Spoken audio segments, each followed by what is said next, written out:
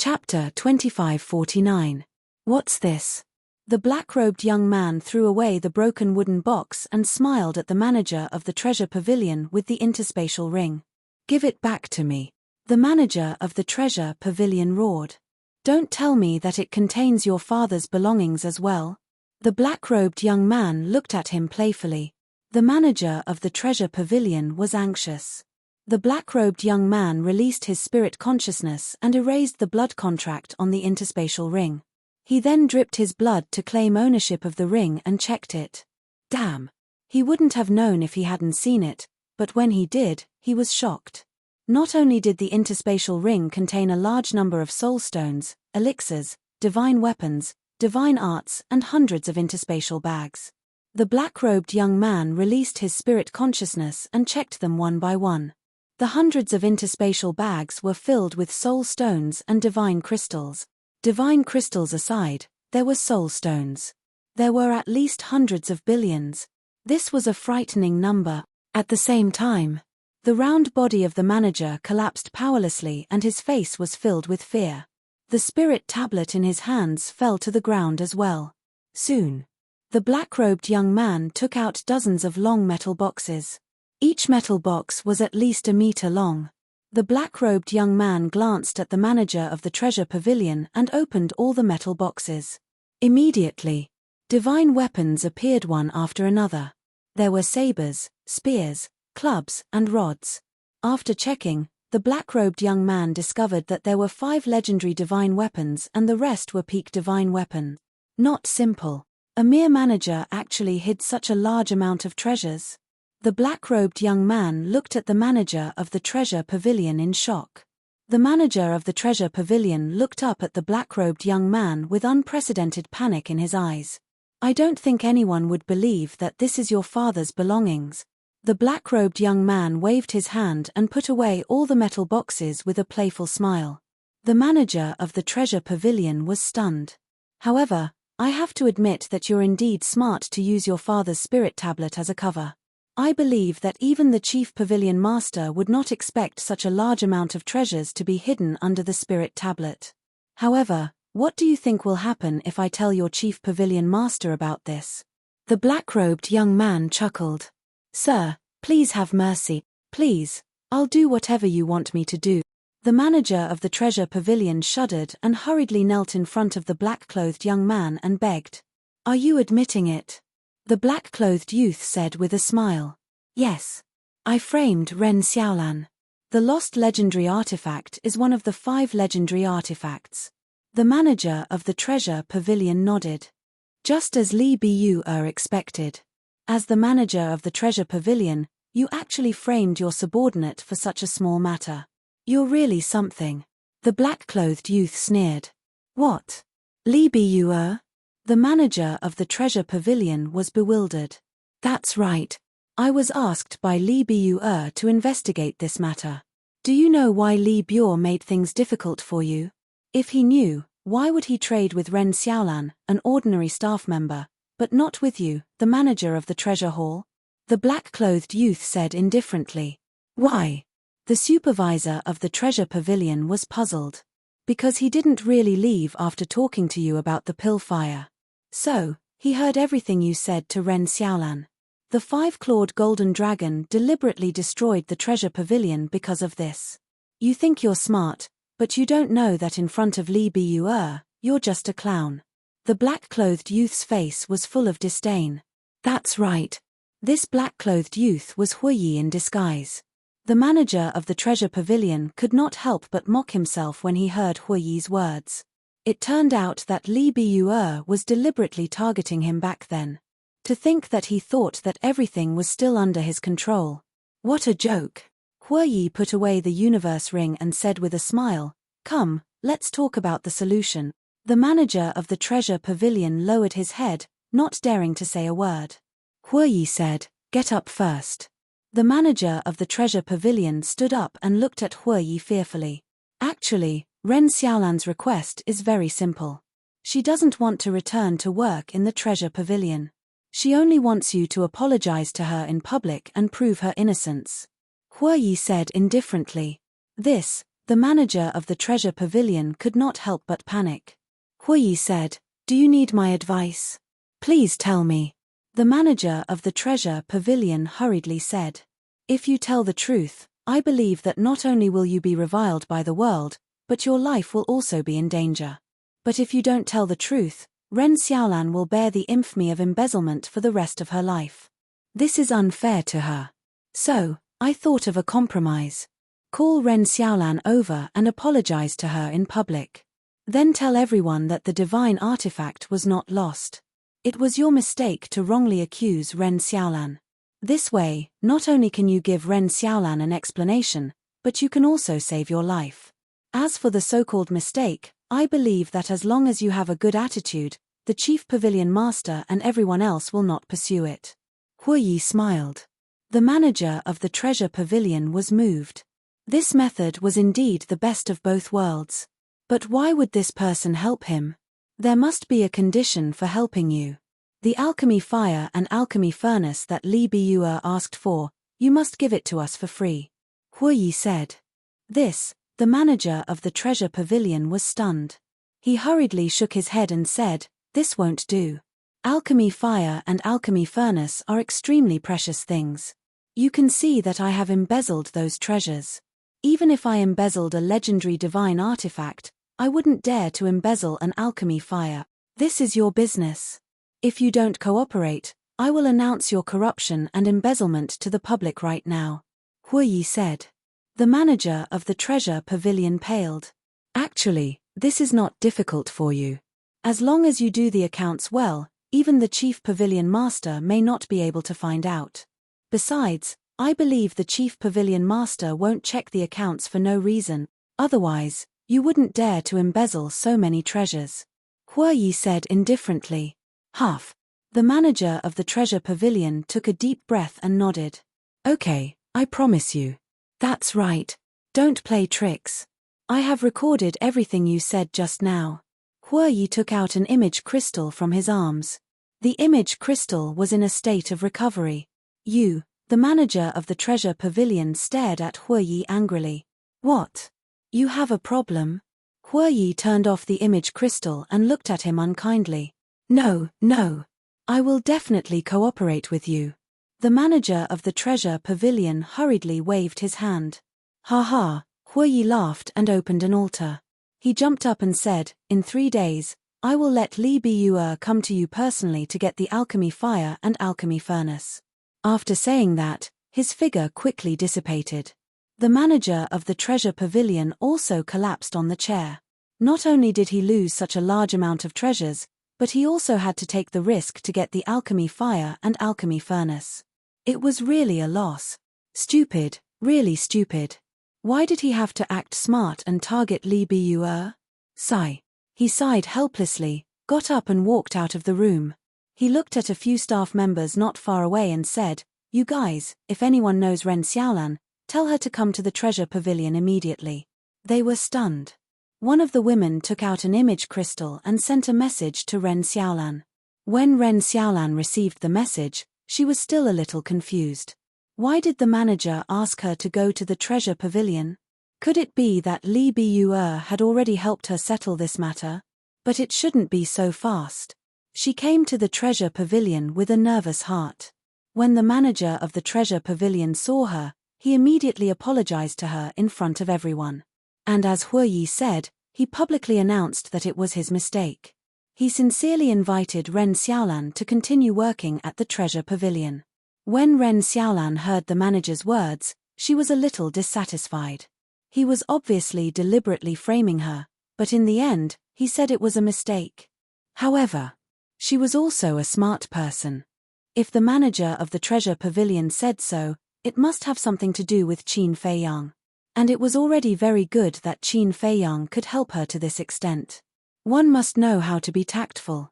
If she took an inch and wanted a mile, she was afraid that it would arouse the other party's disgust. In short, since her innocence had been cleared, there was no need to delve into the secrets hidden in it. This was not something that a small person like her should care about. At the same time, Huiyi and Qin Feiyang were also using the image crystal to communicate. But at this moment, Qin Feiyang was extremely embarrassed. His body was covered with wounds and dripping with blood. Fire Lotus was also standing beside Qin Feiyang with a smile on her face. Qin Feiyang's injuries were naturally caused by Fire Lotus. Of course. This was also Qin Feiyang's own fault. This was because he had asked Hua Lian not to hold back when she was sparring with him. Hua Yi looked at Qin Feiyang at this moment and couldn't help but find it funny. He asked, "Is it okay for me to deal with it like this? You've already dealt with it, why are you still asking me?" Qin Feiyang was speechless. "I want to hear your opinion," Hua Yi said. "You want to hear the truth?" Qin Feiyang thought for a moment and asked. "Nonsense." Hua Yi rolled his eyes at him. This way, Qin Feiyang pretended to ponder for a while and said with a smile, "It's perfect." Hua Yi immediately laughed proudly. "You don't say, this steward is really brave. He actually coveted so much." Qin Feiyang even admired this person's courage. "Yes. I was shocked as well." Hua Yi nodded and asked, "Then what should we do with these treasures?" "Soul stones, divine crystals, pills, the Black Tortoise realm doesn't lack them. Just give them to Fan Yunzhong. Let him distribute them to everyone. As for the divine artifacts and divine arts, you keep them first. When the time comes, give them to Fire Lotus and put them in the divine treasury." Qin Feiyang thought for a moment and said, "You're willing to part with hundreds of billions of soul stones?" Hua Yi was speechless. Qin Feiyang smiled faintly and said, "For the current us, hundreds of billions of soul stones is just a number. This is really different from when we were in the northern region. Rich and overbearing. Okay. I'll go find Fan Yunzhong now. I'll also go to Black Rock City to have fun. 3 days later, don't forget to get the pill fire and furnace." Hua Yi said. "Okay." Qin Feiyang nodded. Hua Yi's gaze turned and looked at Fire Lotus next to Qin Feiyang and said with a smile, "Continue to beat him up. Beat him up ruthlessly. Don't be polite. He's asking for it anyway." Fire Lotus looked at the miserable Qin Feiyang and covered her mouth to laugh. Scram. Qin Feiyang glared at Hua Yi and turned off the image crystal. "Qin Dage, let's continue." Fire Lotus looked at Qin Feiyang and laughed. "Come on, I'm not afraid of you." Qin Feiyang put away the image crystal and attacked Fire Lotus with all his might. Fire Lotus was really merciless. With a slap, she sent Qin Feiyang flying, blood spurting out. Again, Qin Feiyang shouted. All kinds of divine arts appeared. Although he was covered in wounds, his aura did not lose to Fire Lotus at all. Chapter 2550. Breaking news. Breaking news. News just came out that there is a heaven-defying artifact and a heaven-defying art in this hell.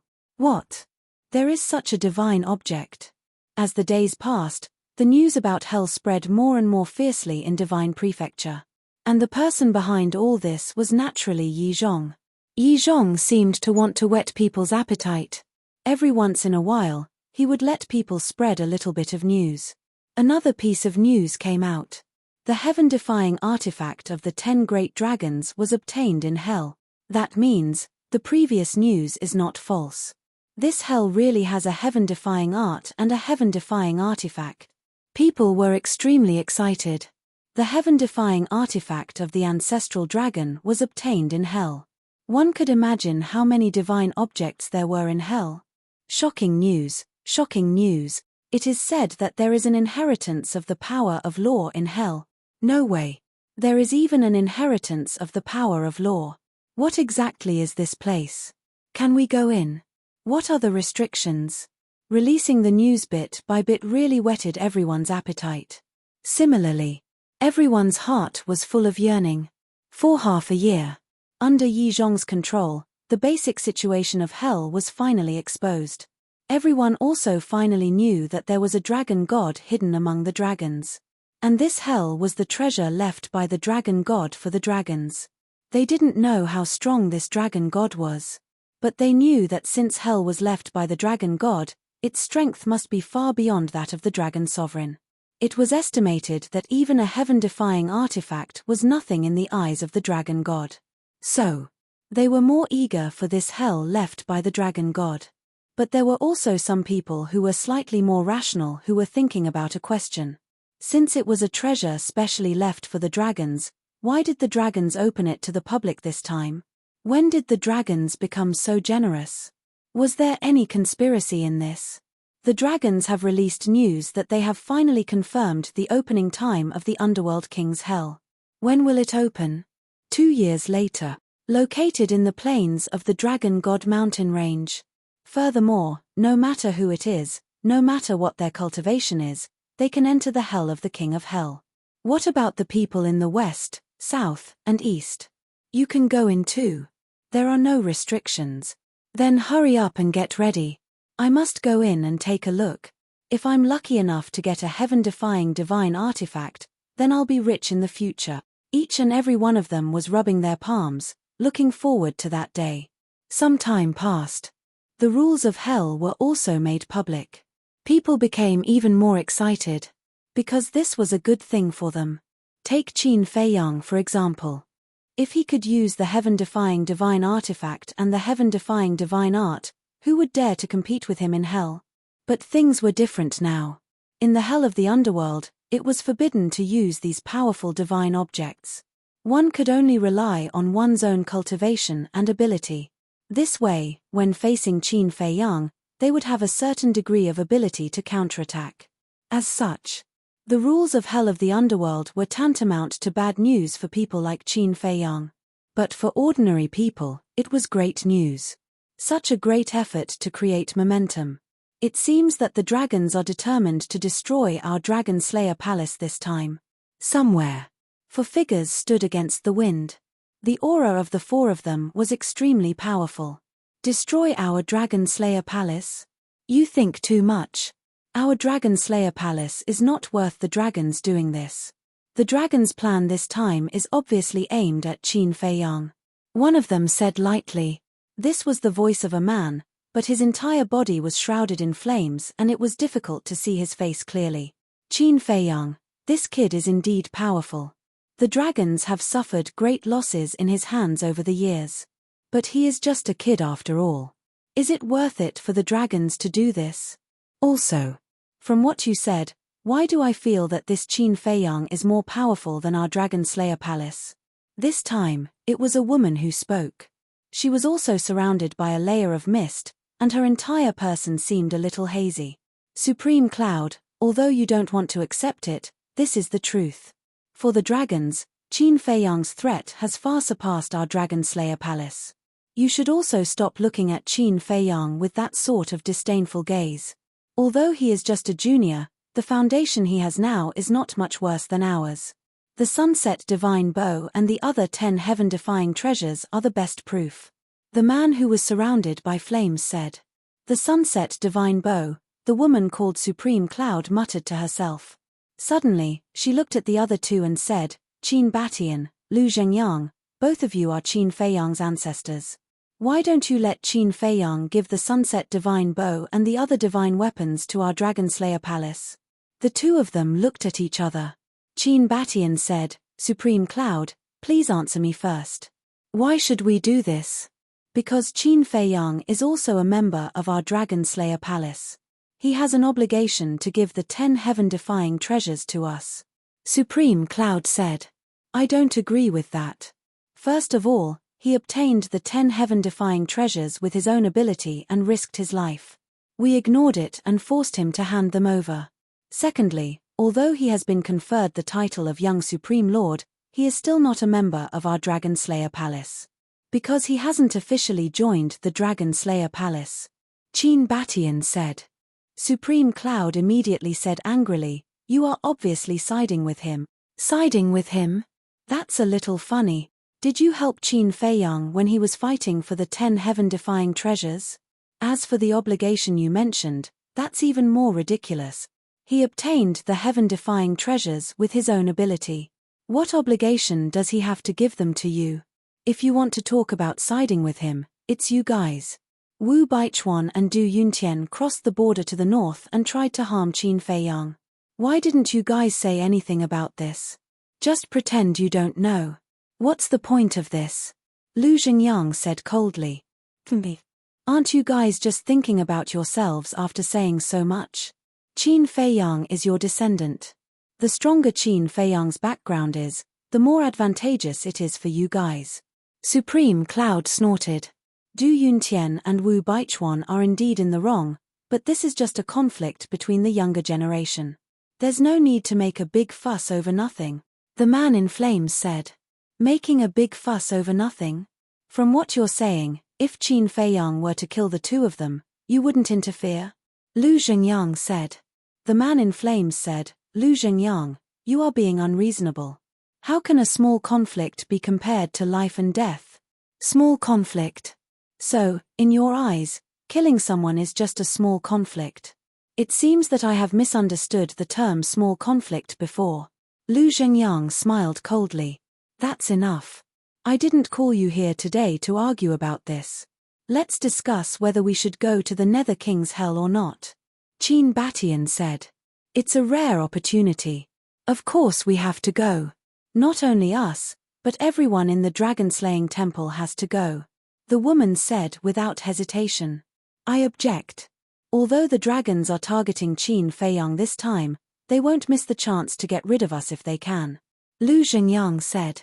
The woman said, so, according to you, we just watch. Yes. Watch. While strengthening our strength, we wait for Qin Feiyang to rise. Lu Zhengyang nodded. Haha. I didn't expect that you, Lu Zhengyang, would pin your hopes on a junior. What a joke. The woman laughed unscrupulously. Then take it as a joke. After Lu Zhengyang finished speaking, he fell silent. The man in flames pondered for a while and said, actually, I think we should go, but not all of us, because Lu Zhengyang's concerns are not wrong. After the man in flames finished speaking, he looked at Qin Feiyang and said, what do you think? Qin Batian said, I agree with Lu Zhengyang. The woman said in an overbearing manner, then why did you call us here? I don't have the final say in the dragon-slaying temple. I have to discuss it with you. Qin Batian said. Who doesn't know that you are in cahoots with Lu Zhengyang? Do you still need to discuss it with us? The woman sneered. Then we might as well do this. Then we will do as we have decided. If you want to go, we won't stop you. If we don't want to go, don't force us. Don't quarrel. It's troublesome. Lu Zhengyang said lightly. All right. The woman nodded. Lu Zhengyang looked at the man in flames and asked, what about you? Since Supreme Cloud has agreed, I won't waste any more time. All right, let's do our own thing. The man in flames nodded. Qin Batian looked at the three of them and said, I don't object, but there is one thing I want to make clear. Although we do our own thing, we must not harm the interests of the dragon-slaying temple. Otherwise, don't blame me, Qin Batian, for being ruthless. Afraid of you?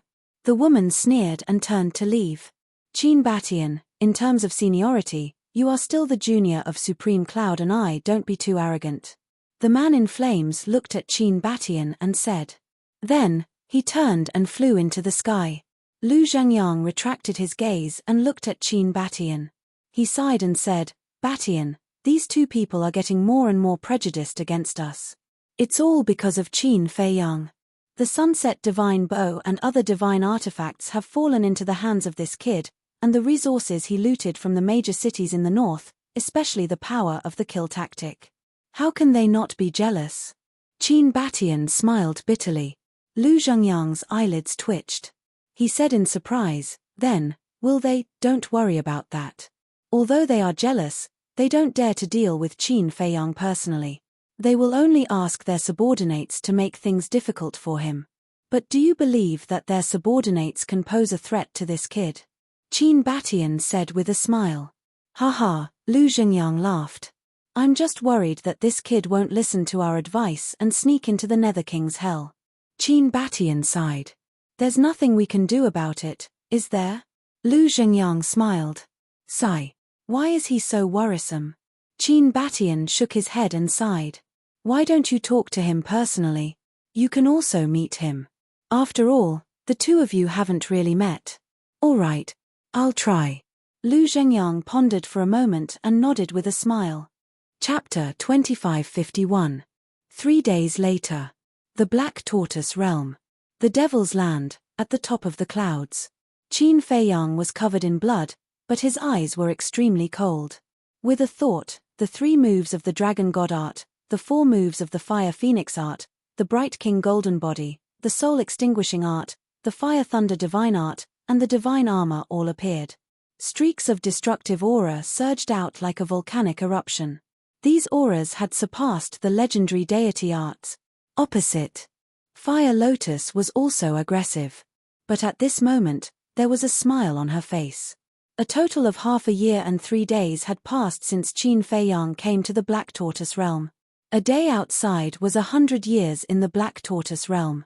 In other words, 18,300 years had passed in the Black Tortoise realm. For an entire 18,300 years, it was as if Qin Feiyang had been possessed by the devil. Every day, he would drag her to spar with him, and he would bleed almost every moment. Although he paid a lot, the harvest was also very amazing. Just like now, these 6 deity arts had all been upgraded to the supreme deity art. Girl, take this. Qin Feiyang roared. The 6 deity arts shook the sky and attacked Fire Lotus. If you were a half-step invincible realm expert like me, I might not be your opponent. But now, Huolian's red lips curled up slightly. She pointed a finger in the air and the 6 supreme-grade divine arts all disintegrated. Qin Feiyang's mouth was full of blood, and he looked helpless. The gap in cultivation was indeed impossible to make up. How is it? Huolian giggled. Don't be too proud. If you have the ability, then suppress your cultivation to the same level as mine. Qin Feiyang pursed his lips. Okay. Fire Lotus nodded and directly suppressed her cultivation to the lesser immortal realm. Haha, girl, you look down on me too much. You really dare to suppress your cultivation. 3,000 incarnations, open. Qin Feiyang roared. In an instant, 3,000 incarnations appeared behind him. That's right. Now, even the 3,000 incarnations had been upgraded to perfection, and he could summon 3,000 incarnations. Seeing this, Fire Lotus's pupils shrank. Unleash your full aura. Qin Feiyang threw his head back and roared. The various divine arts once again appeared in the world. Furthermore, he had also activated the Sinkhole art, Guyuan sword art, and Eclipse moon. These 3 divine arts had also been raised to the legendary level. Kill. Qin Feiyang roared and took a step forward. Accompanied by a series of dragon roars, a large part of the sky collapsed. Heavenly Dragon's 9-step. This was a legendary-grade divine art that combined both killing and support. However, at this moment, the Heavenly Dragon's 9 steps had also been upgraded to the Sovereign grade. Divine Dragon Technique, Fire Phoenix Technique, Soul Extinguishing Technique, Bright King's Golden Body, Fire Lightning Divine Technique, Divine Armor, and Heavenly Dragon's 9 steps. In other words, Qin Feiyang now possessed 8 supreme-level divine arts. No. There was also the Qilin art. The Qilin art itself was a paragon-level deity art. In other words, currently, he had mastered a total of 9 supreme-level divine arts. Qindage, you're cheating. Fire Lotus decisively released the suppression of her cultivation, and her divine power surged out. Boom. Crack. Accompanied by a series of earth-shaking sounds, all of Qin Feiyang's divine arts were instantly annihilated. And at the same time, Qin Feiyang was sent flying, blood spurting out non-stop. Qin Feiyang stabilized his body, his face pale. He looked at Fire Lotus helplessly, and said, "You're the one who's cheating. There's nothing I can do about it. Who asked you to activate 3,000 incarnations?" Fire Lotus giggled. Qin Feiyang was speechless, and shouted, again, Don't.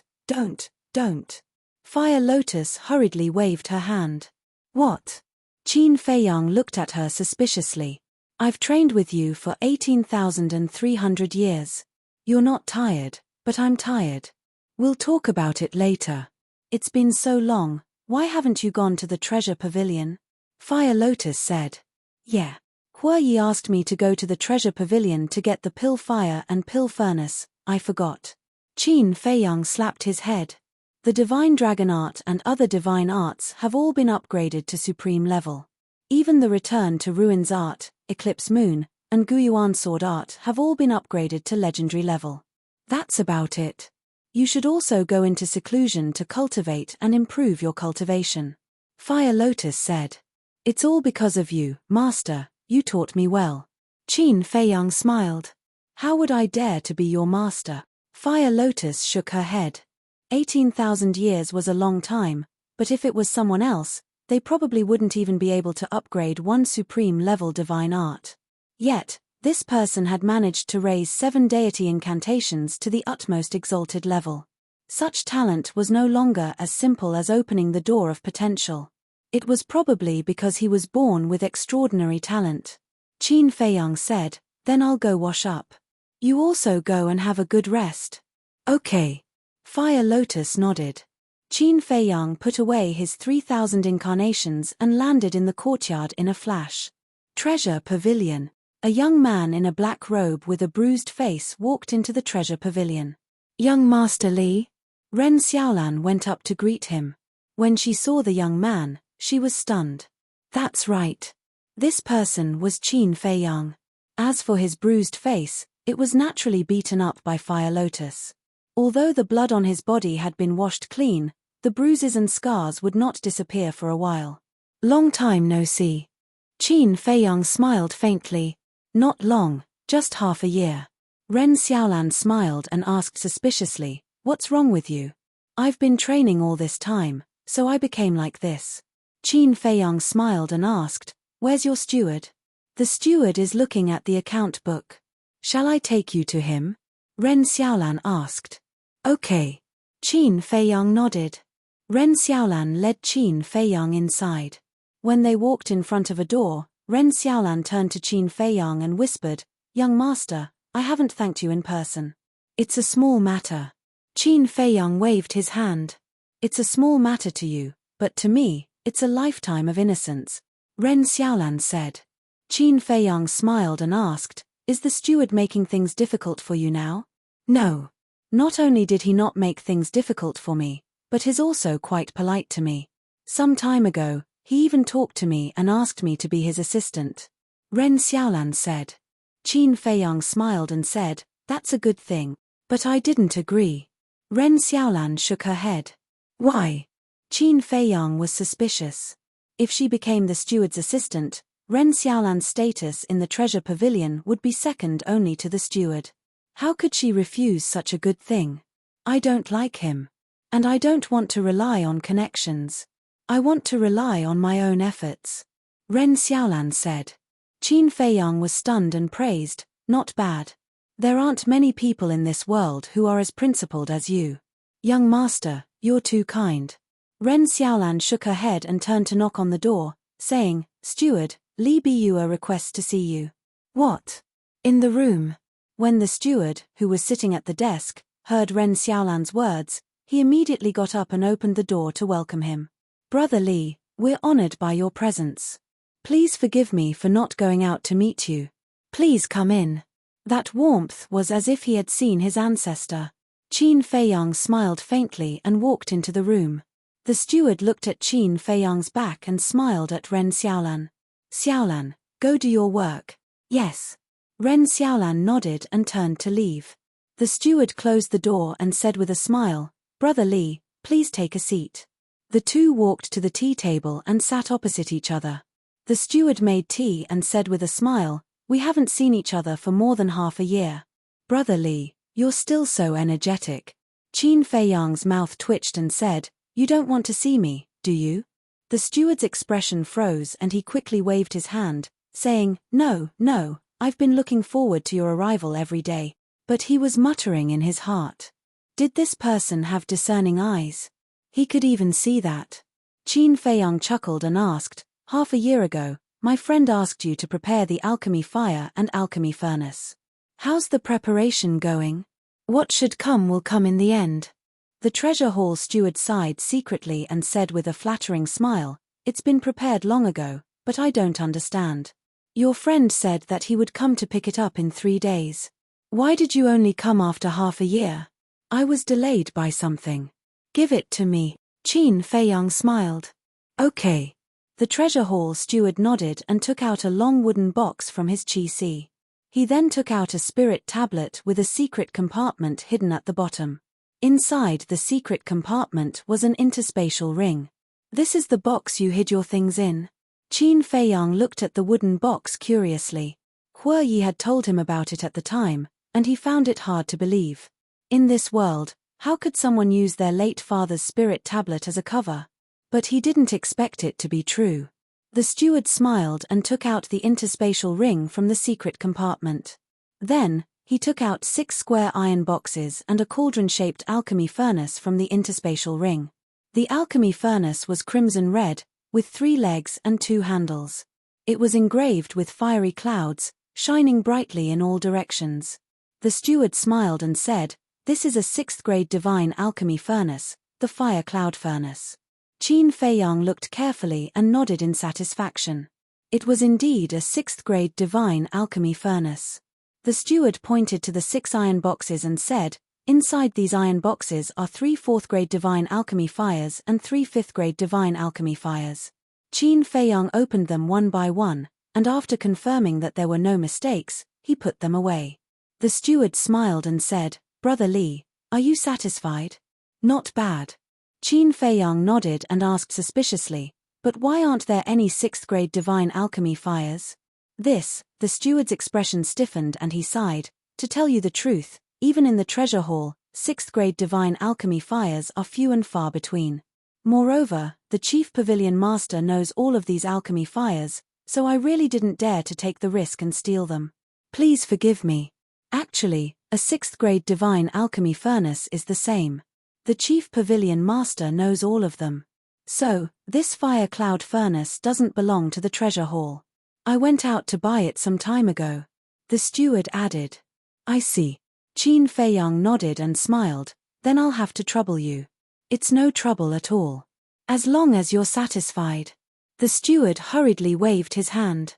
Qin Feiyang smiled faintly and got up. "All right then, I'll take my leave first." "Wait." The steward hurriedly reached out to stop Qin Feiyang. "What's wrong?" Qin Feiyang looked at him suspiciously. "Brother Li, look, I've given you the alchemy fire and furnace for free. Then, can you destroy the video recorded by your friend?" The steward looked at Qin Feiyang flatteringly.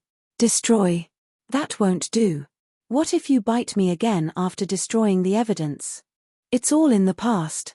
Even if what I say is true, no one will believe me," Qin Feiyang said. "How is that possible?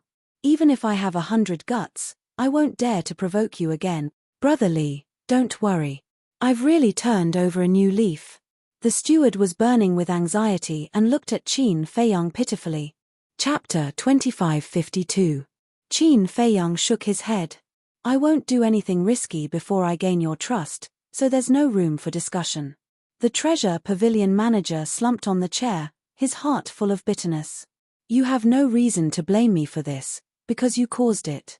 Think about it, how polite was I to you when we first met? But what about you? You played me like a fool. My life motto is that you have to pay the price for doing wrong," Qin Feiyang said indifferently. The treasure pavilion manager lowered his head and said, "I'm sorry." In his heart, it was too late for regrets. Why did he think he was smart and self-righteous? Qin Feiyang glanced at the manager, pondered for a moment, and said, "Wait for me." After that, he disappeared without a trace. The manager looked up at the place where Qin Feiyang disappeared, then lowered his head again, his fat face full of regret. In the ancient castle, Qin Feiyang took out the 6 clusters of alchemy fire and merged them with the nether devil flame. Boom! In less than 10 breaths, the nether devil flame soared to the 6th-grade alchemy fire. How many dragon-shaped divine pills could be refined with a 6th-grade alchemy fire and a 6th-grade alchemy furnace? Qin Feiyang was looking forward to it. About a few hundred breaths later, 10 divine life pills came out. Qin Feiyang looked at the 10 divine life pills with an extremely excited expression. There were 3 dragon-shaped alchemy fires on the pills. Majestic life energy filled every corner of the ancient castle. The bruises and scars on Qin Feiyang's body disappeared in the blink of an eye. "It seems that before entering the Nether King's hell, I have to refine more divine life pills," Qin Feiyang murmured. Although there were only 2 more dragon-shaped alchemy fires, the effect was worlds apart. Swish. Then. He appeared in the room again. This is life energy. Sensing the sudden emergence of a majestic vitality, the steward immediately looked up at Qin Feiyang. However, when he saw the 10 divine elixirs floating in front of Qin Feiyang, his eyes lit up. Among the elixirs I saw on the 10th floor, the highest one had 2 dragon-shaped elixirs. Therefore, this life elixir with 3 dragon-shaped elixirs should be quite valuable, Qin Feiyang said with a smile. It's more than a little valuable. This pill is definitely a priceless treasure. The steward ran over to Qin Feiyang and stared at the 10 life divine pellets in front of him. Then consider this a reward for your hard work. After all, you've worked hard to find the fire cloud cauldron for me. Qin Feiyang smiled. Reward me? The manager was taken aback. Although the divine life pill with 3 dragon-shaped core energies was indeed rare, it was still not as good as the fire cloud cauldron. Don't want it. Qin Feiyang frowned. No. The steward quickly waved his hand and put it away. It would be a waste if he didn't want it. Qin Feiyang shook his head and sighed. You're not thinking clearly. The manager looked at Qin Feiyang suspiciously. What did he mean by that? Qin Feiyang said, haven't you noticed that there's a huge business opportunity in front of you? Business opportunity? The manager was even more confused. Qin Feiyang asked, is the Nether King's Hell about to open? Yes. There's still 2 years left. The manager nodded. 2 years. Qin Feiyang was stunned. So soon. Although the news had spread outside, Qin Feiyang, who had been cultivating in the Black Tortoise world, only knew about it now. The manager urged, Brother Li, tell me quickly, what kind of business opportunity is it? Qin Feiyang said, it's said that the Nether King's Hell has a slim chance of survival. What do you need the most to enter such a place? The manager said without hesitation, what you need the most is courage and strength. Qin Feiyang was stunned for a moment, then nodded. That's true. What else? What else? The manager pondered for a moment and shook his head at Qin Feiyang. Are you stupid? Of course, what you need is pills. Pills are the most commonly used means to save your life. Especially these divine life pills. Qin Feiyang said. I understand now. The manager slapped his head and said, you mean, you want me to sell a lot of divine life pills at this time? That's right. Look, the divine elixir of life is very helpful for healing injuries. Especially these 3 divine life pills with dragon-shaped pill chi. If you put them up for auction now, won't it cause a frenzy? Isn't this a business opportunity to make money? Qin Feiyang said. That's right. The manager nodded and said in admiration, Brother Li, I didn't know you had such a business mind. I just don't like doing business. Otherwise, you wouldn't be the manager of the treasure pavilion in Holy Dragon City. Qin Feiyang smiled. Yes. The steward nodded with a flattering smile on his face. However, the 10 divine life pills you've given me are still too few. Qin Feiyang said, it's none of my business. I'm only responsible for giving you ideas. Brother Li, how about this? Let's continue working together. The treasure pavilion will provide the ingredients, and you'll be responsible for refining the pills. We'll split the profits according to the ratio. The steward rolled his eyes and said with a smile. Not interested. Qin Feiyang shook his head. He didn't lack soul stones or divine crystals. What was the point of doing this? Brother Li, as you said, this is a big business. The profits are frighteningly high. Why aren't you interested? The manager was a little helpless.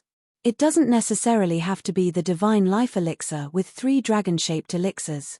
1 or 2 divine life elixir can also increase the price by several times. Alright, I still have something to do.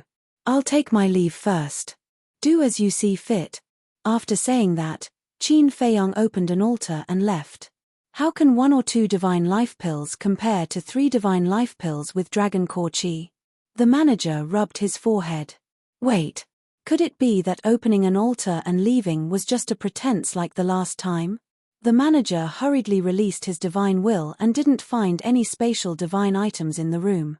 He was relieved. Then, he sat by the tea table and pondered. How could he persuade this person to cooperate with the treasure pavilion? If he could do this and bring great benefits to the treasure pavilion, the chief pavilion lord would definitely look at him in a new light. In the future, his status in the treasure school would also instantly rise. Right. Didn't he want the alchemy fire and cauldron? Then I'll give them to him. Okay, it's decided. I'll ask the chief pavilion lord first. The manager immediately took out an image crystal and sent a message to the chief pavilion lord. Back to Qin Fei Yang. At this moment, he landed at the bottom of the stone stairs outside the Dragon God Palace and scanned the surroundings. In the past, every time he went in and out, he would meet many disciples of the Dragon God Palace here. They were either there to train or to eat, drink, and have fun. But this time, there was no one here. It seemed that everyone was preparing to enter the Nether King's hell. There are only 2 years left.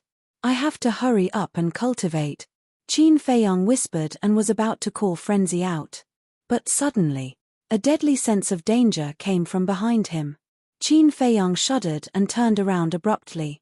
He saw a beam of divine light shooting out from the distant mountains and charging towards him at lightning speed. Who is it? Qin Fei Yang shouted. The aura of this divine light didn't seem very strong. He blasted it, and the divine light was immediately shattered.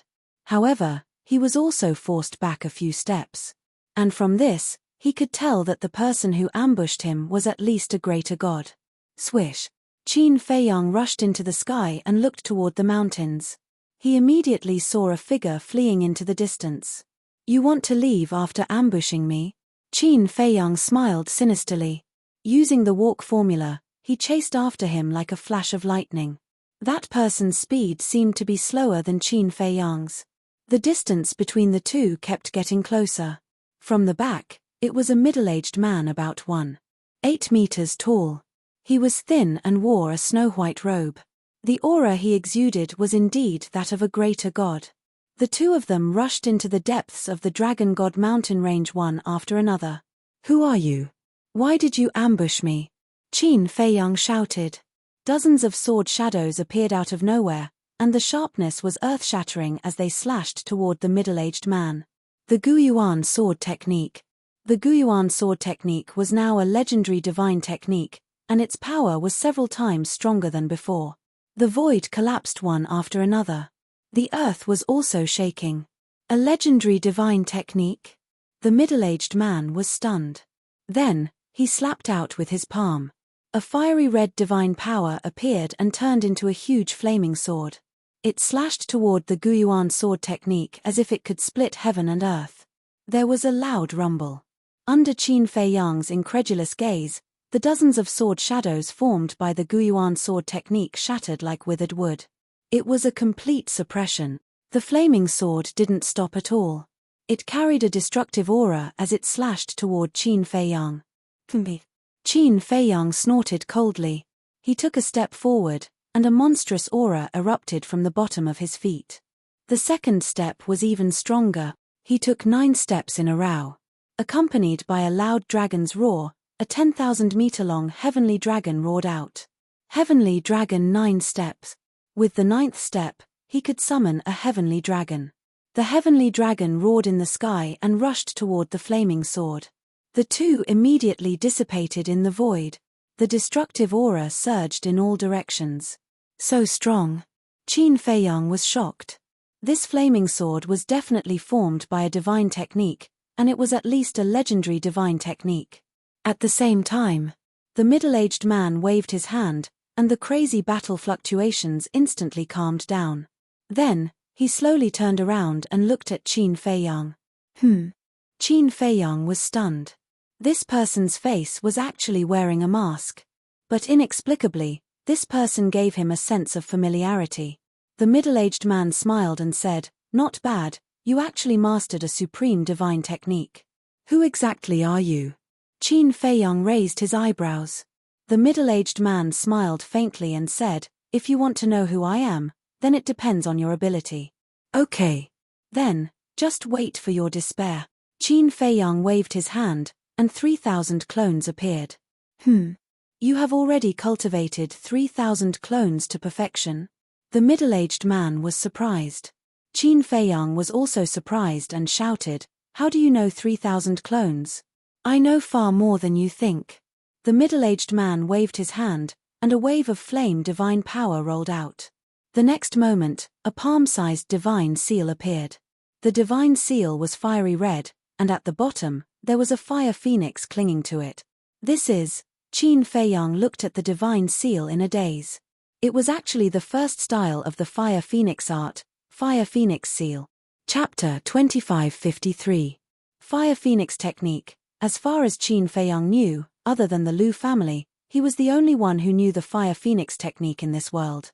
And this person actually knew about the 3,000 incarnations. A figure suddenly appeared in Qin Feiyang's mind. Could it be him? The fire phoenix seal had already arrived.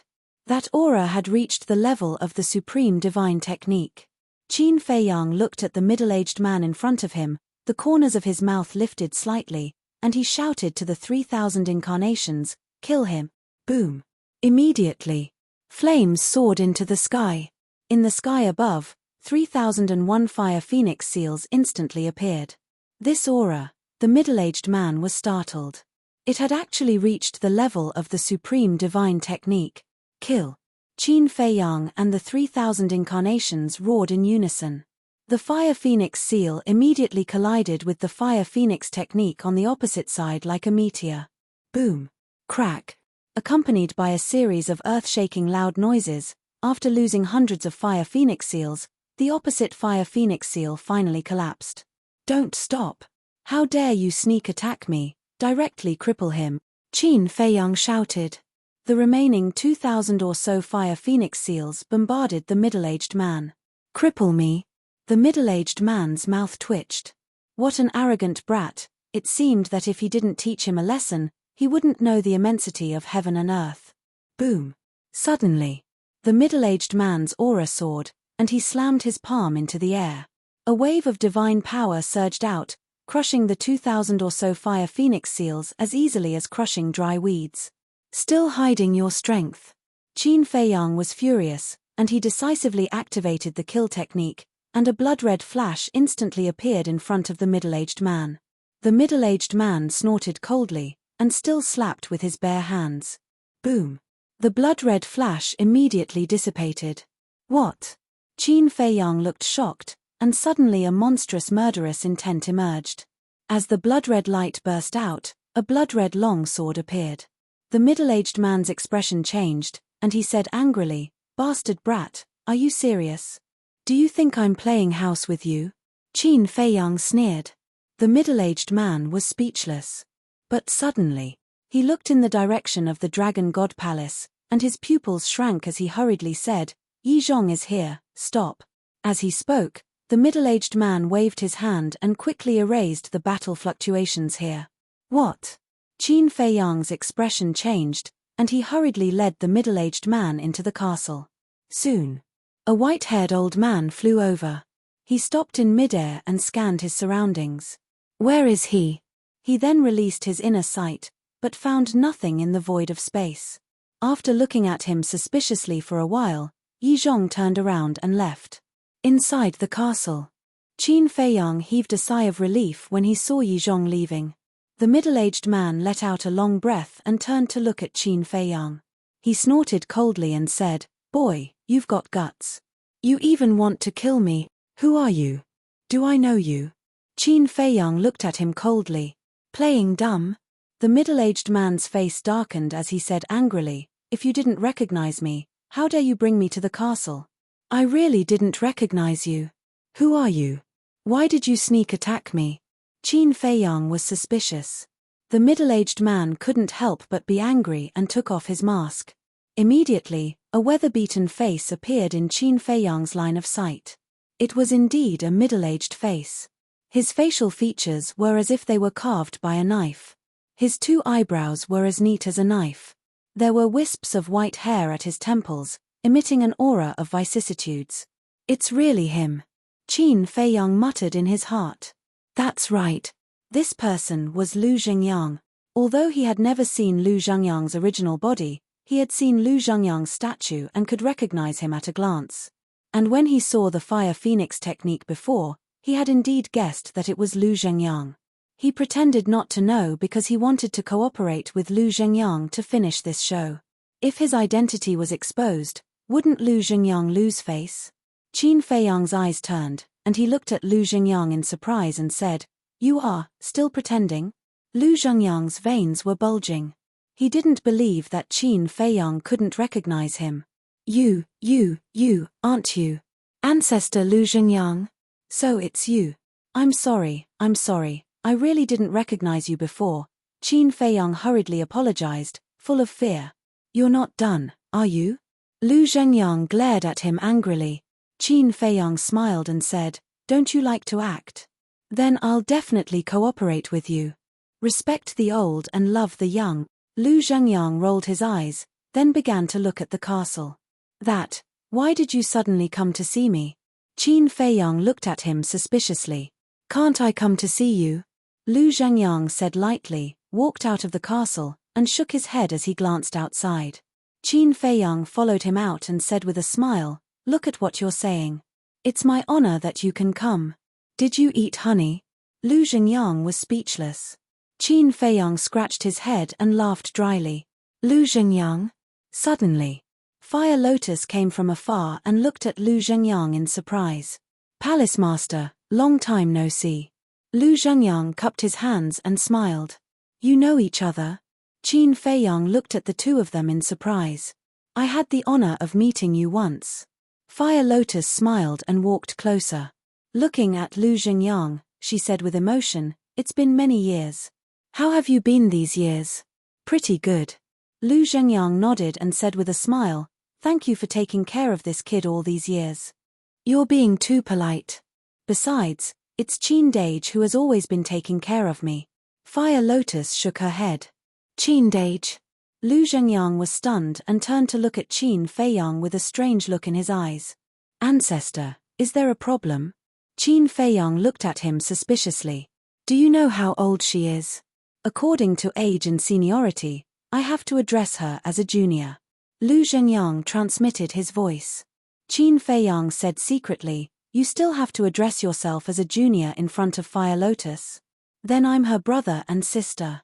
Don't you have to address me as..." "Get lost." Without waiting for Qin Feiyang to finish, Lu Zhengyang glared at him fiercely. Qin Feiyang smiled embarrassedly. Fire Lotus smiled and said, "Let's go to the courtyard over there and sit and talk." "Okay." Lu Zhengyang nodded. Although his cultivation was now stronger than Fire Lotus, he was still very polite to Fire Lotus. The three of them entered the courtyard and sat in the pavilion. Fire Lotus began to make tea. Qin Feiyang smiled and asked, "Ancestor, what do you think of my black tortoise world?" Lu Zhengyang looked around and said with a smile, "It's very good." "How did you get the black tortoise world?" "I heard from Zhao Tailai and the others. It's rare." "Yes. When I got the black tortoise world, I was really fighting to survive." Qin Feiyang nodded. For a moment, he was filled with emotions. At that time, no one would have thought that only mortals could enter the Great Hall. "Feiyang, have you ever thought that the small beast might be helping you?" Lu Zhengyang said. "Helping me?" Qin Feiyang was stunned. "Yes. Think about it. At that time, it killed everyone in the depths of the desert. Then, you opened the gate of rebirth to save everyone and lost your cultivation. And that great hall can only be entered by mortals. Could it be that the small beast wanted you to enter that great hall and get the black tortoise world, so it used this method to destroy your cultivation?" Lu Zhengyang analyzed. Qin Feiyang fell silent. Suddenly, a murderous intent flashed in his eyes. "Whether it's helping me or not, I won't let it go." Lu Zhengyang asked, "Is it because of your cousin and the inner demons?" "Yes. And Uncle Yuan. In order to protect the Qin clan, Uncle Yuan became the guardian of the great Qin Empire. And as a price, his cultivation will forever stop at the half-step Divine Lord realm. I don't know how to help Uncle Yuan. But I think that if the small beast dies, the curse will definitely disappear." Qin Feiyang said. Lu Zhengyang comforted him. "Actually, You don't have to blame yourself because I believe that neither your cousin nor the inner demons will blame you. It'll be good if they blame me because at least it means that they're still alive. Qin Feiyang said dejectedly. Sigh. Lu Zhengyang sighed inwardly and didn't know how to continue comforting him. He patted Qin Feiyang's shoulder, indicating that he should be more open-minded. After Fire Lotus brewed tea, she looked at the two of them and smiled. Let's not talk about these things. Have some tea. Yes, let's not talk about it. Lu Zhengyang waved his hand. He picked up the teacup and sniffed it. His eyes immediately lit up and he started tasting it. His face was filled with reminiscence. Seeing that Qin Feiyang was still a little dejected, she smiled. This is heavenly immortal dew, right? Qin Feiyang started and asked in astonishment, You know about it? Of course. I once stayed in the Eastern Tomb for a long period of time. And the Heavenly Immortal Tower is the place I frequented the most. Lu Zhengyang smiled and asked, Oh right, who is the current Tower Lord of the Heavenly Immortal Tower? It's useless to ask Qin Dage because he doesn't even know Miss Heavenly Immortal's name. But I can answer you. The current Tower Lord of the Heavenly Immortal Tower is Old Pang's granddaughter. Fire Lotus smiled. His granddaughter? Lu Zhengyang was stunned. Fire Lotus nodded. I didn't expect his granddaughter to be able to hold her own. Time really flies. Lu Zhengyang shook his head and sighed. Since you've stayed in the Eastern Tomb, why haven't I heard any rumors about you? Qin Feiyang looked at Lu Zhengyang suspiciously. One has to keep a low profile. Lu Zhengyang smiled. How can one become one of the 4 sovereigns of the Dragon Slayer Palace by keeping a low profile? Qin Feiyang was speechless. You don't say. I'm really not interested in the sovereigns of the Dragon Slayer Palace. Back then, I founded the Dragon Slayer Palace with Qin Batian because he tricked me. Now, I can't wait for someone to replace me. Feiyang, you're quite capable. Why don't you do it? Lu Zhengyang said. Me? Forget it. Qin Feiyang hurriedly waved his hand. He wasn't interested in such a tedious task. After all, I'm considered half your ancestor. Aren't you going to help me with such a small matter? Lu Zhengyang was dissatisfied. It's not like you don't know me. I'm more afraid of trouble than you are. Let's talk about it later. It's related to the sovereigns of the Dragon Slayer Palace. This is just a small matter. You really treat me like a 3-year-old child. Qin Feiyang shook his head speechlessly. Lu Zhengyang smiled embarrassedly. Qin Feiyang took a sip of tea and said indifferently, You didn't come here just to chat with me, right? Chapter 2554. Look at what you're saying. Can't I come to see you? Lu Zhengyang said discontentedly. I've been in the Divine Prefecture for so long, but you haven't come to see me. Now that the Hell of the Nether King has opened, you come to see me. Don't tell me that this is a coincidence. Qin Feiyang pursed his lips. Ahem. Lu Zhengyang coughed and said with a smile, Of course, when I came to see you, I also wanted to tell you something. Something? The corner of Qin Feiyang's mouth twitched. He said speechlessly, I think you have something to tell me, so you came to see me on the way. You brat, can't you save me some face? Lu Zhengyang glared at him angrily. See through but don't say it. Haven't you heard of this saying? Qin Feiyang nodded and said, Okay. Tell me. This unfilial descendant will listen to your teachings. Ahem. Lu Zhengyang coughed and said, How much do you know about the Hell of the Nether King? Almost everything. And Yi Zhong personally told me that this is a conspiracy against me. Qin Feiyang said. Lu Zhengyang said in surprise, Yi Zhong personally told you that? Yes. Qin Feiyang nodded. Lu Zhengyang frowned, then patted his head and said with a smile, Look at my brain. As soon as I saw you, I was so excited that I forgot that you are Li Biyue now, Yi Zhong's disciple. I really couldn't tell that you were so excited. Qin Feiyang said lightly. What's with your bellyful of complaints? Lu Zhengyang looked at Qin Feiyang angrily. Qin Feiyang said, You know very well. Know what? Lu Zhengyang frowned. Qin Feiyang took a sip of tea and said, There are some things that I really have to say. To be honest, I have a great prejudice against you and the ancestors. Lu Zhengyang couldn't help but feel a little guilty. He smiled and said, "What prejudice? First, you've taken all the people around me to the dragon-slaying palace. You've even sent people to take the demon ancestor and Dong Xingyang away. But you've left me alone. What's the meaning of this? Secondly, I've been in the divine land all these years. Have any of you come to see me? What I'm talking about is simply visiting me. The ancestor did appear, but that was because he had something to do. If there was nothing else, I probably wouldn't have shown up until now. Then there's no need to talk about you, old ancestor. If it weren't for the underworld king, would you have come here?" Qin Feiyang snorted. This, Lu Zhengyang looked embarrassed. "I think, in your eyes, I'm not even as good as outsiders like Mu Tianyang." Qin Feiyang said. "This, it's true that we neglected and didn't consider your feelings." Lu Zhengyang smiled sheepishly. Qin Feiyang glanced at him and asked, "Do you know why I've caused such a big commotion in the divine land time and time again?"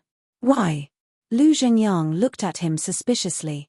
"I just want to attract your attention. For example, the fierce battle with Long Zun and the 6 ancestral dragons in the internal sea last time.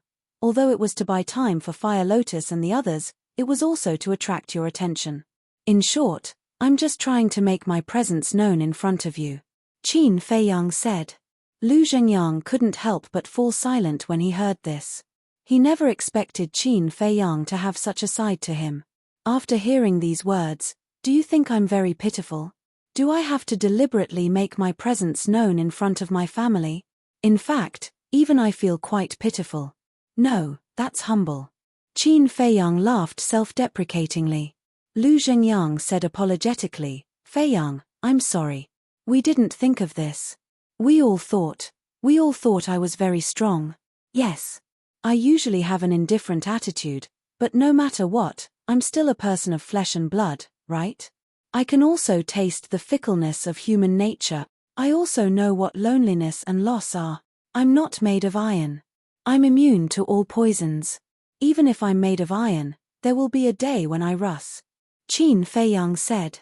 "Yes, yes, yes." Lu Zhengyang nodded repeatedly. "That's enough. Let's not talk about this. Otherwise, you'll sound like a resentful wife. I've already decided on the matter of the Nether King's hell. No matter how much you say, it's useless." Qin Feiyang waved his hand. "Do you really want to go in? What's the reason?" Lu Zhengyang frowned. Qin Feiyang said, "I want to become stronger." "Is this reason enough? There are many ways to become stronger. There's no need to go to the Nether King's hell," Lu Zhengyang said. "This is a shortcut. Although every step is dangerous, there's no such thing as a free lunch in this world. Also, although I accepted the task you gave me, I did it for your sake, not for the sake of the Dragon Slayer Palace. Don't force anything on me."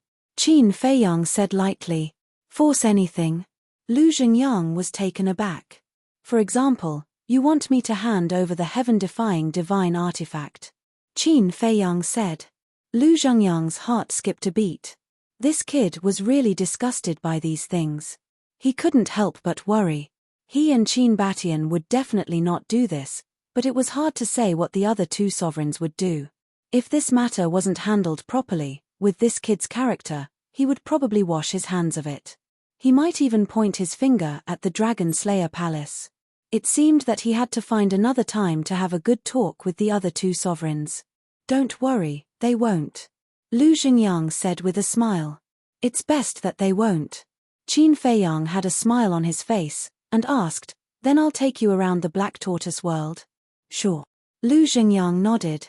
Now, he couldn't continue to persuade Qin Feiyang. Because of Qin Feiyang's words, it was he who felt guilty in his heart. He was thinking about how he could make up for what he owed this little fellow. In the next few days, Qin Feiyang took Lu Zhengyang to various places in the Black Tortoise world. Looking at everything in the Black Tortoise world, Lu Zhengyang was also amazed.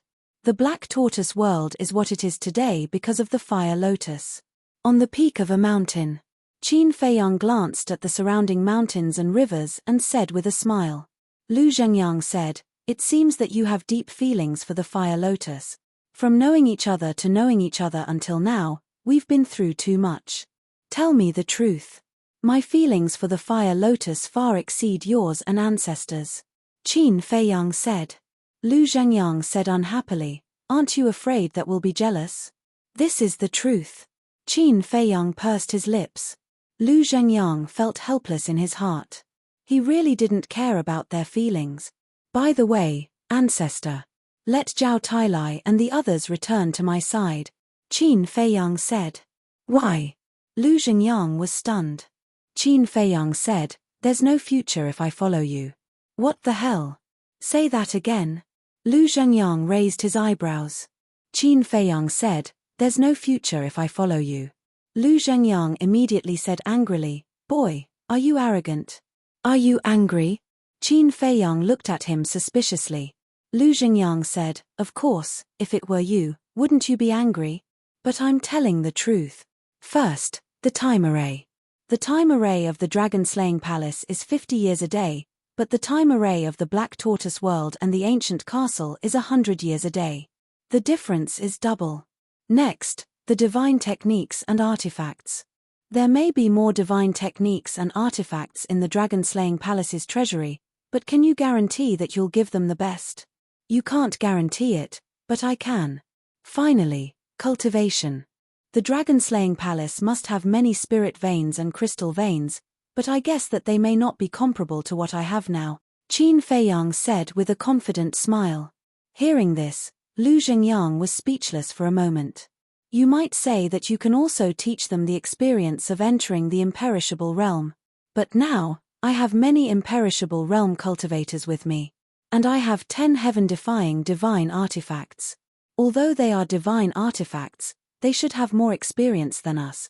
So, in my opinion, if old Zhao and the others continue to stay in the dragon-slaying palace, they will only destroy their own future. Qin Feiyang said. Hearing this, Lu Zhengyang smiled bitterly. Of course. I'm also very grateful to you and the ancestor for taking care of them during this period. Qin Feiyang said with a smile. You little brat, Lu Zhengyang scolded with a smile and nodded. Okay, when I go back, I'll ask them to come to you. Thank you, ancestor. Qin Feiyang was overjoyed. Lu Zhengyang sized up Qin Feiyang, shook his head and said, that's not right. Your goal shouldn't be that simple, right? Purpose? Qin Feiyang was slightly stunned and said, they are all my companions. What purpose can I have for them? That's not what I mean. What I mean is, you're doing it because of the mermaid princess, Lu Zhengyang said. Ahem. Qin Feiyang coughed dryly. I guessed right. If you want the mermaid princess to stay by your side, just say it. Lu Zhengyang teased. That's one thing. Qin Feiyang smiled awkwardly. I say, since you like her, why don't you just marry her? Lu Zhengyang was suspicious. Isn't it because I want to come to the ancient world to look for you and the ancestor? Otherwise, we would have been married long ago. Maybe we would have a lot of children by now. Qin Feiyang said. A lot of children? You're really not afraid of blushing when you talk. Lu Zhengyang's face twitched, and he said, do you mean that we're holding you back? Of course. Qin Feiyang nodded. Okay. I'll go back and discuss with your ancestor and the Mermaid Emperor to arrange your marriage. Lu Zhengyang said. Don't. Qin Feiyang hurriedly waved his hand. What do you mean? Lu Zhengyang looked at him in confusion. I don't care how others get married, but when I get married, father, mother, grandfather, Uncle Yuan, and great-grandfather must be present. Qin Feiyang said. Lu Zhengyang said in surprise, I didn't know that you were so filial. You still can't tell? If I'm not filial, why would I come all the way to look for you and the ancestor? I finally realize now that I'm really stupid. Okay. Tomorrow, when Zhao Tailai and the others come back, I'll take them back to the Great Qin. Qin Feiyang said sadly. Lu Zhengyang rolled his eyes and said, okay, don't talk nonsense. Send me out, but I hope you'll think about the matter of the Nether King's hell. Since I've decided, what's there to think about? Men should be more decisive and be more ruthless to themselves. Qin Feiyang said with a smile. Bastard. Lu Zhengyang glared at Qin Feiyang. Qin Feiyang grinned and sent Lu Zhengyang out. Although a few days had passed in the Black Tortoise realm, only a short while had passed outside. Worried that Yi Zhong would discover him, Lu Zhengyang immediately opened a teleportation altar and left as soon as he appeared in the sky above the Dragon God mountain range. Chapter 2555. Qin Feiyang also returned to the Devil's Land. Has he left? Seeing that only Qin Feiyang came back, Fire Lotus asked with a smile. Yes. Qin Feiyang nodded. Fire Lotus thought for a while and asked curiously, Qin Dage, what you've done all these years, are you really trying to find a sense of existence? Don't touch on my sore spot, okay? Qin Feiyang was helpless.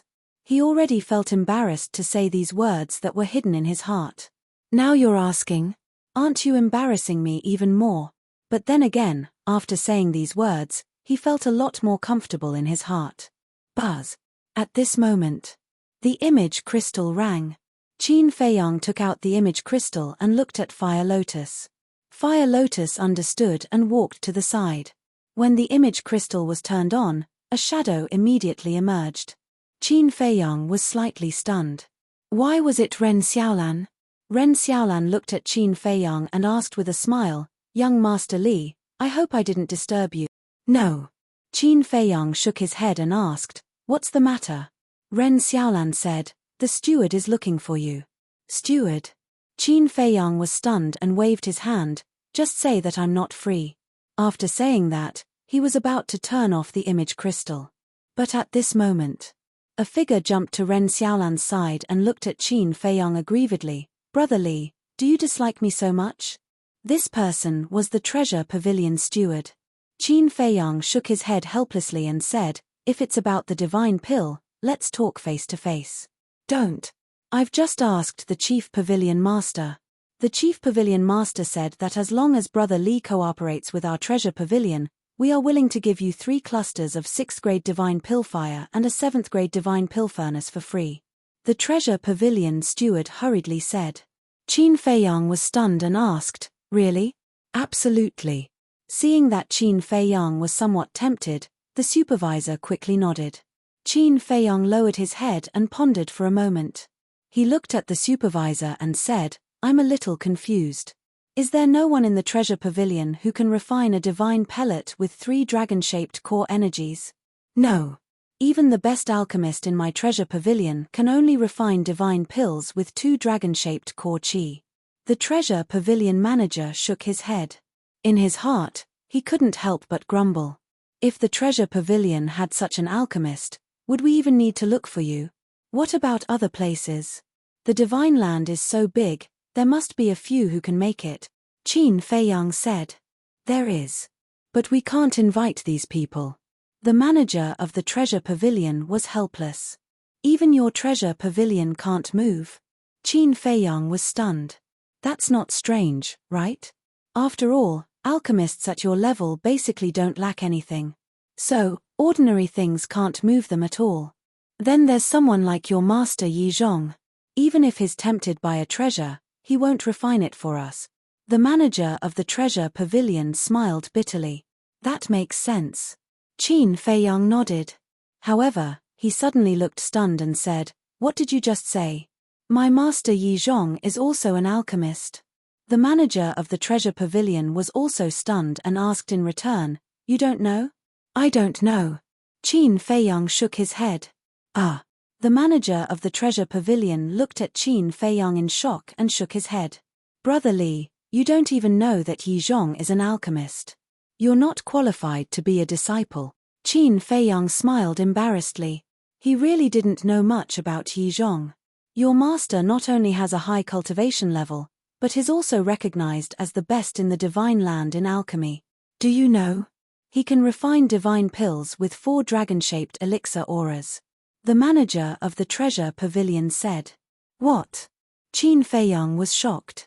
And is also the only person in the Divine Land who has a 9th grade divine elixir fire and a 9th grade divine elixir furnace. The manager of the Treasure Pavilion said again. 9th grade divine elixir fire, 9th grade divine elixir furnace. Qin Feiyang's eyes trembled. He didn't expect the master he picked up to be so terrifying. How is it? Is it an eye-opener? The manager of the treasure pavilion said with a smile. Qin Feiyang nodded and said, "You said that he's the only person in the divine land who has a 9th grade divine elixir fire and an elixir furnace. Does that mean that even the treasure pavilion doesn't have a 9th grade divine elixir fire and an elixir furnace?" "No. As far as I know, the best divine elixir fire and elixir furnace in the treasure pavilion are 8th grade. The manager of the treasure pavilion said. Qin Feiyang nodded and asked, "What about Qin Batian? Since his ancestor could refine divine elixirs, his elixir fire and elixir furnace must be of high level." "Qin Batian?" The manager of the treasure pavilion was stunned and said, "I heard that he also has an 8th grade divine elixir fire and an elixir furnace." "Heard?" Qin Feiyang frowned. Qin Batian is the sovereign of the dragon-slaying palace. He's always been elusive. Even the treasure pavilion doesn't know much about him. The manager of the treasure pavilion shook his head. Qin Feiyang nodded and pondered for a moment. "Okay, as long as you give me an elixir fire and an elixir furnace, I agree to cooperate with you." The manager of the treasure pavilion was overjoyed and said, "Then come to the treasure pavilion now." "No, no, no, I wouldn't dare to trouble you to come here in person." "Where are you now?" "I'll go find you now." "You're busy with work. Just ask Ren Xiaolan to come find me. Remember to bring an elixir fire, an elixir furnace, and the herbs you need to refine. I'll wait on the plains outside the Dragon God Mountain." After Qin Feiyang finished speaking, he turned off the image crystal. Fire Lotus walked to Qin Feiyang and said, "It seems that we still underestimated Yi Zhong." "Yes. He has both strength and brains. Even his alchemy is so terrifying.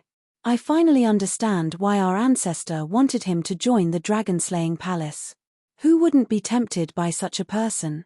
Qin Feiyang shook his head. Fire Lotus asked, "You're tempted too?" "Hey. He's my master. So what? We can't let outsiders benefit." Qin Feiyang chuckled. "Outsiders?" Fire Lotus was taken aback and said speechlessly, "It seems that Qin Batian and Lu Xingyang are not outsiders either. They're definitely not outsiders, but the other 2 emperors are. So, no matter what, we can't let Yi Zhong join the dragon-slaying palace. If he's going to stay, he'll stay by our side." Qin Feiyang laughed. "You're really evil. But then again, if Yi Zhong is really willing to help you, it'll be like adding wings to a tiger. I'm afraid that not only the dragons, but even the dragon-slaying palace will be afraid of you." Fire Lotus said. "That's right. However, dreams are beautiful, reality is cruel. It's harder than ascending to heaven to get him to help us. I'm wondering why he wants to help the dragons." Qin Feiyang frowned. "Yi Cheng doesn't know, and Yi Shuer definitely doesn't know either. I'm afraid only Yi Zhong himself knows the answer." After Fire Lotus finished speaking, she added, "There's also the Dragon Sovereign." Qin Feiyang nodded and said, "Only by figuring out the answer can we deal with the right problem. It'll be difficult. After all, even Yi Cheng can't find out, let alone you." Fire Lotus sighed. "Where there's a will, there's a way." Qin Feiyang smiled and controlled the Black Tortoise realm to fly towards the plains. A moment later, the Black Tortoise realm descended above the plains, but Ren Xiaolan hadn't arrived yet. Qin Feiyang stood in the courtyard with his head lowered, thinking about how to pry open Yi Zhong's mouth. Outside. About half an hour passed. A figure appeared. It was Ren Xiaolan. Ren Xiaolan glanced at the plains and saw that there was no one, so she waited quietly. Swish. But soon, Qin Feiyang appeared out of thin air. "Greetings, young master." Ren Xiaolan hurriedly went up to greet him. Qin Feiyang asked, "Did you bring everything?" "Yes." Ren Xiaolan nodded and took out a Chenkuan bag, handing it to Qin Feiyang. Qin Feiyang grabbed the Chenkuan bag and released his spirit sense. When he saw the herbs in the Chenkuan bag, the corner of his mouth twitched. The Chenkuan bag was filled to the brim with herbs. Ren Xiaolan smiled and said, "The steward said that although there are many herbs, there's no rush. You can refine them slowly." Qin Feiyang shook his head and took out 3 iron boxes from the Chenkuan bag, opening them immediately. 3 clusters of elixir flames appeared in front of him. After confirming, they were indeed grade 6 divine elixir flames. Qin Feiyang took out another elixir furnace from the Chenkuan bag. Like the fire cloud cauldron, it was also a cauldron-shaped elixir furnace. It was scarlet red like a scorching sun, emitting a dazzling treasure light. This cauldron is called the Heaven Flames Divine Cauldron. It's one of the best elixir furnaces in the treasure pavilion. Ren Xiaolan said. All right. Wait for me here. After Qin Feiyang finished speaking, he entered the castle with the elixir flames, elixir furnace, and Chenkuan bag. Ren Xiaolan wanted to ask if he should come back another day. After all, with so many herbs, it would definitely take a long time to refine. But before she could say anything, Qin Feiyang had already disappeared. And Qin Feiyang had a reason for asking Ren Xiaolan to deliver the herbs. Because Ren Xiaolan's cultivation hadn't reached the 9 heavens realm yet, her spirit sense couldn't capture spatial divine items. But the treasure pavilion's steward was different. With his half-step eternal realm cultivation, no spatial divine item could escape his spirit sense. When the time came, if the treasure pavilion's steward released his spirit sense on a whim and found that he couldn't find the castle, he would definitely suspect that he had a heavenly domain divine stone. A heavenly domain divine stone was a treasure of heaven and earth. Once the treasure pavilion's steward found out, it would definitely cause a lot of trouble. In the castle, Qin Feiyang pondered for a while and said, Fire Lotus, come in and help me. Not long after, Fire Lotus entered the cultivation room. Looking at the Chenkuan bag full of herbs, he couldn't help but shake his head and smile bitterly. Next, Fire Lotus was responsible for helping to organize the herbs. Qin Feiyang focused on refining pills. In the castle, time passed day by day. About half a year later, a whole bag of herbs was finally refined. They were all life divine pills. Qin Feiyang also didn't know how many medicinal pills there were. In any case, he was exhausted. And after refining these herbs, Qin Feiyang took out the 3 6th-grade pill fires and let the Nether Devil flame fuse with them. Boom! Without any suspense. The Nether Devil flame directly soared to the 7th-grade divine level pill fire level. Qin Dage, why didn't you fuse them earlier? Fire Lotus was suspicious. Qin Feiyang didn't answer, just smiled faintly. Then, he took out the 7th-grade divine level pill furnace Heaven Flame Divine Furnace and tried to refine a life divine pill. In the end, 4 dragon-shaped pill chi were born. See, if I had fused the 3 pill fires earlier, wouldn't the treasure pavilion have benefited? Besides, I don't want people to know that I can refine pills with 4 dragon-shaped pill chi. Qin Feiyang smiled. Fire Lotus nodded in realization and said, you can refine 4 dragon-shaped pill chi with a 7th-grade divine level pill fire and pill furnace. And Yi Zhong used a 9th-grade divine level pill furnace and pill fire to refine 4 dragon-shaped pill chi. Does this mean that you don't lose to him in alchemy? In the end, Fire Lotus couldn't help laughing. Keep a low profile. Qin Feiyang smiled, put all the pills into the Chenkuan bag, and then left the castle with the Chenkuan ring. Chapter 2556. So fast. Outside. Ren Xiaolan took the Chenkuan pouch from Qin Feiyang's hands. Looking at the medicinal pills inside, she was immediately stunned. How long had it been? He had actually refined all of them. A day outside was equivalent to 100 years in the castle. Qin Feiyang had been refining pills in the castle for half a year, but only a short time had passed outside. So for Ren Xiaolan, it was unbelievable. Ahem. Qin Feiyang coughed and smiled. I refined these pills before and prepared them for my own use. Since the treasure pavilion needs them, I'll give them to you first. So that's how it is. Ren Xiaolan nodded in realization. Qin Feiyang waved his hand and said, go back and report. Okay. Ren Xiaolan nodded, opened the altar, and left. After Qin Feiyang watched Ren Xiaolan leave, he entered the castle again and prepared to cultivate. Fire Lotus asked suspiciously, you're not going back to the Dragon God Palace?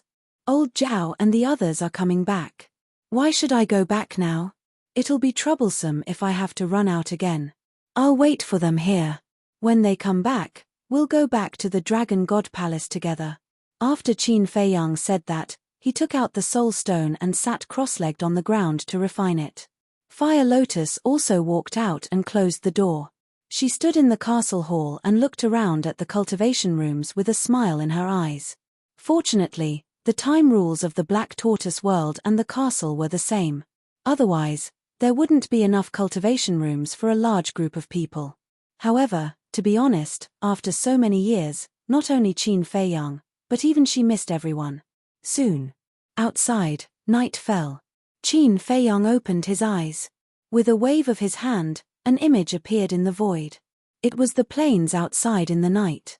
What's the situation? It's already dark. Why haven't they contacted me yet? Qin Feiyang had a trace of suspicion on his face. Lu Zhengyang said that he would make arrangements when he returned. There was no need to take so long for such a small matter. Qin Dage, Fire Lotus's voice came from outside.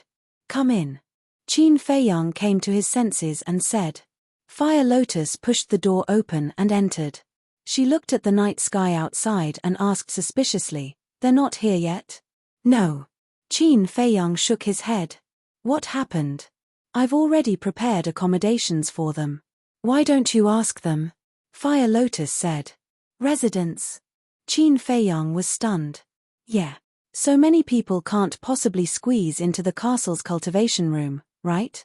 So, I built a dozen more courtyards around the courtyard outside. Fire Lotus smiled. You're really thoughtful. Qin Feiyang smiled and took out an image crystal to send a message to Zhao Tai. However, after waiting for a long time, Zhao Tailai did not respond. Qin Feiyang frowned and sent a message to Tang Hai. But in the end, there was still no response. Fire Lotus was also a little dazed. Qin Feiyang then sent a message to the mermaid princess, Qin Rushuang, Dan Wangcai, Willow Tree, Yu Huang, Blood Kirin, and the other beasts. But none of them responded to him. This made Qin Feiyang's brows furrow even tighter. Fire Lotus asked, Qin Dage, did something happen? I don't think so. Qin Feiyang shook his head. Everyone followed the ancestor, what accident could there be? Maybe they were delayed by something. Wait a little longer. Outside. Another day passed. And in the castle, 100 years had passed. However, no one sent a message. Qin Feiyang finally couldn't sit still anymore. He got up and walked out of the cultivation room. Standing in the castle hall, he said, Jiang Dafei, come out for a moment. Soon. Jiang Dafei ran out of a cultivation room and asked, Young master, what's the matter? Qin Feiyang said, Send a message to the Divine General, I have something to ask him. Okay. Jiang Dafei looked at Qin Feiyang suspiciously and took out the image crystal. At this time, Fire Lotus also walked in from outside. Buzz. A moment later, the Divine General's shadow appeared. Greetings, young master. The Divine General bowed. Qin Feiyang said, Help me ask. Before Qin Feiyang could finish, the Divine General smiled and said, Young master, do you want to know about the mermaid princess and the others?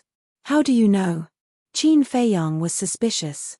I was going to contact you and report this to you. Emperor Qin just sent me a message saying that the mermaid princess and the others won't look for you for the time being. The Divine General smiled. Why? Qin Feiyang frowned. They are now at a critical juncture of their seclusion, so it's not good to disturb them. The Divine General said. I see. Qin Feiyang nodded and said with a faint smile, I thought something happened. How is that possible? Where else is safer than staying with the two sovereigns? The Divine General was speechless. Okay then, tell them for me that I'll wait for them on the plains outside the Dragon God Mountain. Qin Feiyang said. Okay. The Divine General nodded. When Jiang Dafei turned off the image crystal, the Divine General's face suddenly darkened and he activated the image crystal again. Buzz. Soon. Qin Baishan's shadow appeared. Emperor Qin. The Divine General bowed respectfully. What's wrong? Qin Batian looked at him suspiciously.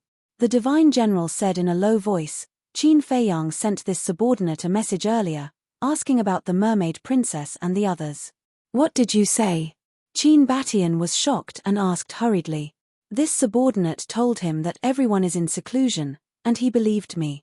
However, He's still waiting outside the Dragon God Mountain. The Divine General said. Qin Batian could not help but frown. My lord, we can only delay for a while. We have to think of a way quickly. You know Qin Feiyang's temper. If he knows about this, I'm afraid he won't let it go. The Divine General said. I know. Try to delay it. I'll think of a way as soon as possible. Qin Batian nodded. Okay. My lord Qin, what do you think Supreme Cloud and the others are thinking? Don't they know Qin Feiyang's temperament? He's amenable to persuasion but not coercion. This will only anger him. The Divine General frowned. Actually, they really don't know Feiyang. With Lu Zhengyang and I around, there's no need to worry about the Mermaid Princess and the others' safety. I'm just worried that this matter will affect the future of the dragon-slaying palace. Qin Batian sighed. The Divine General was also worried when he heard this. Let's leave it at that for now. I hope that Feiyang will enter the Nether King's hell. At least it will give me enough time to resolve this matter. Qin Batian shook his head, and the projection quickly dissipated. Sigh. The Divine General put away the image crystal and sighed. He really did not expect that these two sovereigns had their eyes on the Mermaid Princess and the others for a long time. Inside the ancient castle. Out of trust for Qin Batian and Lu Zhengyang, Qin Feiyang and Fire Lotus did not suspect anything. Jiang Dafei also went into seclusion in the cultivation room again. Qin Feiyang said a few words to Fire Lotus, then returned to the cultivation room and focused on cultivation. To break through to the Great Divinity stage, one needed to refine 40 billion soul stones. After breaking through to the Great Divinity stage, Qin Feiyang's refining speed increased again. He had calculated carefully. Currently, he could refine about 2,050 soul stones a day. According to the time outside, Qin Feiyang would need to cultivate in seclusion for more than 53,000 years. However, if one day in the ancient castle was 100 years, he would only need about 530 days. 530 days was less than a year and a half. Therefore, he had enough time to break through to the Great Divinity stage before the Nether King's Hell opened. When he entered the Nether King's Hell, he would spend some time to break through to the Consummate Divinity stage. Then, he would be able to take the Yin-Yang Chaos Pill.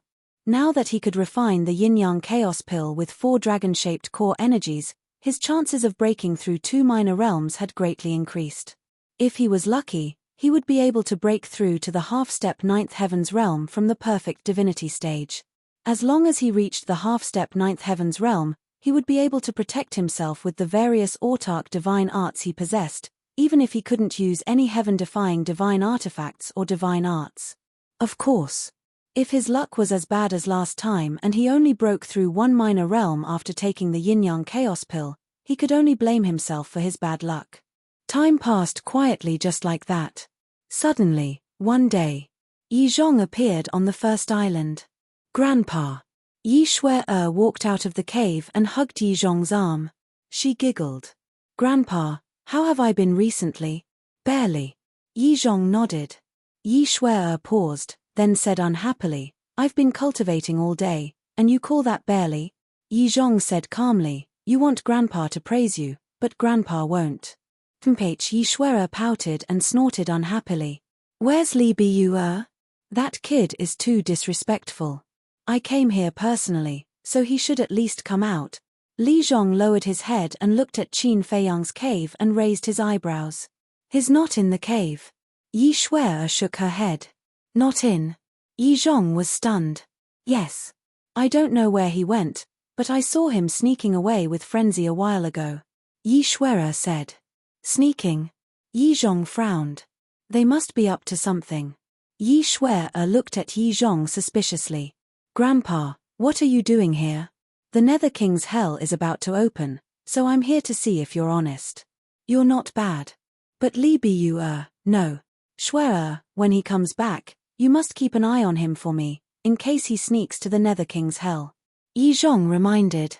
Yi Shui-er was stunned and smiled. Grandpa, it seems that you're still quite concerned about him. Concerned about him? You're thinking too much. I just don't want him to embarrass me in the Nether King's Hell. More importantly, he doesn't know his place at all. He likes to mess around all day long. Yi Zhong snorted coldly. Yes, yes, yes. You're right. Anyway, I know that you have a sharp tongue but a soft heart. Yi Shuai smiled. Yi Zhong smiled awkwardly and said, all right then, continue to be conscientious. Don't be led astray by Li Bu. Can you stop saying that? I'm not a child. Yi Shuai complained unhappily. In my eyes, you'll always be a child. Yi Zhong rubbed Yi Shuai's head with a loving expression. Hee hee. Yi Shuai smiled and lowered her head, her face full of bliss. Chapter 2557. One day, Qin Feiyang's cultivation finally broke through and stepped into the great success stage, one step closer to the Nine Heavens realm. But he didn't come out of seclusion. He looked for fire lotus and brought all kinds of medicinal herbs to refine pills. Especially spirit sea pill, divine power pill, divine soul pill, heavenly dust divine pill, divine life pill, and so on. Spirit sea pill, repair chi si. Divine power pill, restore divine power. Divine soul pill, restore divine soul. Divine life pill, heal injuries. Heavenly dust divine pill, increase cultivation. In the Nether King's hell, these pills were definitely needed the most. Qin Feiyang had refined a lot of them in case of emergencies. For example, he had refined more than 100,000 divine life pills, all of which had 4 dragon-shaped pill chi. Phew. After refining the pills, Qin Feiyang walked out of the castle, looked at the medicinal field outside, and let out a long breath. Alchemy was truly an exhausting task. Right now, he especially missed Dan Wangcai. If Dan Wangcai was by his side, he wouldn't need to refine pills himself. But after all these years, how much had Dan Wangcai's mental strength grown? And what level of pills could he refine? Strange. Why haven't they come to find me yet? Qin Feiyang gradually frowned. What were these guys doing? Qin Dage. At this time, Fire Lotus walked over from afar with a faint smile on her face. Where did you come from?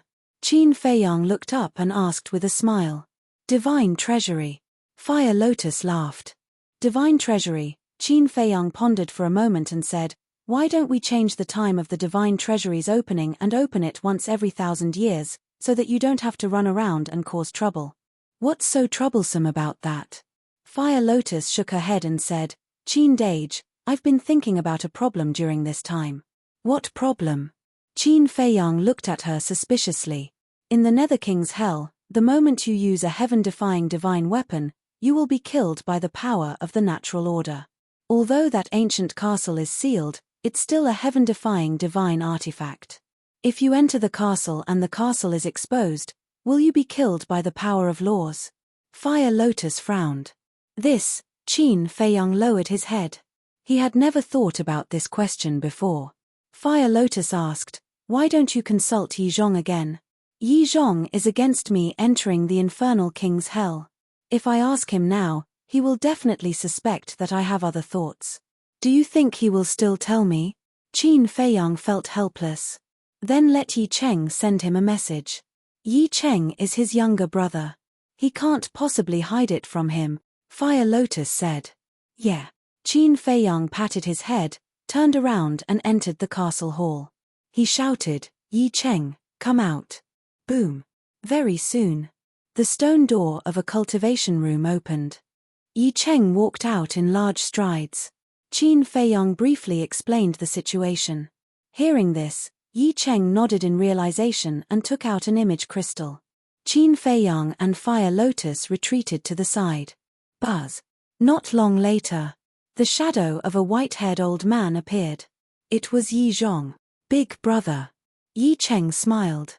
Yi Zhong looked at the wall behind Yi Cheng and asked suspiciously, where are you? Yi Cheng said, I'm cultivating in seclusion outside.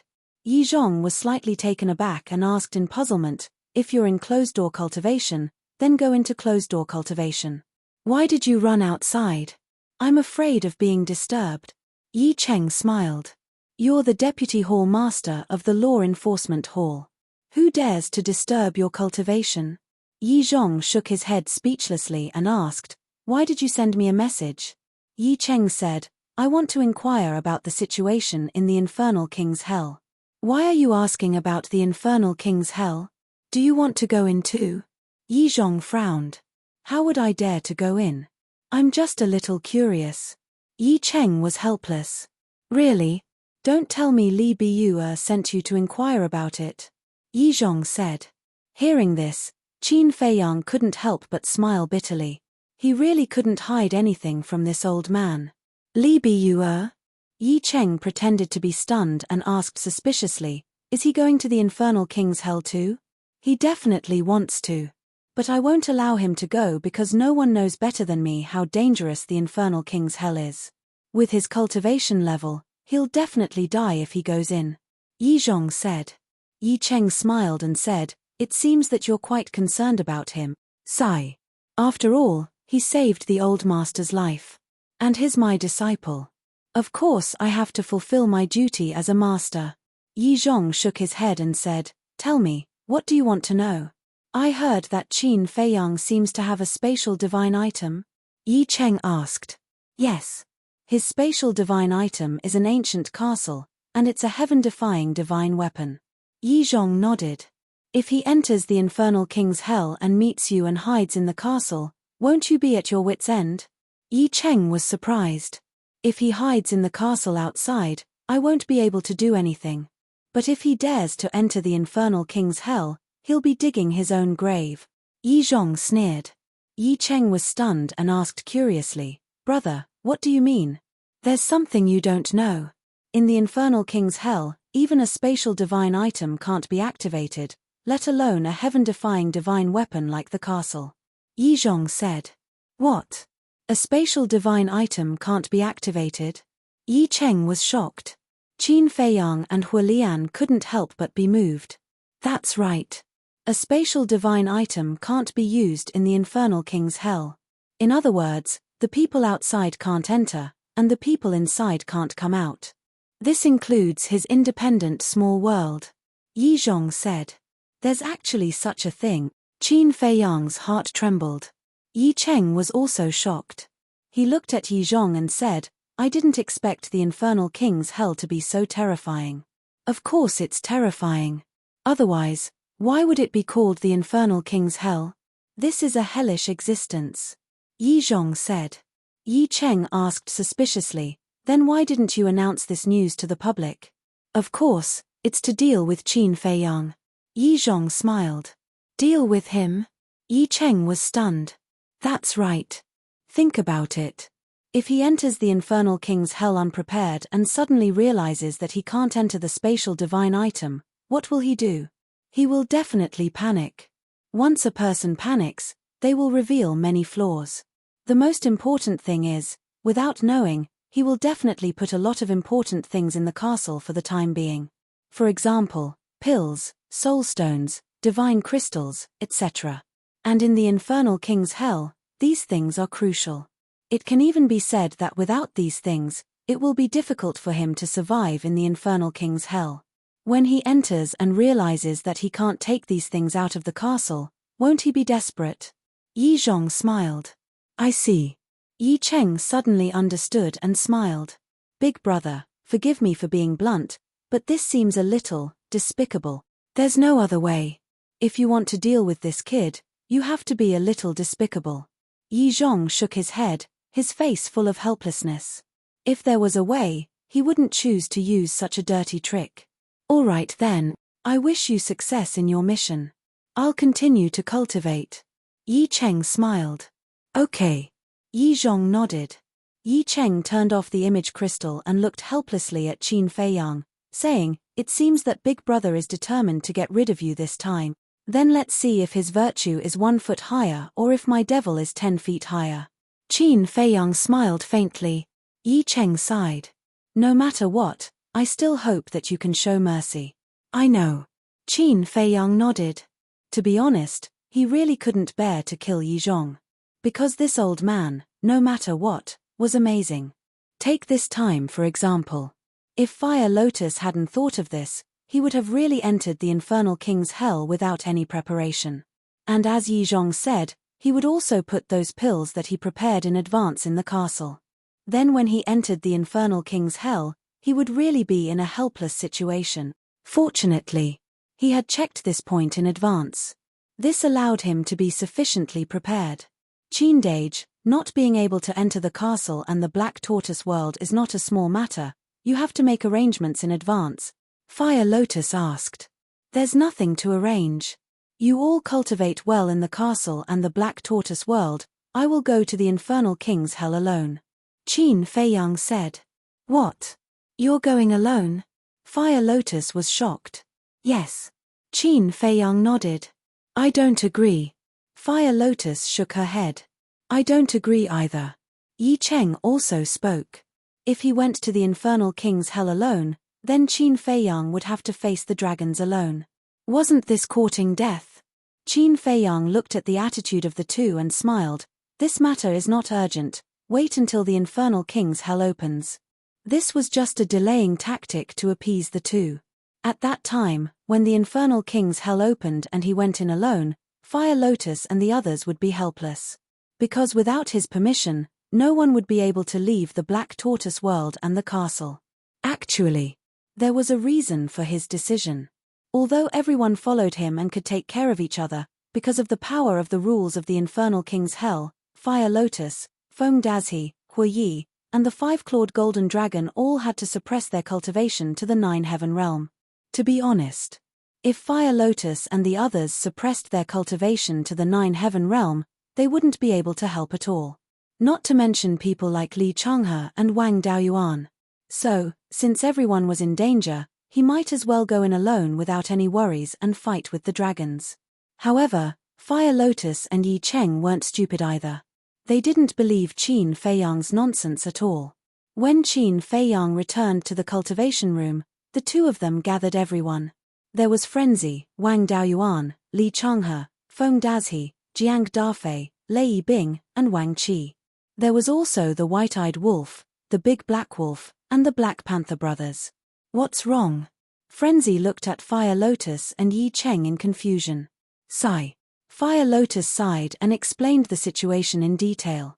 After hearing it, except for Frenzy and the White-Eyed Wolf, everyone was unanimously against it.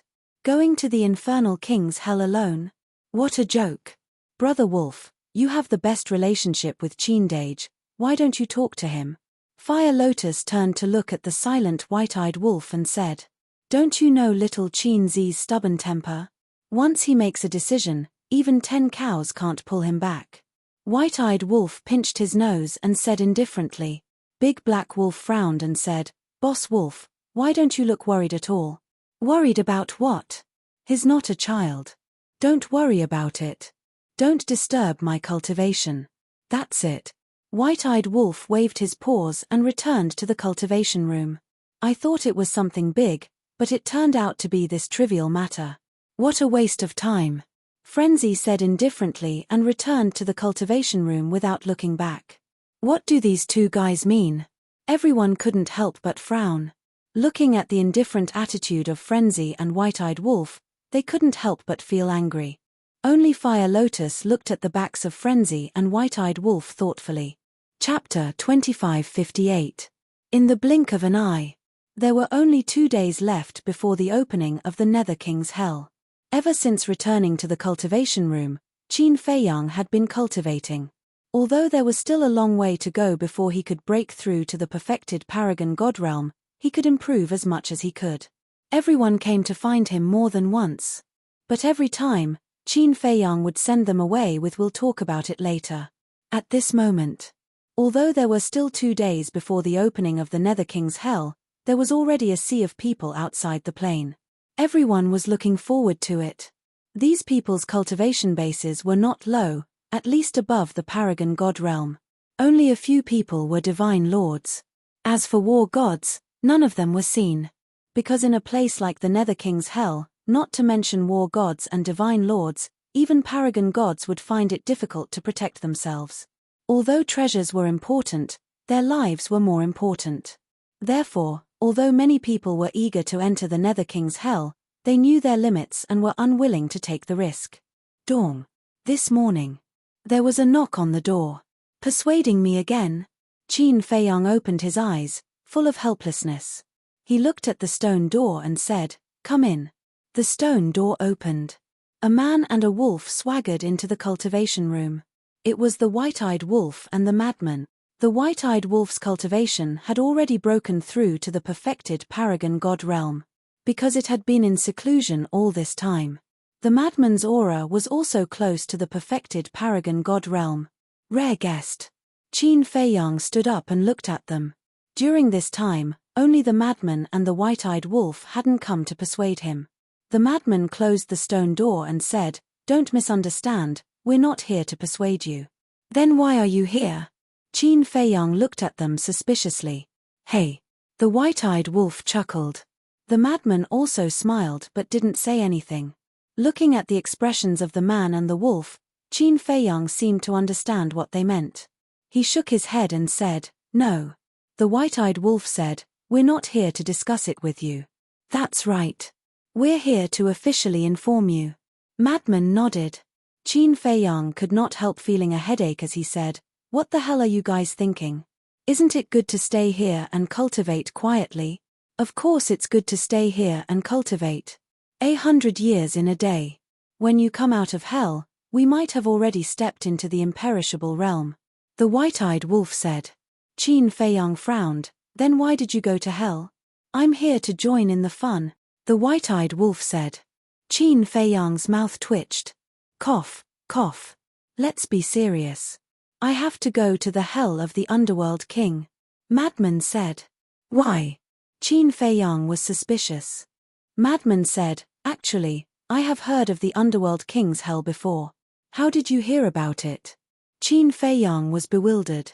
One had to know. This hell of the underworld king's hell was the secret of the dragons. An old man who once taught me the heaven-defying technique told me. He also said that if there is a chance, I must go in, saying that there is some great opportunity. Madman said. "It can't be, don't lie to me." Qin Feiyang frowned. "Why would I lie to you?"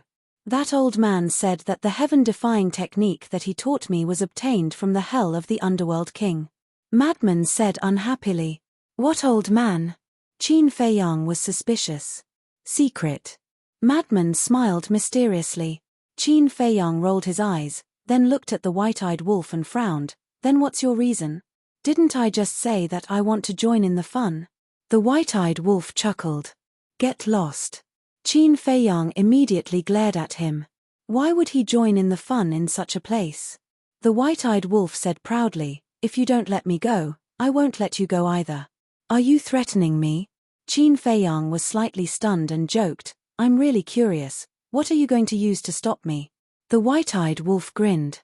Qin Feiyang immediately had an ominous premonition. "Don't be nervous. I won't do anything to you. At most, I'll just let Fire Lotus keep an eye on you." The white-eyed wolf smiled sinisterly. "Can you be more shameless?" Qin Feiyang's face darkened as he said angrily. "Don't use shameless to describe me, I've already turned over a new leaf. Now, I'm as innocent as a newborn baby." The white-eyed wolf said. "Where's your shame?" Qin Feiyang sneered. Madman also looked at the white-eyed wolf with disdain. "I'm not joking with you." The white-eyed wolf waved his paws and said, "In fact, I entered the hell for a reason." Qin Feiyang said, "Don't tell me you already know about the hell." "You don't say, I really know." The white-eyed wolf said. "Do I look like a fool to you?" Qin Feiyang said angrily. Who knew the white-eyed wolf's background better than him?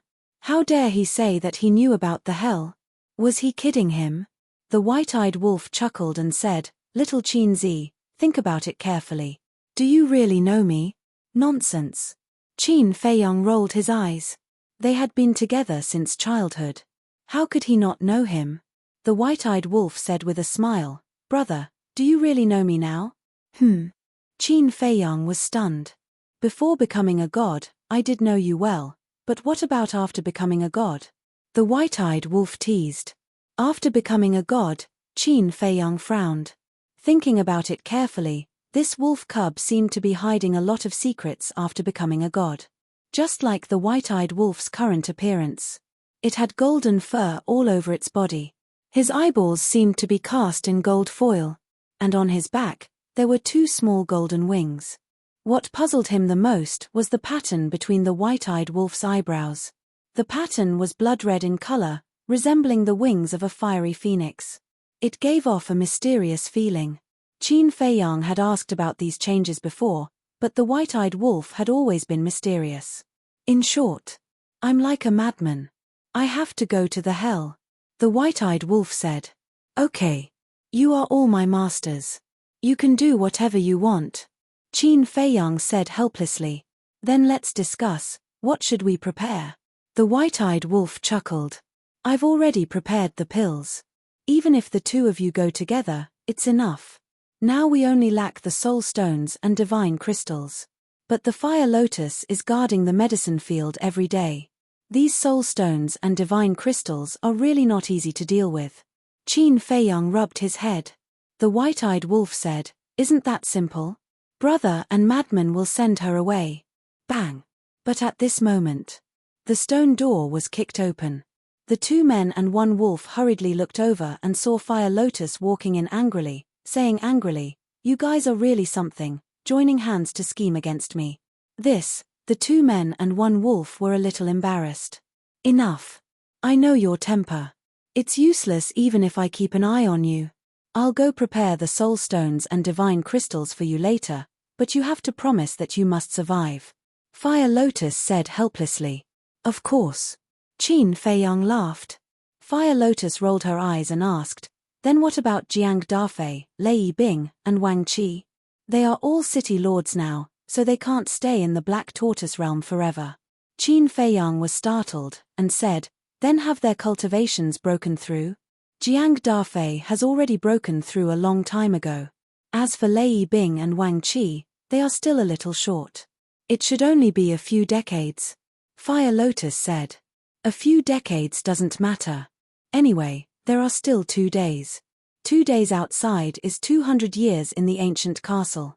It's enough for them to break through. When they break through, remember to help them open the door to their potential. Qin Feiyang said. I know. Fire Lotus nodded and said, There's also Hui Yi and the 5-clawed golden dragon. Call them back as well. I'll send a message to them later.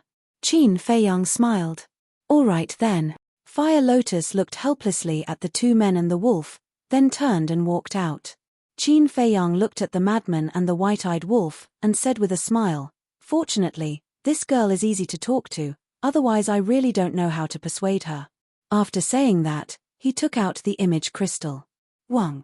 Not long later, Hui Yi's shadow appeared. Qin Feiyang asked, Where? In the south with Xiao Jin, Hui Yi said. What are you doing in the south? Qin Feiyang was suspicious. You don't know, the identity of the young lord in the south is too mysterious. We still haven't investigated his identity. Hui Yi said. It can't be. Qin Feiyang was stunned. I'm not joking with you. Even now, I haven't seen him. It's as if this person doesn't exist at all. Hui Yi said. So mysterious. Qin Feiyang frowned. However, we have investigated Du Yuntian and Wu Baichuan very clearly. This time, they will also use the identity of a disciple of the Dragon God Palace to enter the Underworld King's Hell. Hui Yi said. They are also disciples of the Dragon God Palace?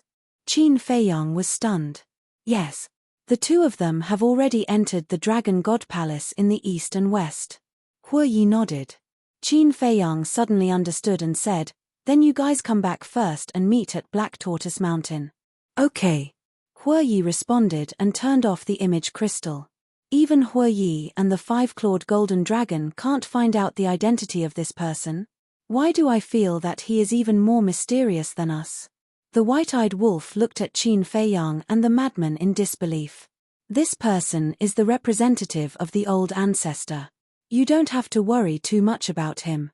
As for Du Yuntian and Wu Baichuan, I was worried that I wouldn't have a chance to deal with them. I didn't expect that they would take the initiative to come to me. Qin Feiyang sneered. Haha, at that time, you don't even need to do anything. This brother will help you deal with them. The white-eyed wolf laughed wildly. You? Qin Feiyang shook his head. What? Looking down on this brother? Let me tell you, little Qin Zi. If I don't open the slaughter domain, You may not be my opponent. The white-eyed wolf said proudly. Really? Qin Feiyang was surprised. Nonsense. When has this brother ever lied to you? The white-eyed wolf glared at him. Qin Feiyang looked at the white-eyed wolf with a face full of surprise. With such confidence, it seemed that when this fellow became a god, he might have really obtained some kind of great fortune. The white-eyed wolf urged, "Hurry up, refine a yin and yang chaos pill. This brother wants to break through to the half-step ninth heaven realm." Break through to the half-step ninth heaven realm? Qin Feiyang was stunned, but then he thought of the white-eyed wolf's current cultivation and understood. This fellow had already broken through to the perfection stage, and could indeed break through to the half-step ninth heaven realm. However, whether or not he could successfully break through to the half-step ninth heaven realm would depend on his luck. Don't worry. Brother's luck is definitely not a problem. The white-eyed wolf clamored. Arrogant. If you don't succeed later, I'll see how you cry. Qin Feiyang snorted coldly, then left the castle and entered the medicinal field. Chapter 2559. After finding a set of herbs for the yin-yang chaos pill, Qin Feiyang prepared to return to the castle. But he suddenly stopped. After entering the Nether King's hell, he could no longer enter the castle and the Black Tortoise world. Then he and Frenzid would have to prepare the yin-yang chaos pill and supreme nirvana pill in advance. Thinking of this, Qin Feiyang entered the medicinal field again and found a dozen sets of herbs before returning to the castle. He and Frenzid naturally didn't need so much. But it was better to be prepared. Whoosh. A moment later, a yin-yang chaos pill was produced. The white-eyed wolf anxiously ran up, grabbed the pill and stuffed it into his mouth. Qin Feiyang retreated to the side and glanced at Frenzid. Do you think it will be as lucky as last time? Last time? Frenzid was taken aback and rolled his eyes at Qin Feiyang. I wasn't there last time, okay? But I heard Big Black Wolf and the others talk about that matter. Maybe the white-eyed wolf's character is really better than yours. Not necessarily, Qin Feiyang said. Besides, there are 4 dragon-shaped core chi now. With a 40% success rate, as long as it isn't too unlucky, it shouldn't be a problem. Frenzid said. Boom. While they were talking, the white-eyed wolf's aura soared. In less than 10 breaths, it forcefully broke through to the perfection paragon, but it didn't stop. Its aura was still soaring. Boom. Suddenly, a muffled sound exploded in the white-eyed wolf's body. The corner of Qin Feiyang's mouth twitched. This guy was really lucky, successfully breaking through 2 small realms again. Sometimes, you really have to believe in a person's character. The white-eyed wolf withdrew his aura. He looked at Qin Feiyang and laughed complacently. Then, he rushed out of the cultivation room like a wisp of smoke and shouted, Hua Lian, quickly come and help this brother open the door of potential. Not bad. Before entering the Nether King's hell, break through to the half-step ninth heaven realm. In the future, we have to curry favor with it, lest it abandons us in the Nether King's hell. Frenzid said. Qin Feiyang shook his head and smiled bitterly. Indeed. If the Nether King's hell couldn't activate the heaven-defying divine arts, then the heaven-defying divine arts he and the mad scientist had were useless. Even a half-step 9 heavens realm cultivator was enough to take their lives. Therefore, the fact that the white-eyed wolf had broken through to the half-step 9th heavens realm was a timely help to them. However, with the white-eyed wolf's shameless personality, he would definitely torment them on purpose once they entered Hades' hell. While there's still time, I'll go into seclusion and cultivate for a while. Remember to call me when the time comes. Madman said. All right. Qin Feiyang nodded. After the madman left, Qin Feiyang waved his hand and an image appeared in the air. The screen showed the scene of the plains outside. Looking at the endless sea of people, Qin Feiyang couldn't help but shake his head. So many people rushed in one after another, but in the end, how many people would be able to come out alive? After dispelling the image, Qin Feiyang drove the ancient castle away from the plains and appeared in a secluded place. He then activated the altar and rushed towards Black Tortoise Mountain. Black Tortoise Mountain. It was incomparably quiet. When Qin Feiyang rushed over, Hua Yi and the 5-clawed golden dragon were already waiting. Hua Yi asked, Are you really going to Hades Hell? Yes. Qin Feiyang nodded and laughed. You guys don't have to join in the fun. I hope that when I come out of Hades Hell, you guys will have already broken through to the small success stage of the immortal realm. What do you mean? Hue Yi was suspicious. To tell you the truth, after entering Hades Hell, I won't be able to enter the ancient castle and Black Tortoise world, and you guys won't be able to come out of the ancient castle and Black Tortoise world. Qin Feiyang said. So it's like that. Hue Yi nodded in realization, and then hurriedly said, Wait, then aren't you alone? Qin Feiyang laughed. I'm not alone, there's still the madman and the white-eyed wolf. Madman, Hue Yi muttered and sent a sound transmission. Madman can indeed make a trip to Hades Hell. This child's talent is extraordinary. If he is tempered, he will definitely become a great person. Qin Feiyang nodded. When the five-clawed golden dragon heard this, he gave Hue Yi a look and said, Then let's not go to Black Tortoise World and the ancient castle. Hue Yi was slightly stunned, but he immediately understood and nodded with a smile. Yes, it's boring to cultivate all day, that. Qin Feiyang, lend us your space-time gate. What for? Qin Feiyang looked at the two of them suspiciously. Don't worry about it. Hue Yi said. Are you sure you don't want to go to Black Tortoise World and the ancient castle? You have to know that Feng Dazhi and Fire Lotus will be staying there. When they come out of Hades Hell, their cultivation will definitely surpass yours. Qin Feiyang said. When the two of them heard this, they began to hesitate.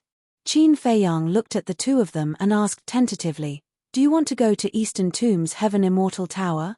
Cough cough. The two of them immediately coughed, and their expressions were a little awkward. You guys. Qin Feiyang shook his head speechlessly, took out the space-time gate, and said, Take it, but you have to come back after midnight.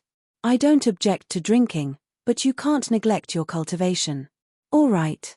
The five-clawed golden dragon nodded repeatedly. Hue Yi also chuckled, grabbed the space-time gate, and quickly opened it, then ran in with the five-clawed golden dragon. Qin Feiyang shook his head and laughed. These two fellows were really a match made in heaven. Then, Qin Feiyang also entered the ancient castle and continued to cultivate. But suddenly, he frowned. What was going on with Zhao Tailai and the others? Why hadn't they come looking for him yet? He took out the image crystal again and sent a message to everyone. But just like last time, it was like a stone sinking into the sea. Qin Feiyang was not in the mood to cultivate for a moment. Sitting in front of the desk, he couldn't help but feel upset. Qin Dage, these are the soul stones and divine crystals I prepared for you. There are tens of trillions of soul stones. As for divine crystals, I have also prepared trillions. It should be enough for you. After a while, Fire Lotus came in with dozens of interspatial rings. Qin Feiyang nodded. Seeing that Qin Feiyang was absent-minded, Fire Lotus put the interspatial rings on the table and asked suspiciously, What's the matter? What do you think is going on with old Zhao and the others? Even if they are in closed-door cultivation, it shouldn't take so long, right? Let's talk about it later. With so many people, it's impossible that they are all at the critical moment of closed-door cultivation. Qin Feiyang frowned. Fire Lotus was stunned and nodded. After hearing what you said, it's a little strange. It's too much of a coincidence that they are all at the critical moment of closed-door cultivation. Fire Lotus, do you think this divine general is hiding something from me? Qin Feiyang looked up at Fire Lotus and asked. I don't know. Fire Lotus shook her head and said, Do you want me to call Jiang Dafei and ask him again? Okay. Qin Feiyang nodded. Fire Lotus turned and walked out. After a while, she came back with Jiang Dafei. Did you break through? Qin Feiyang asked with a smile. Yes. Jiang Dafei nodded and said with a smile, It's all thanks to this time formation. Otherwise, I don't know how long it would take for me to break through. Qin Feiyang smiled and said, Send another message to the Divine General. I want to ask him something. Okay. Jiang Dafei took out an image crystal. Buzz. The Divine General's image soon appeared and said with a smile, Young Lord, what can I do for you? Don't play dumb with me. Mermaid Princess and the others are still in closed-door cultivation? Qin Feiyang asked. Why are you in such a hurry? They will come to you when they are out, the Divine General said. Qin Feiyang stared at the Divine General and asked, "Are you sure you have nothing to hide from me?" The Divine General panicked, but he immediately calmed down and said with a wry smile, "If it were someone else, I might have the guts, but I don't dare to do that to you, young lord. You better not. Otherwise, you know the consequences. Help me hurry them up. The hell of the Underworld King is about to open. They have to come here before the hell of the Underworld King opens," Qin Feiyang said. The Divine General's expression stiffened and he said with a smile, "Young lord, forgive me for being blunt. If you are determined to go to the Nether King's hell, I personally think that the Mermaid Princess and the others should stay in the Dragon Slayer Palace for the time being." "Why?" Qin Feiyang frowned. "Because it's safe. If you go to the Nether King's hell, what if something happens to you? Won't they be implicated?" the Divine General said. Qin Feiyang was stunned. He looked at Fire Lotus and said, "That makes sense. Fire Lotus nodded. "Don't worry. They will stay in the Dragon Slayer Palace with the protection of 2 sovereigns. It's safer than anywhere else." The Divine General smiled. "All right then." Qin Feiyang nodded. The Divine General said, "I still have something to do. That's all for now." "Okay," Qin Feiyang said. After the Divine General turned off the image crystal, he couldn't help but heave a long sigh of relief. He had finally fooled them. However, this wasn't a long-term solution, because paper couldn't be kept secret. Sooner or later, Qin Feiyang would find out. In the ancient castle. "Ancestor definitely wouldn't lie to me. Jiang Dafei, continue to cultivate. When the Nether King's hell opens, you, Lei Bing, and Wang Qi will return to your posts. During my absence, you must control the situation in the north." Qin Feiyang instructed. "Understood." Jiang Dafei replied respectfully. "Oh, right. There's one more thing. Du Yuntian and Wu Baichuan will also enter the Nether King's hell. At that time, you should secretly contact the people from the East and West regions. I want all of these people to be my subordinates," Qin Feiyang said. "What?" Jiang Dafei was shocked and hurriedly said, "Young master, you're crossing the line. The first ones to cross the line are Du Yuntian and Wu Baichuan. As for the list of people from the East and West regions, you should go to the Divine General," Qin Feiyang said. Jiang Dafei couldn't help but smile bitterly. It seemed that what Du Yuntian and Wu Baichuan had done had angered the young master. "Okay. We'll definitely complete the task," Jiang Dafei replied respectfully. "Complete the task and I'll reward you handsomely," Qin Feiyang said with a smile. "Thank you, young master." Jiang Dafei wasn't afraid of other things. He was only afraid that this would anger the sovereigns behind Du Yuntian and Wu Baichuan. The anger of 2 sovereigns was no joke. However, the young master didn't seem to care. "Go." Qin Feiyang waved his hand. "This subordinate will take his leave." Jiang Dafei bowed respectfully and turned to leave. Qin Feiyang also stood up and looked at Fire Lotus with a smile. "Girl, I'll have to trouble you with the Black Tortoise world in the future. You can go and explore in peace. You don't have to worry about the Black Tortoise world," Fire Lotus said. "It's good to have you." Qin Feiyang smiled slightly. Fire Lotus's cheeks reddened. Buzz. At this time, Qin Feiyang's image crystal rang. Qin Feiyang was stunned and then took out the image crystal.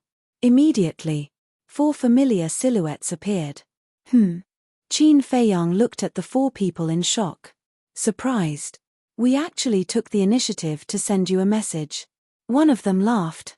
"It's quite surprising." Qin Feiyang smiled faintly and asked, "How's it going? Are you doing well in the Dragon Slayer Palace?"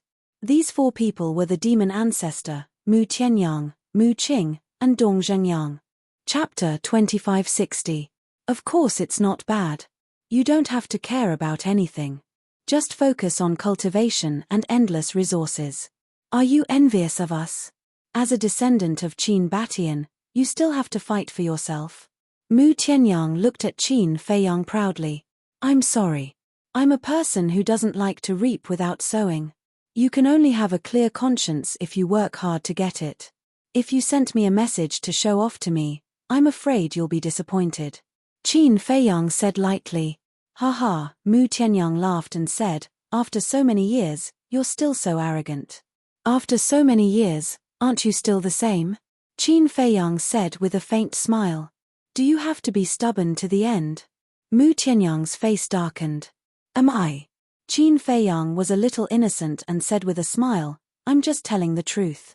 Mu Tianyang rolled his eyes. The demon ancestor looked at the two of them and said helplessly, after so many years, can't you two talk calmly? Is there any meaning in this? Not interested. Qin Feiyang shook his head. I'm not interested either. Mu Tianyang pursed his lips and said with a teasing smile, but there's something you'll definitely be interested in. Is that so? Qin Feiyang didn't think much of it. The demon ancestor said, on this matter, Mu Tianyang really didn't lie to you. Qin Feiyang was stunned and said with a frown, don't tell me you guys want to go to hell too? No. We're not interested in hell. Dong Xingyang waved his hand. Then what is it? Qin Feiyang was suspicious. It's about the mermaid princess and the others' current situation. The demon ancestor said. Qin Feiyang was bewildered.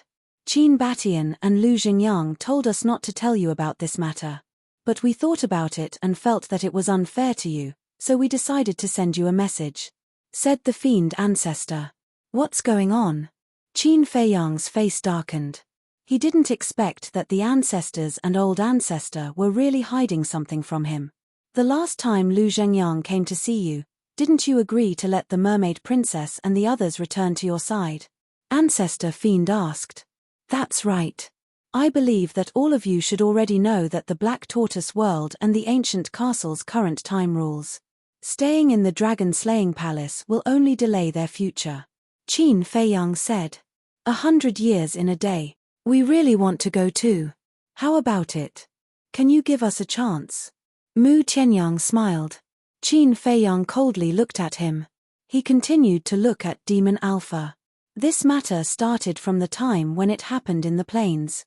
At that time, the dragon's princess and the black dragons pretended to be Lin Yi and her disciple to lure you there.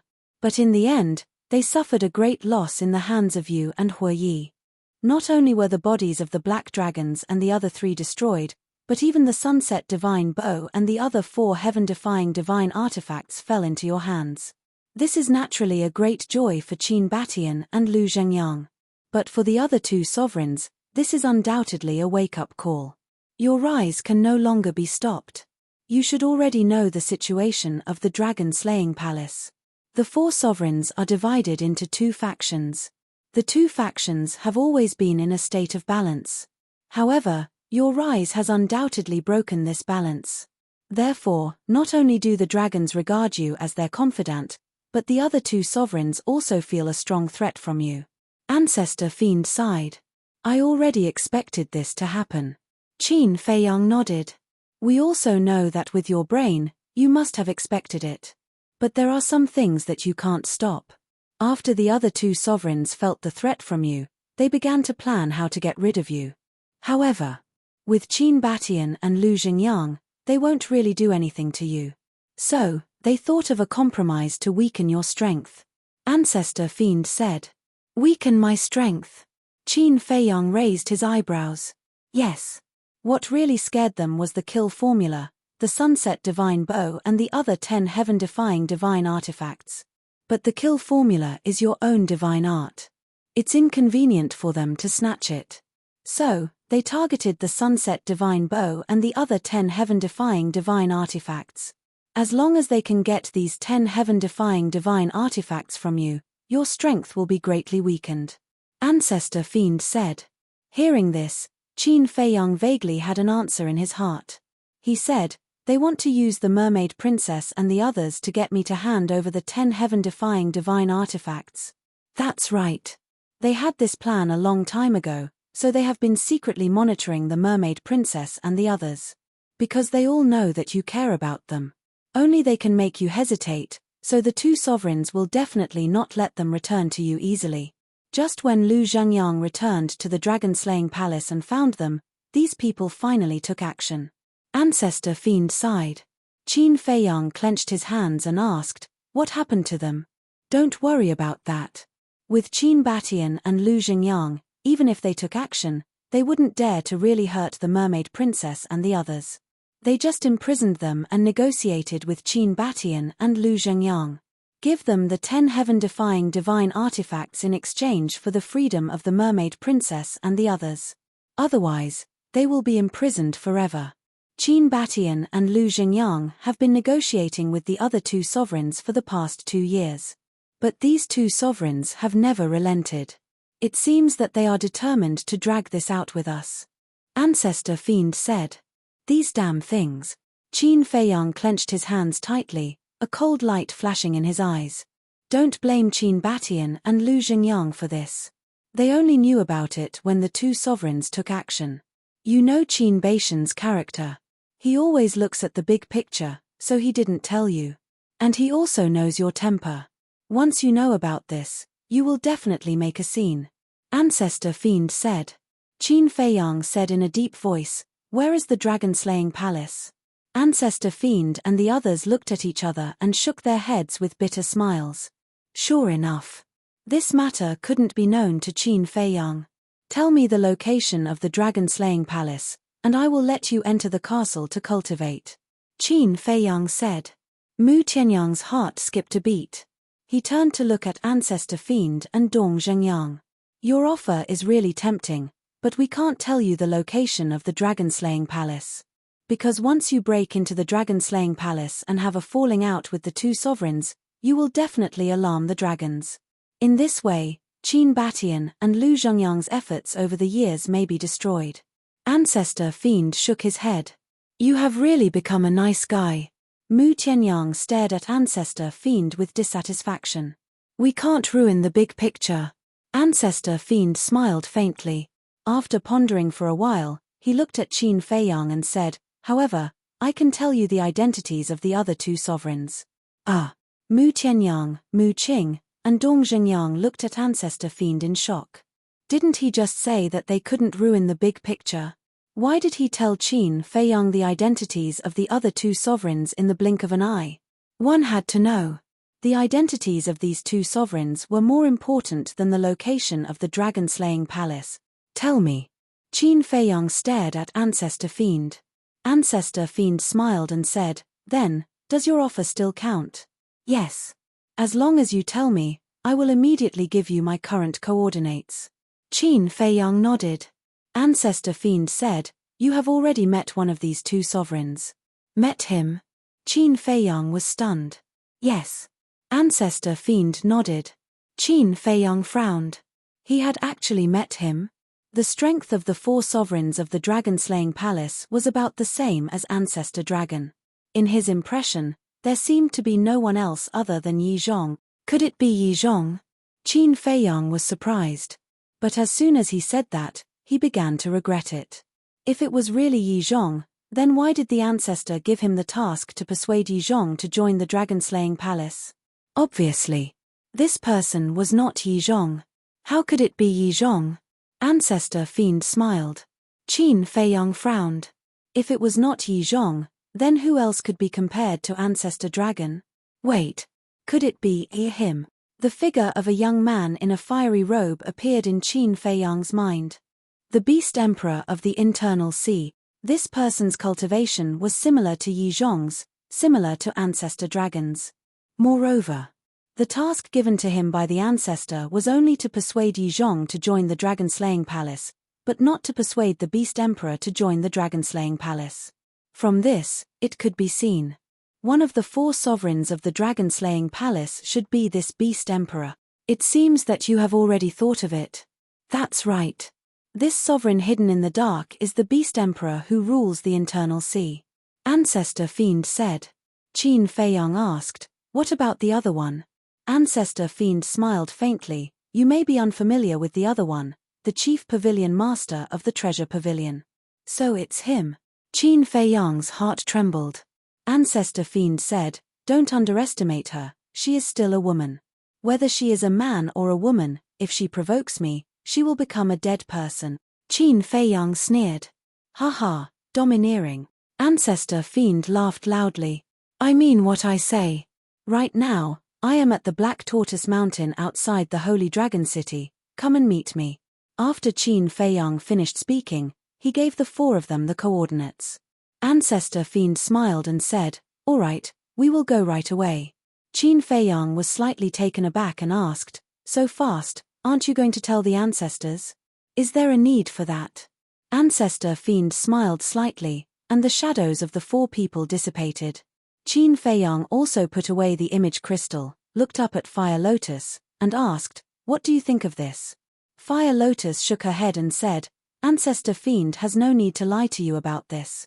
That's what I think too. Qin Feiyang nodded. Then what do you plan to do? Fire Lotus asked. Since they have done something wrong, they naturally have to pay the price. Qin Feiyang smiled coldly. Fire Lotus smiled.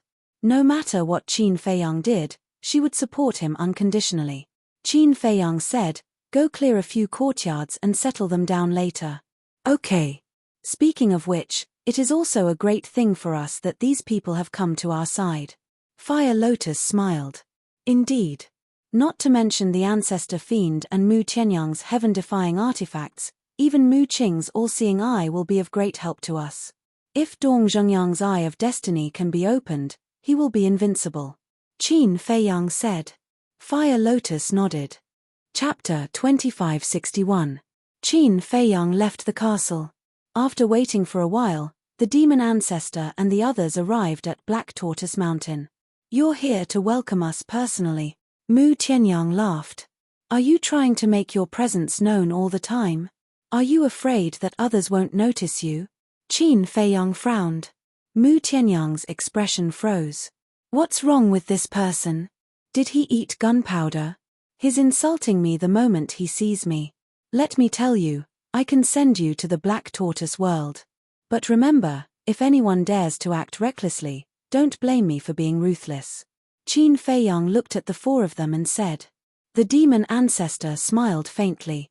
Don't worry about that. We're here purely to cultivate. That's good. Qin Feiyang nodded and asked suspiciously, Did you bring the heaven-defying artifacts? Of course. How can we be at ease letting them stay in the dragon-slaying palace? The demon ancestor said. All right then. Qin Feiyang nodded and prepared to send the four of them to the Black Tortoise world. Wait a moment.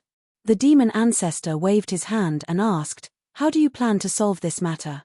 Although I don't advocate violence, sometimes violence is the best way to solve a problem. Qin Feiyang said indifferently. The four of them looked at each other and couldn't help but laugh. It was indeed this guy's style. Qin Feiyang waved his hand and sent the four of them to the Black Tortoise world. Then, he flew to the top of a mountain and looked in the direction of the inland sea. Time passed by breath. After dawn. Clang. In the sky. With a loud sound, a stone door opened. Two silhouettes walked out cheerfully. It was Hu Yi and the five-clawed golden dragon.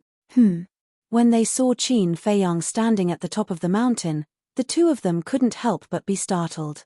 Hu Yi kept the spatial gate and landed beside Qin Feiyang. He asked suspiciously, Why are you standing here alone?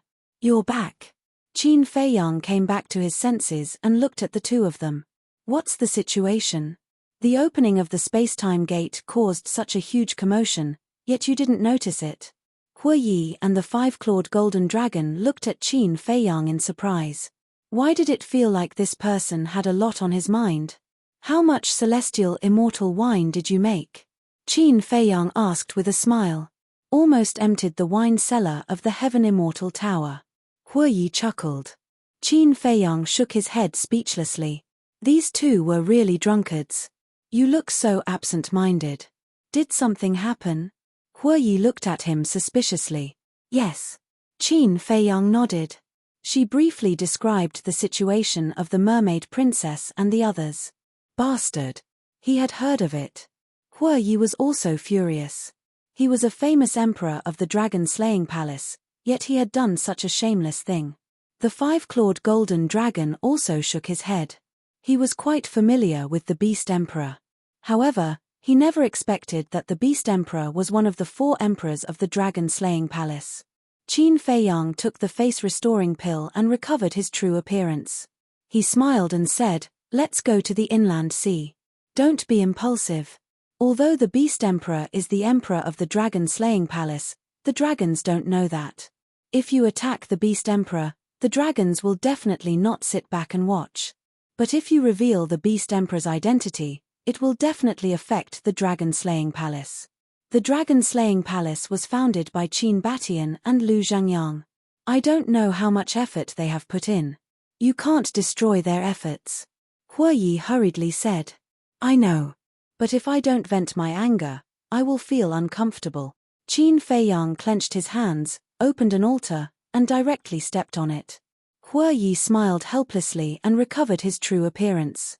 As for the 5-clawed golden dragon, he changed his appearance slightly and put on a mask. The inland sea. In the battle back then, the inland sea was destroyed. Not even a drop of seawater was left. But now, the dry inland sea was filled with seawater again. There were also countless sea beasts. These seawater and sea beasts were all transferred from the North Sea and the other 4 seas. The sovereign divine realm had also disappeared. Qin Feiyang and the other 2 stood on the shore. The waves surged one after another, hitting the shore with deafening sounds. Have you really thought about it? Hue Yi asked. There's nothing to think about. Qin Feiyang smiled coldly. With a wave of his hand, the sunset divine bow and the other 10 heaven-defying divine artifacts appeared. Why did you come to the inland sea again? The sunset divine bow's artifact spirit was shocked. Qin Feiyang didn't answer. Instead, he asked, are there any restrictions when the sovereign divine realm opens? There are restrictions. It can only be opened once every 10 years. Each time, it can last for half a year. The artifact spirit said. It hasn't been 10 years since the last time. In other words, we just have to be careful of the sovereign divine weapon.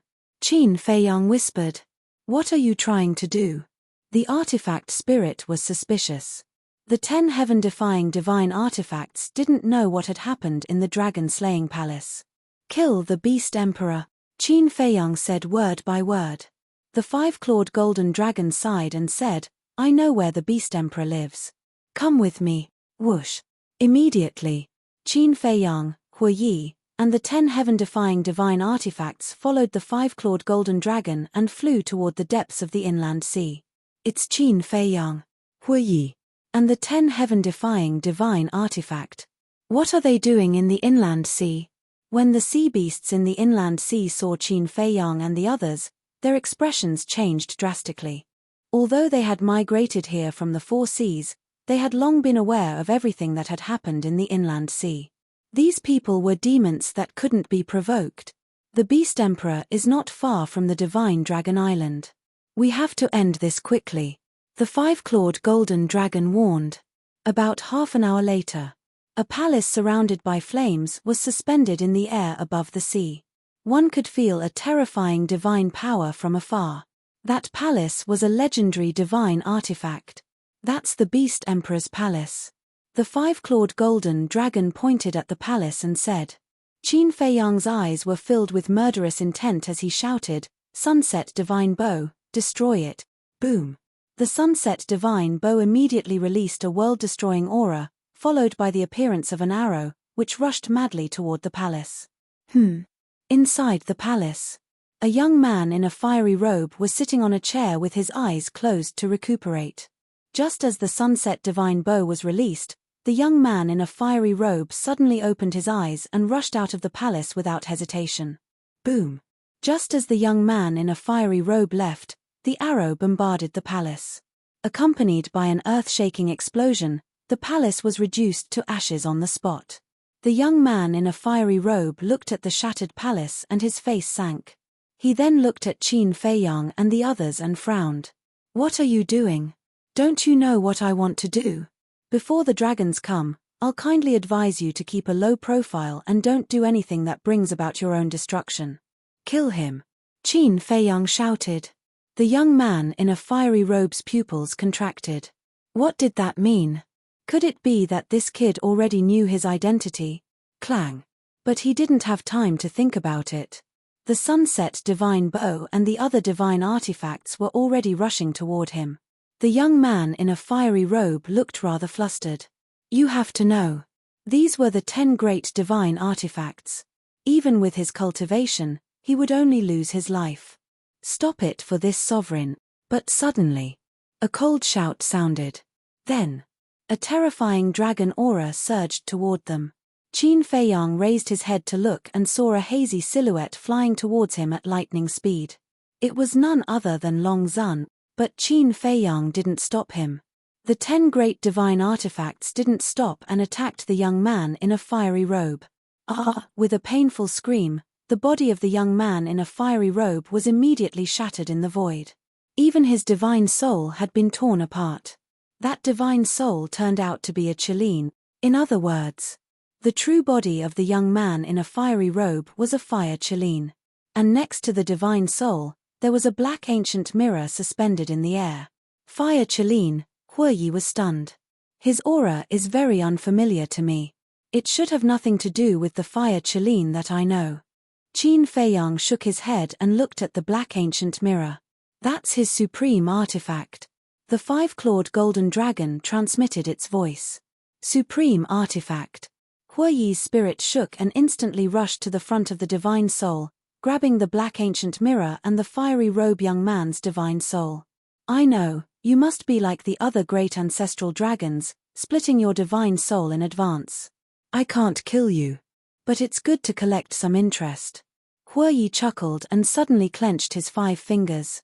The divine soul was immediately annihilated. But the black ancient mirror in his hand was still struggling. Obviously, as Huoyi expected, the Beast Emperor didn't die. At this moment, it was activating the black ancient mirror, trying to break free from Huoyi's clutches. But Huoyi held it firmly and turned to the side of the sunset god bow. Without waiting for Huoyi to speak, the sunset god bow released a wisp of divine sense and directly erased the blood contract of the black ancient mirror. Damn it! A roar suddenly sounded from the depths of Divine Dragon Island. The owner of this voice was the young man in a fiery robe. Let's go. Qin Feiyang glanced at Long Zun, then took Huoyi, the 5-clawed golden dragon, and the 10 heaven-defying artifacts and turned to leave. Swish. Long Zun's speed was extremely fast, and in a few flashes, he was in front of them. Qin Feiyang said expressionlessly, "This time, I'm not targeting you dragons. I'm here for the Internal Seas Beast Emperor, please step aside.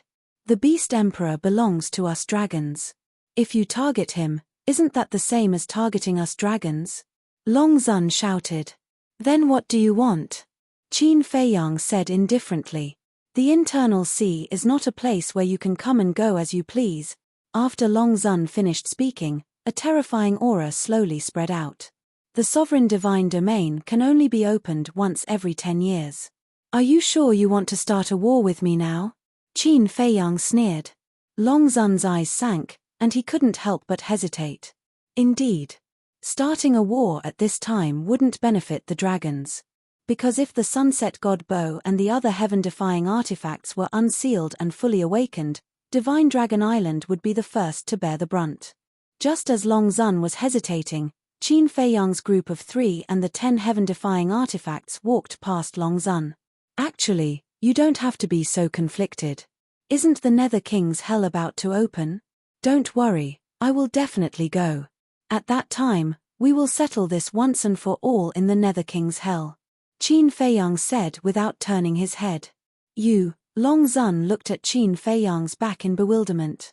"Are you wondering how I found out about your scheme? This kind of thing, it's easy to figure it out." After Qin Feiyang finished speaking, he quickly disappeared at the end of the sea. "All right. As you wish, we will settle this once and for all in the Nether King's hell," Long Zun whispered, then turned and left. Chapter 2563. Dragon God Mountain Range. Under the night sky, the mountains and rivers were dead silent. Qin Feiyang and the others flew out of the inland sea and stood above a mountain ridge. "What's next?"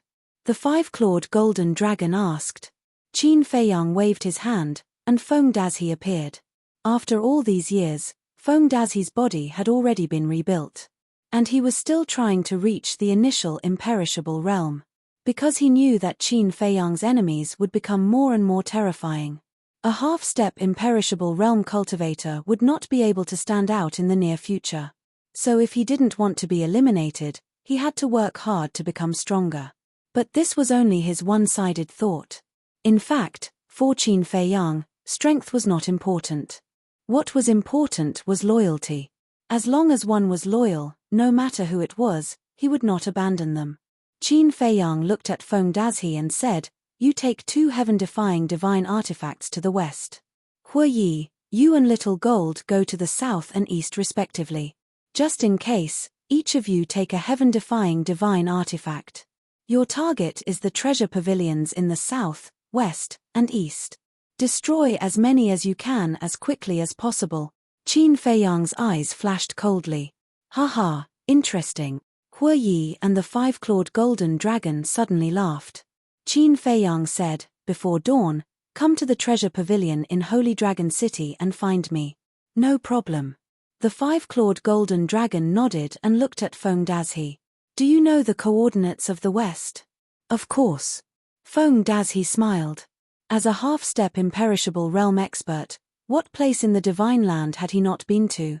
He did not know the 4 major divisions like the back of his hand, but he also knew the distribution of the major cities. "Let's go," Qin Feiyang said. "Then do you want to take some treasures back?" Hu Yi smiled. "Up to you." Qin Feiyang smiled. "Ha ha." Hu Yi laughed, grabbed the golden sword, and opened the altar to leave. The 5-clawed golden dragon glanced at the remaining 9 divine weapons. Finally, his eyes locked onto the blood-red dagger. He smiled sinisterly and said, "I like you better. I also admire you." The artifact spirit grinned ferociously. The 5-clawed golden dragon grabbed the crimson dagger and started to leave the altar. Feng Dazi looked at the bronze halberd and the black iron fan. He cupped his hands and said, "Please take care of me."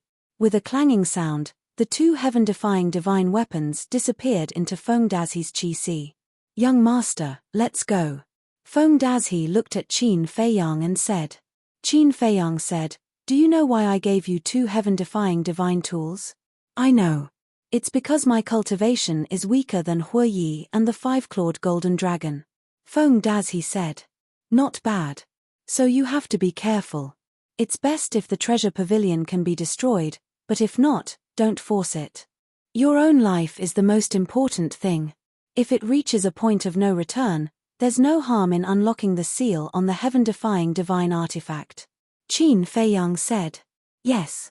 Feng Dazi respectfully replied, "This subordinate will definitely not disappoint young master's expectations." With that, Feng Dazi also opened an altar and disappeared from Qin Feiyang's sight. "What about us?" the Sunset Divine Bow's artifact spirit asked. "Don't be idle. Go to the treasure pavilions of the major cities in the north. As for me, I'll go to the treasure pavilion of the Holy Dragon City and have some tea." Qin Feiyang smiled. "Understood." The Sunset Divine Bow's artifact spirit smiled and said, "Brothers, let's go." Clang. The 6 divine artifacts immediately turned into streams of light and disappeared into the horizon. "Beast Emperor, Chief Pavilion Master, although I can't expose your identities, I have 10,000 ways to make you regret it." Qin Feiyang smiled coldly, opened an altar, and disappeared without a trace. Divine Dragon Island. Somewhere. The ancestral dragons surrounded the fire-clothed youth. But at this moment, the fire-clothed youth was just a wisp of divine consciousness. "Why did he want to kill you?" The ancestral dragons looked at the fire-clothed youth in puzzlement. "How would I know why he went crazy?" the fire-clothed youth said angrily. But in his heart, he was very clear. It was just that he couldn't figure out how Qin Feiyang knew. Could it be that Qin Batian and Lu Xingyang leaked the secret? But that couldn't be right. For the safety of the Dragon Slayer Palace, Qin Batian and Lu Xingyang couldn't have told Qin Feiyang. What was going on? Whoosh. At this moment, Longzuan came through the air and landed in front of the group. "Sir, how's the situation?" The ancestral dragons quickly surrounded him. "He's already gone." But, there's a problem that I don't understand. Qin Feiyang said frankly that this time, he's not targeting us dragons, but the Beast Emperor. Beast Emperor, can you give me an explanation? Longzuan looked at the fire-clothed youth and asked. I don't know either. The fire-clothed youth looked aggrieved. The ancestral dragon of the Black Dragon clan asked, did you offend him in any way? Offend him? Speaking of offending him, I haven't offended him. Maybe it's because I'm in the same group as you. The fire-clothed youth was helpless. Longzuan said unhappily, from your tone, it's us who implicated you. Isn't that the case? He came to kill me all of a sudden. He must have been implicated by you.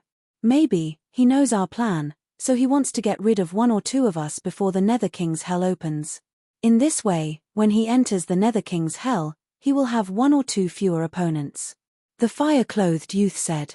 He knows our plan? That's impossible. The ancestral dragons shook their heads. No. He does know.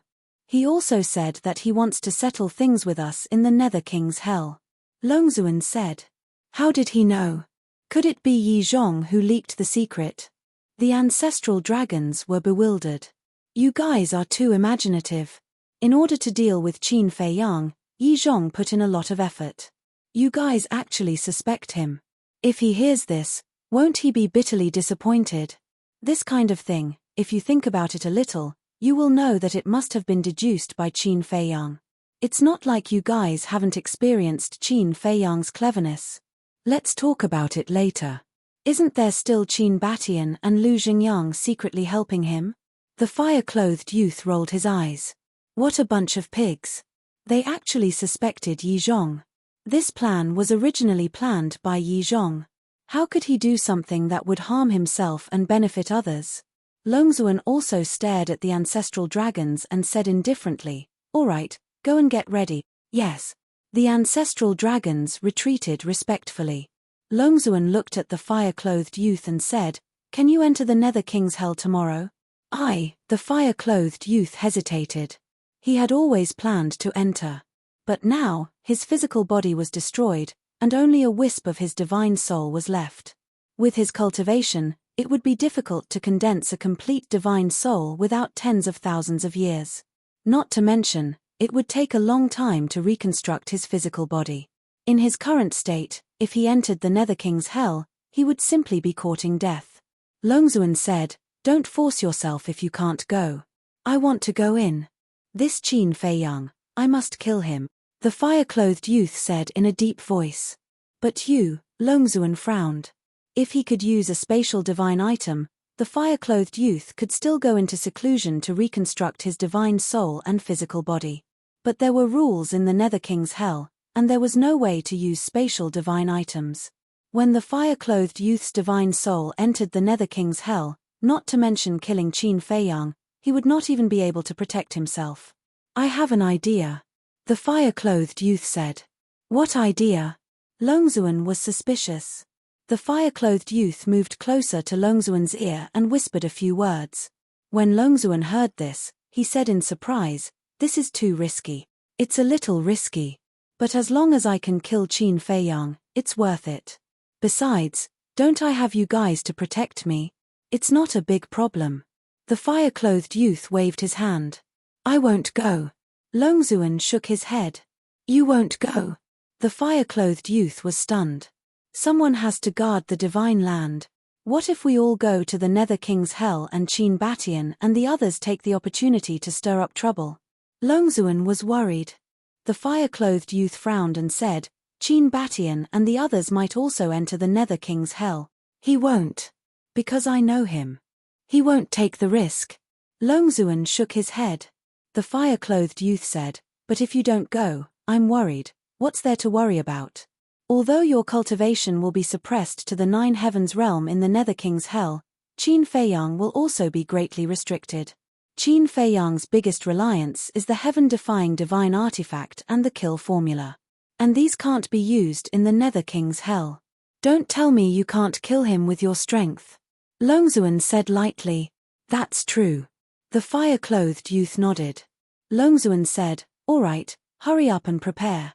It's best if the target you choose is at the peak 9 heavens realm. This will give you some protection. I know. The fire-clothed youth nodded and turned into a stream of light, sweeping out of Divine Dragon Island like lightning and disappearing. Holy Dragon City. The moonlight shone. The huge city was extremely quiet. The treasure pavilion, which was closed for the day, was dead silent.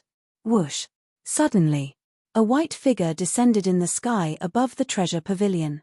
It was Qin Feiyang. Glancing at the empty streets and the quiet treasure pavilion, Qin Feiyang took out a tea table and a recliner and placed it in the air. Sitting on the recliner, he took out a tea set and leisurely made tea. But this time, he didn't use the tea leaves brewed by Fire Lotus. Because Yi Zhong also knew about this tea. If he made this tea now, once Yi Zhong found out, he would definitely suspect his identity. He had only chosen a relatively ordinary type of tea. Next, he lay on the recliner, drinking tea while admiring the moonlight. Look, are my eyes playing tricks on me? Why is there a person sitting in the sky above the treasure pavilion? Soon, a few passers-by noticed Qin Feiyang when they passed by the street beside the treasure pavilion. I'm not playing tricks on me. It's indeed a person. What is he doing? He's actually drinking tea in the sky above the treasure pavilion? No. Why do I feel that he looks familiar? It seems to be, it's Qin Feiyang. A few people stopped on the street with a suspicious look and looked up.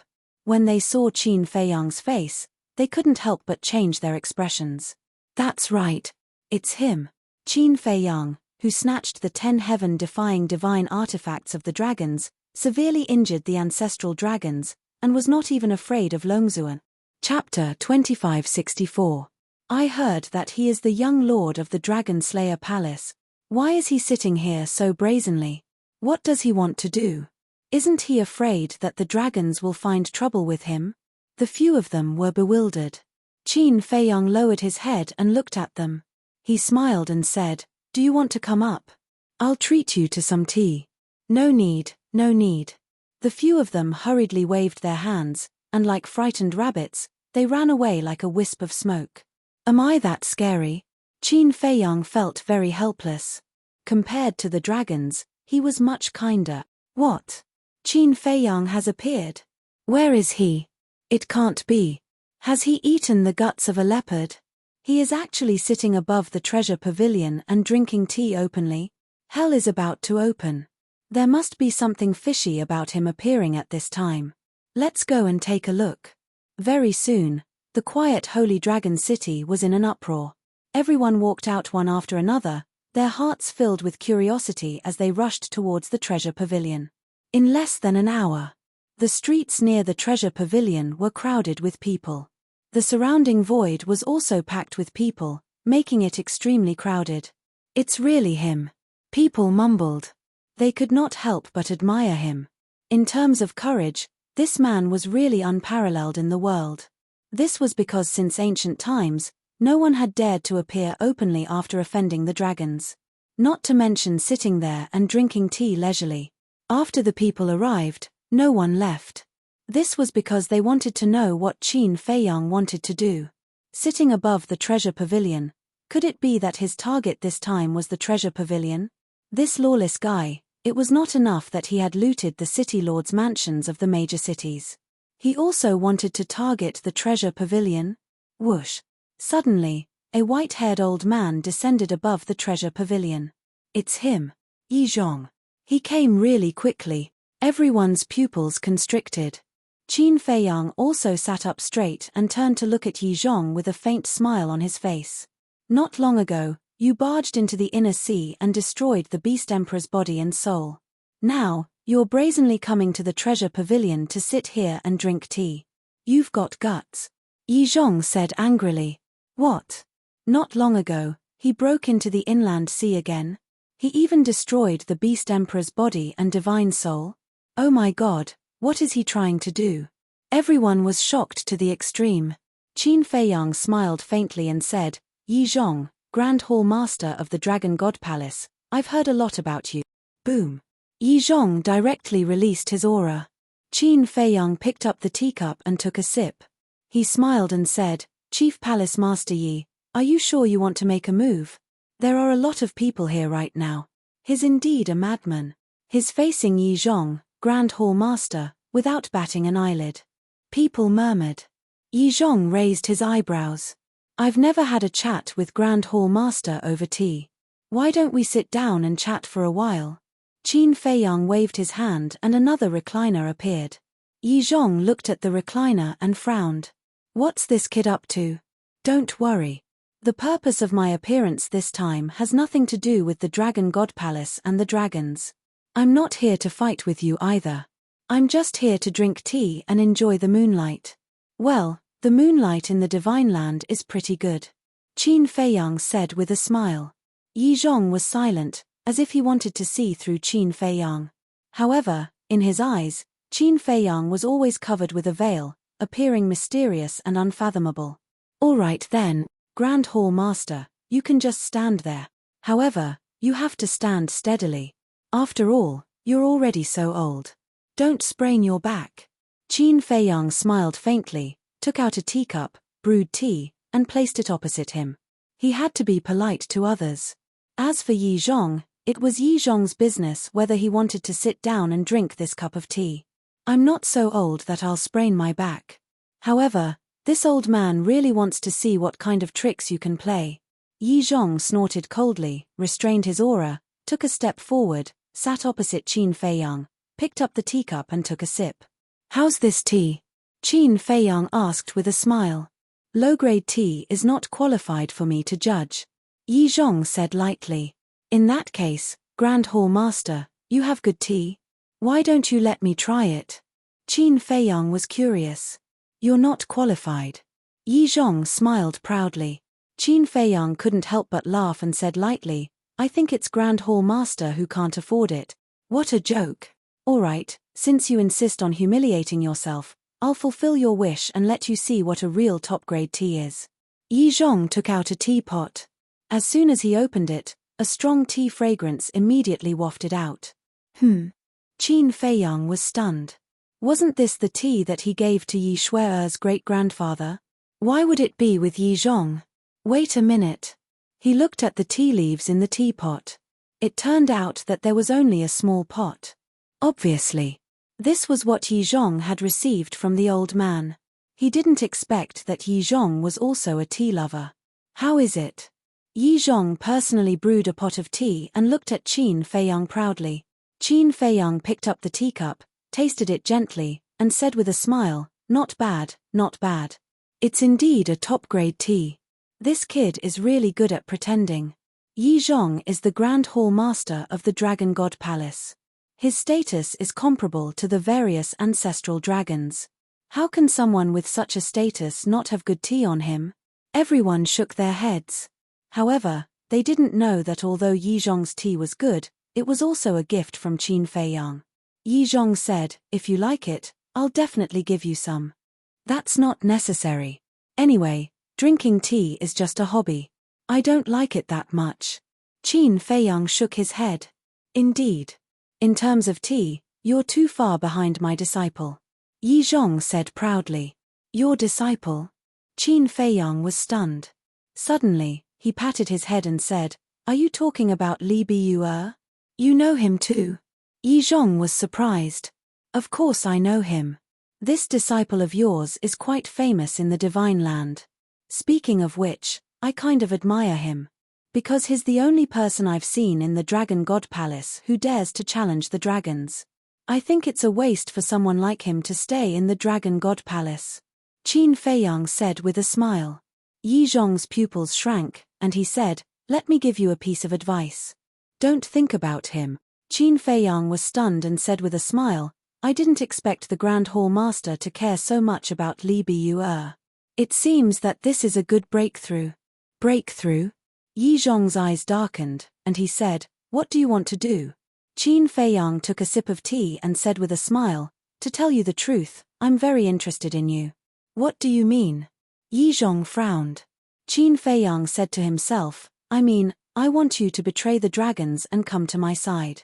Ha ha, Yi Zhong suddenly looked up and laughed as if he had heard the funniest joke in the world. What are they talking about? The crowd looked at Yi Zhong, who suddenly laughed, and their faces were full of suspicion. Qin Feiyang said with a faint smile. Does the Grand Hall Master think it's funny? It's more than funny. It's a joke. Let's not talk about my status in the Divine Land. Let's talk about my cultivation. Great achievement, immortality. I've even comprehended the power of law. This old man is really puzzled. Where did you find the courage to say such words that overestimate yourself? Yi Zhong's face was full of sarcasm. It's precisely because your cultivation is strong that I'm interested in you.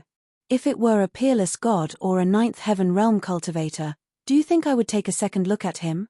Qin Feiyang laughed secretly. Yi Zhong didn't say anything and sneered. As for the power of law you mentioned, there's really nothing to show off. Qin Feiyang shook his head again. Yi Zhong wanted to scold him immediately. But he suddenly remembered that this man seemed to have comprehended the power of law of light. He was only a peerless god, but he had already comprehended the power of law. Thinking about it, he really had nothing to show off. You've been with the dragons for so many years. You know the character of the dragons better than anyone. Is it worth it to protect these beasts? Of course you're not afraid. After all, you have status and strength. No one dares to say anything in front of you. But have you ever thought about your descendants? What kind of infamy will they bear? I guess there'll probably be some lackeys, scum, hawks, and dogs, the shame of mankind. Others want to go down in history in their lives. But what about you, Grand Hall Master? To be honest, I really don't understand. You clearly have the ability to choose, but why do you choose the path of infamy? Qin Feiyang thought to himself. Yi Zhong pondered for a moment and said, in this world, no one has the right to judge others. You're right. No one has the right to judge others. But if they want to judge, can you control their mouths? Go down in history in infamy for 10,000 years, you have to choose carefully between these two paths. Qin Feiyang shook his head. Yi Zhong didn't think much of it and sneered. I know you must have your own reasons for doing this. But you have to think more about Yi Shui-er and your old father. You're the one who's wrong, not them. It doesn't seem fair to let them suffer the disdain of the world. Qin Feiyang said with a smile. Yi Zhong stared at Qin Feiyang in surprise. He knows about my father and Shui-er? During the years I was in the Divine Land, I wasn't always cultivating in seclusion. Sometimes, I would investigate some things that interested me. For example, your family situation. Qin Feiyang said with a faint smile. Yi Zhong couldn't help but break out in cold sweat. This guy has been secretly investigating me all this time. And judging from his tone, he already knows my family situation like the back of his hand. Why have you always let Yi Shui-er and your father live in seclusion in the mountains? It's actually very simple. You also know that the world will curse them, so you don't want them to show their faces in public. But do you think that by doing this, they won't feel pressured? They actually feel pressured too. It's because of their concern, trust, and respect for you that they silently bear this pressure. If you really think about them, if you really want them to live a comfortable and carefree life, then there's only one way. Leave the dragons and do what you should do. Qin Feiyang said with a voice transmission. Chapter 2565. As Qin Feiyang said these words, Yi Zhong couldn't help but retract his hands into his sleeves and clench them tightly. No matter how hard-hearted a person was, it was impossible to remain indifferent after hearing these words. Not to mention, Yi Zhong still cared about his family very much. These words made him fall into a dilemma. In his heart, there was also a sense of guilt and self-blame. Although everything you do can bring them a better life, in fact, you are increasing their burden. And this burden is not just a little bit. Think about yourself. You are not only Yi Shui-er's grandfather, but also the son of the old master and Yi Cheng's elder brother. You are holding multiple positions. I want to ask, can you bear to do this? Qin Feiyang also noticed Yi Zhong's abnormality and continued to persuade him. Enough. Yi Zhong suddenly shouted and stood up, glaring at Qin Feiyang. What? Did I say something wrong? Qin Feiyang raised his head and looked straight at him. You're right. But since ancient times, loyalty and filial piety can't be combined. Yi Zhong said secretly. Then do you think loyalty to the dragons is really loyalty? Qin Feiyang asked secretly. Whether it is or not, I have my own judgment in my heart. Yi Zhong snorted coldly. Yes. In your opinion, loyalty to the dragons is also loyalty. But you don't know that in the eyes of the world, you are helping the Avilders. Are you worthy of the word loyalty? In my opinion, you are simply a disloyal, unfilial, heartless, and unrighteous person. Qin Feiyang shouted secretly. Every word was like a gem. What did you say? Yi Zhong stared at him fiercely. Because of you, your father has to bear the infamy. This is unfilial. You help the dragons and harm your own kind. This is heartless. You don't care about Yi Cheng and let him become the dragon's lackey with you. This is unrighteous. You have the power to save the world, but you don't know how to repent. You insist on being an accomplice to a villain. This is disloyalty. So disloyal, unfilial, heartless, and unjust. How can you still have the face to say that loyalty and filial piety cannot be fulfilled at the same time since ancient times? Have you asked your family if they really need the superior life that you've exchanged for with your pride and dignity? Qin Feiyang bellowed. Yi Zhong's eyes trembled, and his heart sank into an unprecedented panic. Think about it. What should a person do in life? Qin Feiyang shook his head and sighed. What should a person do in life? Yi Zhong mumbled. He was confused, hesitant, and at a loss. But suddenly, he took a deep breath and returned to his seat. He shook his head and said, "You're really powerful. You almost destroyed my mental state." Wrong. I'm not trying to destroy your state of mind. I'm trying to reason with you. Take your time to think about it. Qin Feiyang shook his head.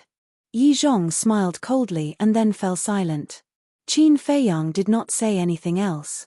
He lay on the chair and sipped his tea leisurely. This kind of thing could not be rushed. Because if he was too anxious, it would only backfire. And now, although Yi Zhong did not admit it, a seed had been planted in his heart. This seed would slowly germinate with the passage of time. After the germination, it would be the best time to persuade Yi Zhong. In other words, he was waiting for an opportunity now, an opportunity to completely change Yi Zhong.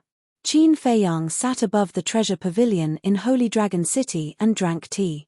Now, almost everyone in the major cities in the north knew about it. Whoosh. Soon. A chubby fatso in luxurious clothes appeared. This person was the supervisor of the treasure pavilion. It's really Qin Feiyang. Looking at Qin Feiyang in the sky, the supervisor of the treasure pavilion trembled and hurriedly flew up. He frowned and said, "Qin Feiyang, why are you doing this?" Holy Dragon City was so big and there were so many places to drink tea. Why did he come to the treasure pavilion to drink tea? Those who did not know would think that the treasure pavilion had some relationship with Qin Feiyang. Qin Feiyang laughed and said, "The air here is good, and it happens to be in the center of Holy Dragon City. Drinking tea here, you can see the whole Holy Dragon City. The City Lord Mansion is the center of Holy Dragon City." The supervisor of the treasure pavilion said helplessly. "There are too many people in the City Lord Mansion. I don't like it. And I'm afraid that once I reach the City Lord Mansion, I won't be able to resist taking action on their treasure vault and herb farm." Qin Feiyang laughed. Hearing this, everyone looked at each other. Was there anyone more arrogant than this? It was as if the City Lord Mansion's herb farm and treasure vault were his back garden that he could take whenever he wanted. "Brother Qin, look, our treasure pavilion still needs to do business. Can you drink tea somewhere else? I have 10 billion divine crystals here. Take it as a treat." The supervisor of the treasure pavilion took out a cosmos bag and ran to Qin Feiyang with a flattering smile. 10 billion divine crystals for tea? This fatso is really generous. What do you know? This is called taking money to avoid disaster. As long as we can send this plague away, not to mention 10 billion divine crystals, even if it's 100 billion, the treasure pavilion will definitely pay. It's really infuriating to compare oneself to others. We can't even earn 1 billion divine crystals after working hard, but this guy just sits here and has 10 billion divine crystals delivered to him. When will I be as lucky as him? Everyone looked at the cosmos bag in the supervisor's hand with envy. However, Qin Feiyang did not even look at it and said indifferently, "Do you think I'm a beggar? Not enough. I have more. As long as you are magnanimous and leave the treasure pavilion." The supervisor hurriedly said. Qin Feiyang said, "I heard that you've been auctioning 3 divine life pills with dragon-shaped core chi recently." Yes. Everyone in the north knows about this." The supervisor nodded repeatedly. Qin Feiyang said with a smile, "Then your treasure pavilion must have made a lot of money." Not bad. The supervisor smiled flatteringly, but his expression suddenly changed and he asked, "Do you want the divine life pills? You should have said so earlier." "Wait a moment, I'll go get them for you." "Not interested." Qin Feiyang shook his head. "Not interested." The supervisor was stunned. He didn't want divine crystals or divine pills. What did he want? What a joke. Those divine pills were refined by Qin Feiyang. Why would he want them? "Sorry, I'm not interested no matter how many divine crystals or divine pills there are. If you really want to treat me to tea, then give me a few trillion divine crystals." Qin Feiyang chuckled. "What? Divine crystals? A few trillion? This guy's appetite is too big." Everyone was dumbfounded. That was a few trillion soul stones. Even the steward couldn't take out that much. The treasure pavilion must have some. But with so many divine crystals, how could the supervisor dare to make the decision? The supervisor couldn't help but be stunned and said with a wry smile, "Brother Qin, you're making things difficult for me." "I won't make things difficult for you. But don't continue to be long-winded here," Qin Feiyang said lightly. The supervisor nodded repeatedly and said, "I won't be long-winded or long-winded, but you have to tell me what you want, right? I'm just sitting here and drinking tea. Why do you have so many questions?" Qin Feiyang raised his eyebrows. "Is this just a cup of tea?" The supervisor wanted to cry but had no tears. Go and ask the Divine Land if they don't know Qin Feiyang. Why would he come here to drink tea? What should he do?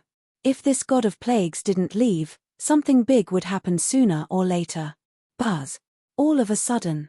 The sound of the image crystal sounded. The supervisor glanced at Qin Feiyang and Yi Zhong and took out the image crystal. A shadow appeared. "Supervisor Wang, bad news." It was an old man in black. As soon as he saw the supervisor, he shouted.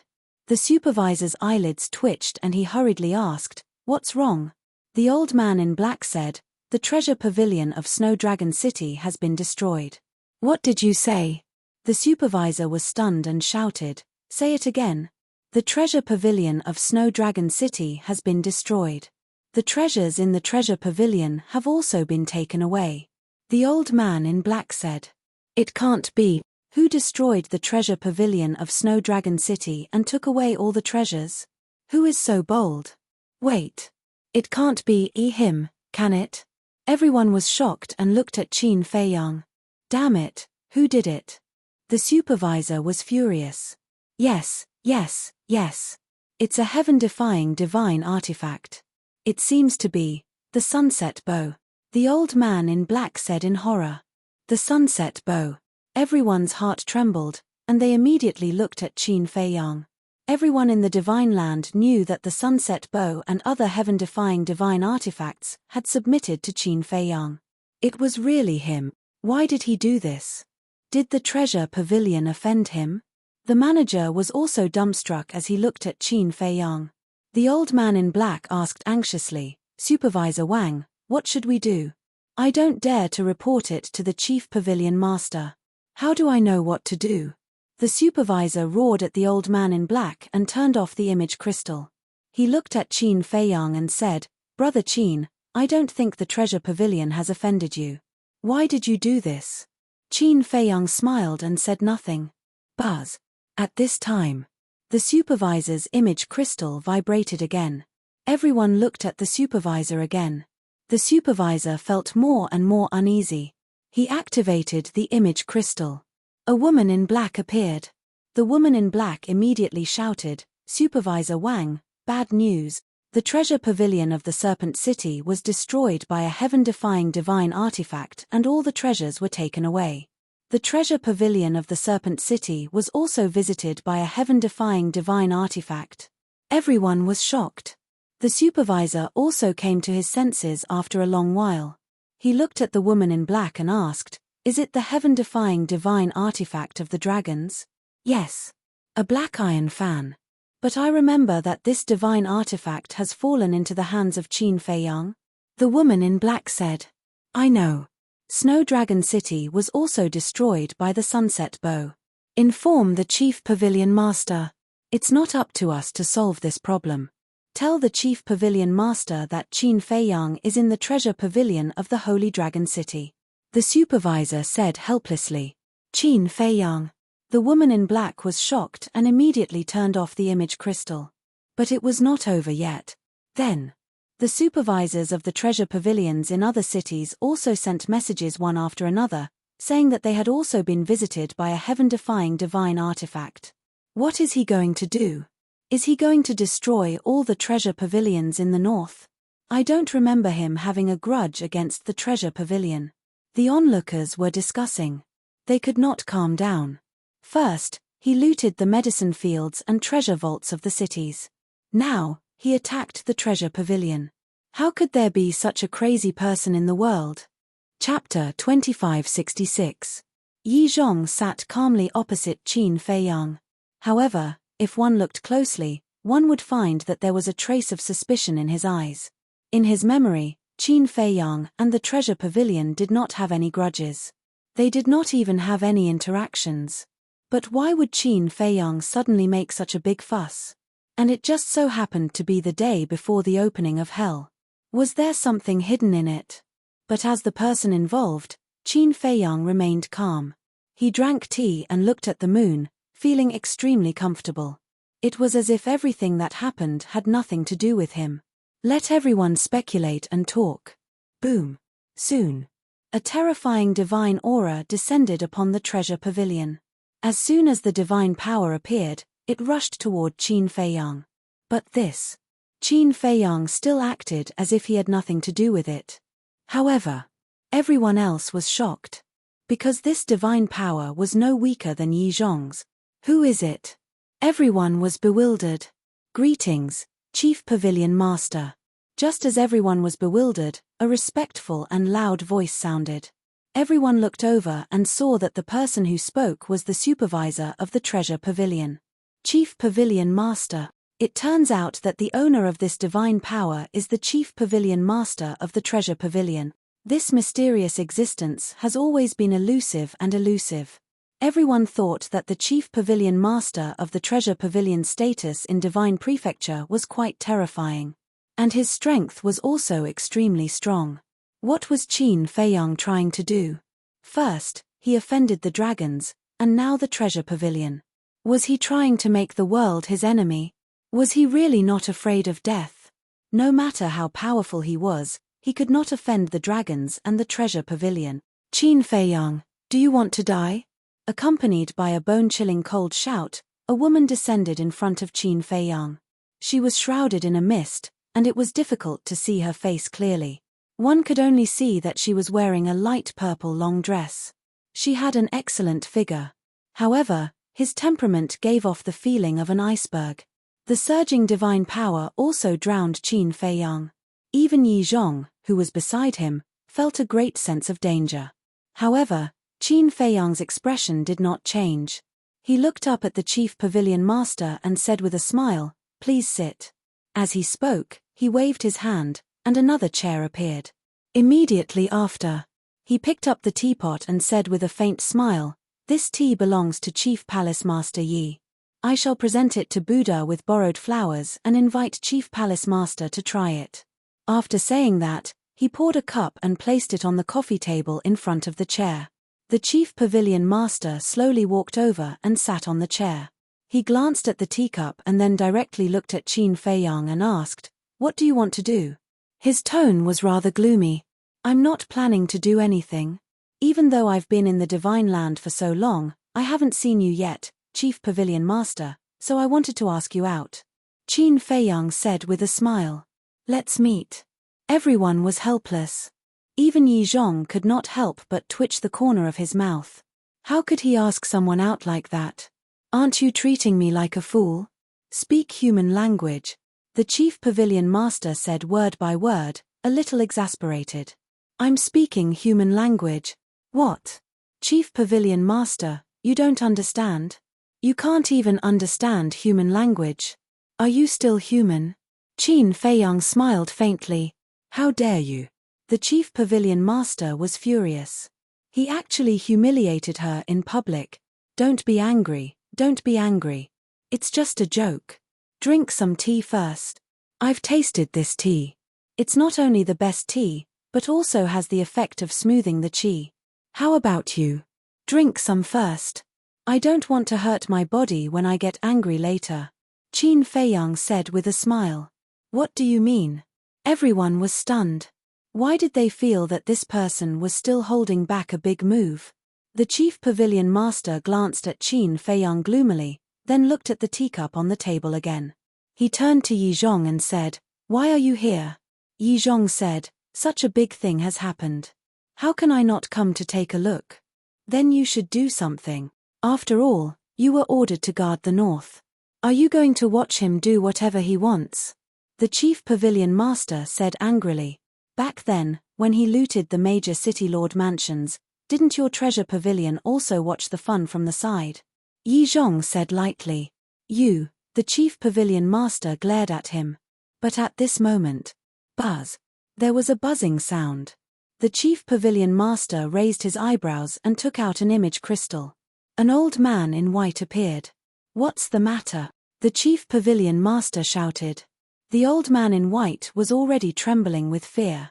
When he saw the chief pavilion master so angry, his body suddenly trembled and he shouted, Lord, something bad has happened. Huh! Everyone was surprised. Yi Zhong also frowned. Wasn't this person the supervisor of a treasure pavilion in the east? Looking at him, could it be that the same thing was happening to the treasure pavilion in the east? Speak. The chief pavilion master said angrily. The white-haired old man quickly said, Our treasure pavilion in the east has been destroyed by evil people. Sure enough. Yi Zhong's heart trembled and he glanced at Qin Feiyang. There was no suspense. It must be this guy behind the scenes. Who is it? How much did we lose? The chief pavilion master was also furious. At present, more than a dozen treasure pavilions have been destroyed. The perpetrator is Hu Yi. The white-haired old man said. Hu Yi. Isn't he Qin Feiyang's accomplice? Everyone looked at Qin Feiyang in unison. This guy was indeed holding back a big move. But why? Not only did he attack the treasure pavilion in the north, but he also attacked the treasure pavilion in the east. How much hatred did he have? Wait a minute. The treasure pavilions in the east and north were facing destruction at the same time. What about the west and south? Buzz. At this time, the buzzing of the image crystal sounded again. This time it was the treasure pavilion's manager. The treasure pavilion's manager quickly activated the image crystal, and a black-haired old woman appeared. The black-haired old woman hurriedly asked, Manager Wang, do you know where the chief pavilion master is? Why can't I contact him? Lord is right next to me. The treasure pavilion's manager turned the image crystal in his hand and pointed it at the chief pavilion master. Lord, something bad has happened. Feng Dazhi came to our south with a heaven-defying artifact and destroyed several of our treasure pavilions. We need support. The black-haired old woman looked at the chief pavilion master and said anxiously. The chief pavilion master's hands suddenly clenched tightly. Terrible, really terrible. Even the treasure pavilion in the south has been destroyed. It seems that the treasure pavilion in the west will not be spared. People muttered. Sure enough. Soon. The people of the treasure pavilion in the west also sent a message. All the major treasure pavilions were destroyed by a masked man one after another. This masked man was naturally the five-clawed golden dragon. Moreover, in the time it took to send the message, more than a dozen treasure pavilions in the north were destroyed by the sunset bow and other 6 heaven-defying artifact. Qin Feiyang. The chief pavilion master suddenly stood up and murderous aura surged out. Clang. But at the same time, the rusty axe appeared. Pieces of rust fell off as 5-colored divine lights bloomed. They were like colorful butterflies that revolved around Qin Feiyang's body. The Chief Pavilion Master's aura and murderous aura were immediately blocked. A heaven-defying artifact. The sunset bow and the other 6 heaven-defying artifacts, plus this heaven-defying artifact, he has 11 heaven-defying artifact. No wonder even Yi Zhong didn't dare to take action. Qin Feiyang is now strong enough to compete with the dragons with his own ability, not to mention that there is the mysterious Dragon Slayer Palace behind him. Everyone was shocked. They never expected that in just these years, Qin Feiyang had developed to such a terrifying extent in the Divine Land. Do you think a heaven-defying artifact can protect you?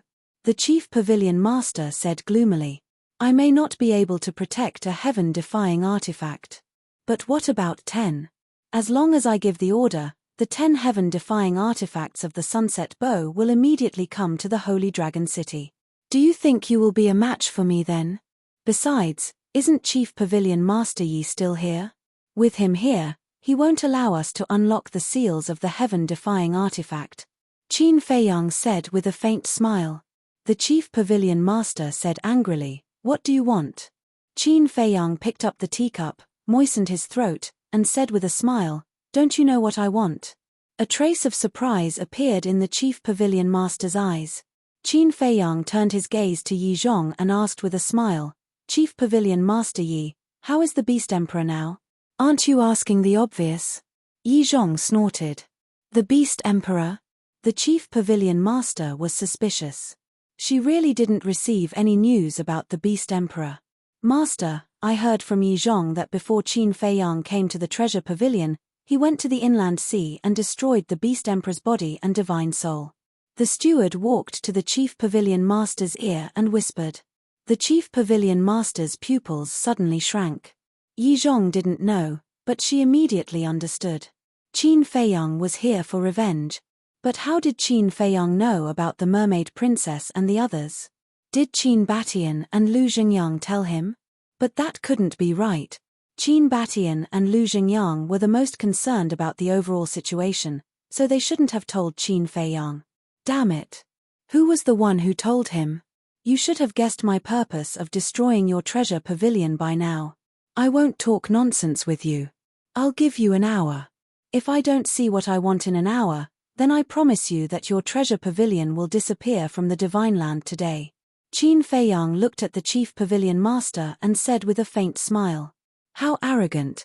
How domineering. In this world, except for the dragons and the dragon-slaying palace, I'm afraid only this person dares to say such words in front of the Chief Pavilion Master. Everyone's eyes trembled. This person was indeed a descendant of Qin Batian. His style of doing things was unscrupulous. You want my treasure pavilion to disappear?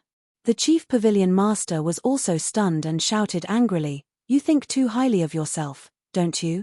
Our treasure pavilion has been standing in the ancient world for so many years, and it's not just for show. Is that so? Then let's wait and see. Anyway, I have plenty of time. I can even play with you slowly without going to the Nether King's hell. Qin Feiyang chuckled. The Chief Pavilion Master's face darkened. It was already very obvious. This person would not give up until he achieved his goal today. What he wants? What does he want from the treasure pavilion? Yi Zhong looked at Qin Feiyang and the Chief Pavilion Master with a trace of suspicion in his old eyes. Also, why did Qin Feiyang deliberately mention the Beast Emperor? Could it be that the Beast Emperor had something to do with this? First, he tried to kill the Beast Emperor, then he attacked the treasure pavilion. What kind of unknown secret was hidden in this? Chapter 2567. Qin Feiyang looked at the silent Chief Pavilion Master and said with a faint smile, Hurry up and decide. Time waits for no one. If you're late for even a second, a pavilion will be destroyed. Do you have the heart to do that? You, the Chief Pavilion Master, trembled with anger. Don't be angry, don't be angry. Drink a cup of tea and calm down. Qin Feiyang chuckled. Everyone was speechless. Drinking tea could calm down. He was simply toying with the Chief Pavilion Master like a monkey. However, this person's courage and boldness were truly admirable. In fact, The student might even surpass the master. If Qin Batian were to compare with him, there was no comparison at all. Although Qin Batian founded the dragon-slaying palace, he had never brazenly sat here in front of Yi Zhong and the chief pavilion master. Not to mention toying with the chief pavilion master. The chief pavilion master said, "Aren't you afraid that I'll kill them?" Afraid? Why should I be afraid? If you really dare to kill them, why did you imprison them? Believe it or not, if you dare to touch a single hair on them, not only me, but even the two ancestors won't let you go. Don't you have this bit of awareness? Qin Feiyang snickered. The chief pavilion master was extremely angry, but there was nothing he could do. Although Qin Feiyang was the young master of the dragon-slaying palace and could be considered a member of the dragon-slaying palace, she, a dignified sovereign, seemed to be worthless in front of Qin Feiyang. The most hateful thing was, he actually sent people to destroy her treasure pavilion. Not to mention anything else, they were in the same camp after all. Couldn't they discuss things? Take your time to think about it. I'm not in a hurry. Qin Feiyang held the teacup and tasted the tea by himself. His face was full of enjoyment as he said with a smile, "Chief Pavilion Master, the taste of this tea is really amazing. I suddenly want some. Can you give it to me?" If Yi Zhong was willing to give him some, Qin Feiyang wouldn't have to worry so much about it in the future. When Yi Zhong asked, he would say that he gave it to him. "In your dreams." Yi Zhong snorted coldly. Qin Feiyang shook his head helplessly and said, "Is your prejudice against me that big? This old man doesn't seem to be that close to you." Yi Zhong snorted through his nose. "That's sad. Looks like I really need to have a good chat with that disciple of yours. Not for anything else, but for this tea," Qin Feiyang said with a smile. "What do you mean?" Yi Zhong's gaze darkened. "Wasn't this tea given to you by your disciple? Something's not right. He gave it to your father, and he even gave him a whole jar. You got these tea leaves from your father. Am I right?" Qin Feiyang smiled faintly. "You're spying on me." Yi Zhong stood up and glared at Qin Feiyang. No. Spying on me doesn't sound good. You should understand that I'm concerned about you." Qin Feiyang waved his hand. "Concerned?" Yi Zhong was burning with anger. The chief pavilion master rolled his eyes and looked at Yi Zhong. "Why don't we join forces and call Long Zun and the others over to kill him?" "Join forces?" Qin Feiyang laughed and said sarcastically, "Hell is about to open. Do you think Chief Pavilion Master Yi will do such a risky thing now?" Yi Zhong also looked at the Chief Pavilion Master coldly and pretended not to hear anything. The Chief Pavilion Master couldn't help but frown. Qin Feiyang said again, "But you're really ridiculous. You're the supreme sovereign of the Dragon Slayer Palace, but you actually want to join forces with the dragons. Kid, don't be too arrogant." The Chief Pavilion Master was so angry that he was about to go crazy. "You need to have the ability to be arrogant." "I do. But what about you? I'm afraid you don't even have a brain. You clearly know that the Mermaid Princess and the others are very important to me, but you still use them to threaten me. Aren't you touching my reverse scale? Do you know the price of angering me? I'm not even afraid of the dragons, let alone a little pavilion master like you. Give me an answer within 3 breaths. Otherwise, even if you invite the two ancestors, you won't be able to change my mind." Qin Feiyang shouted secretly. The chief pavilion master gnashed his teeth. He was getting more and more arrogant. He didn't take her, a supreme sovereign, seriously at all. 3. Qin Feiyang drank his tea and slowly transmitted his voice. 2. 1. When he said 1, Qin Feiyang slowly put down his teacup, and a trace of killing intent appeared in his eyes. The chief pavilion master's eyelids twitched. Qin Feiyang turned to look at Fu Tu and said with a smile, "Let the sunset divine bow and the others kill." Boom. As soon as these words came out, the chief pavilion master felt as if she had been struck by lightning, and her face couldn't help but turn pale. She originally thought that Qin Feiyang was just scaring her and didn't take it seriously. But she didn't expect that. He really wanted to completely destroy the treasure pavilion. Then again, she didn't know Qin Feiyang at all. He didn't cause trouble, but he wasn't afraid of trouble either. If he was provoked, he would follow even the heavens. "Okay. The artifact spirit laughed. The chief pavilion master shivered and quickly said secretly, "Stop, I promise you." The corners of Qin Feiyang's mouth lifted slightly, and he waved his hand to stop Fu Tu. He looked at the chief pavilion master and transmitted his voice with a smile. "I thought you had more backbone, but it turns out that you're just like this." Being humiliated again and again, the chief pavilion master couldn't help but have a trace of resentment in her eyes. Although these words were secretly transmitted and were not known to others, one must know that with her status and strength, she had never been in such a difficult position before. "I'll go to the Dragon Slayer Palace and release them. You also immediately tell Hui Yi and the Sunset Divine Bow to stop," the chief pavilion master said secretly. "Of course. Tell them that I'll be waiting for them at Black Tortoise Mountain outside the city." Qin Feiyang transmitted his voice. "Okay." The chief pavilion master took a deep look at Qin Feiyang, turned around, opened an altar, and left. She left. What's going on? Could it be that the chief pavilion master doesn't care about the life and death of the treasure pavilion?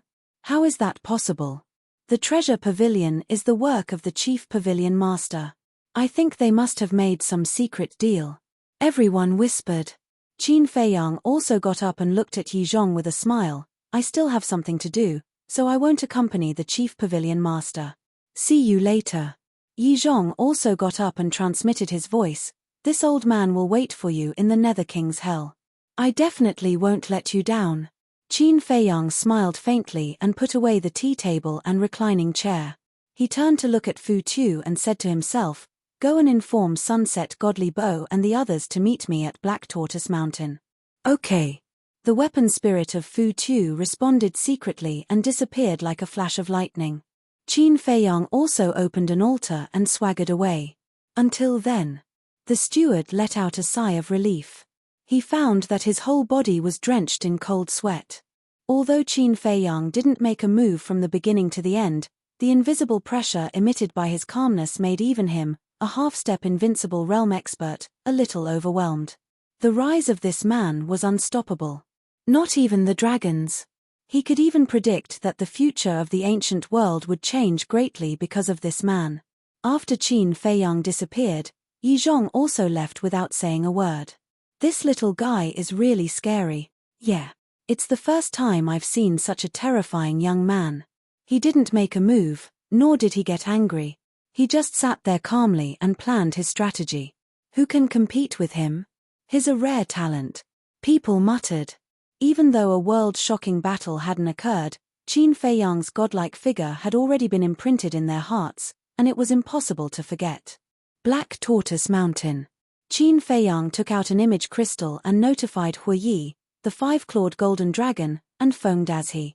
Then, he closed his eyes and waited silently. Whoosh. Soon.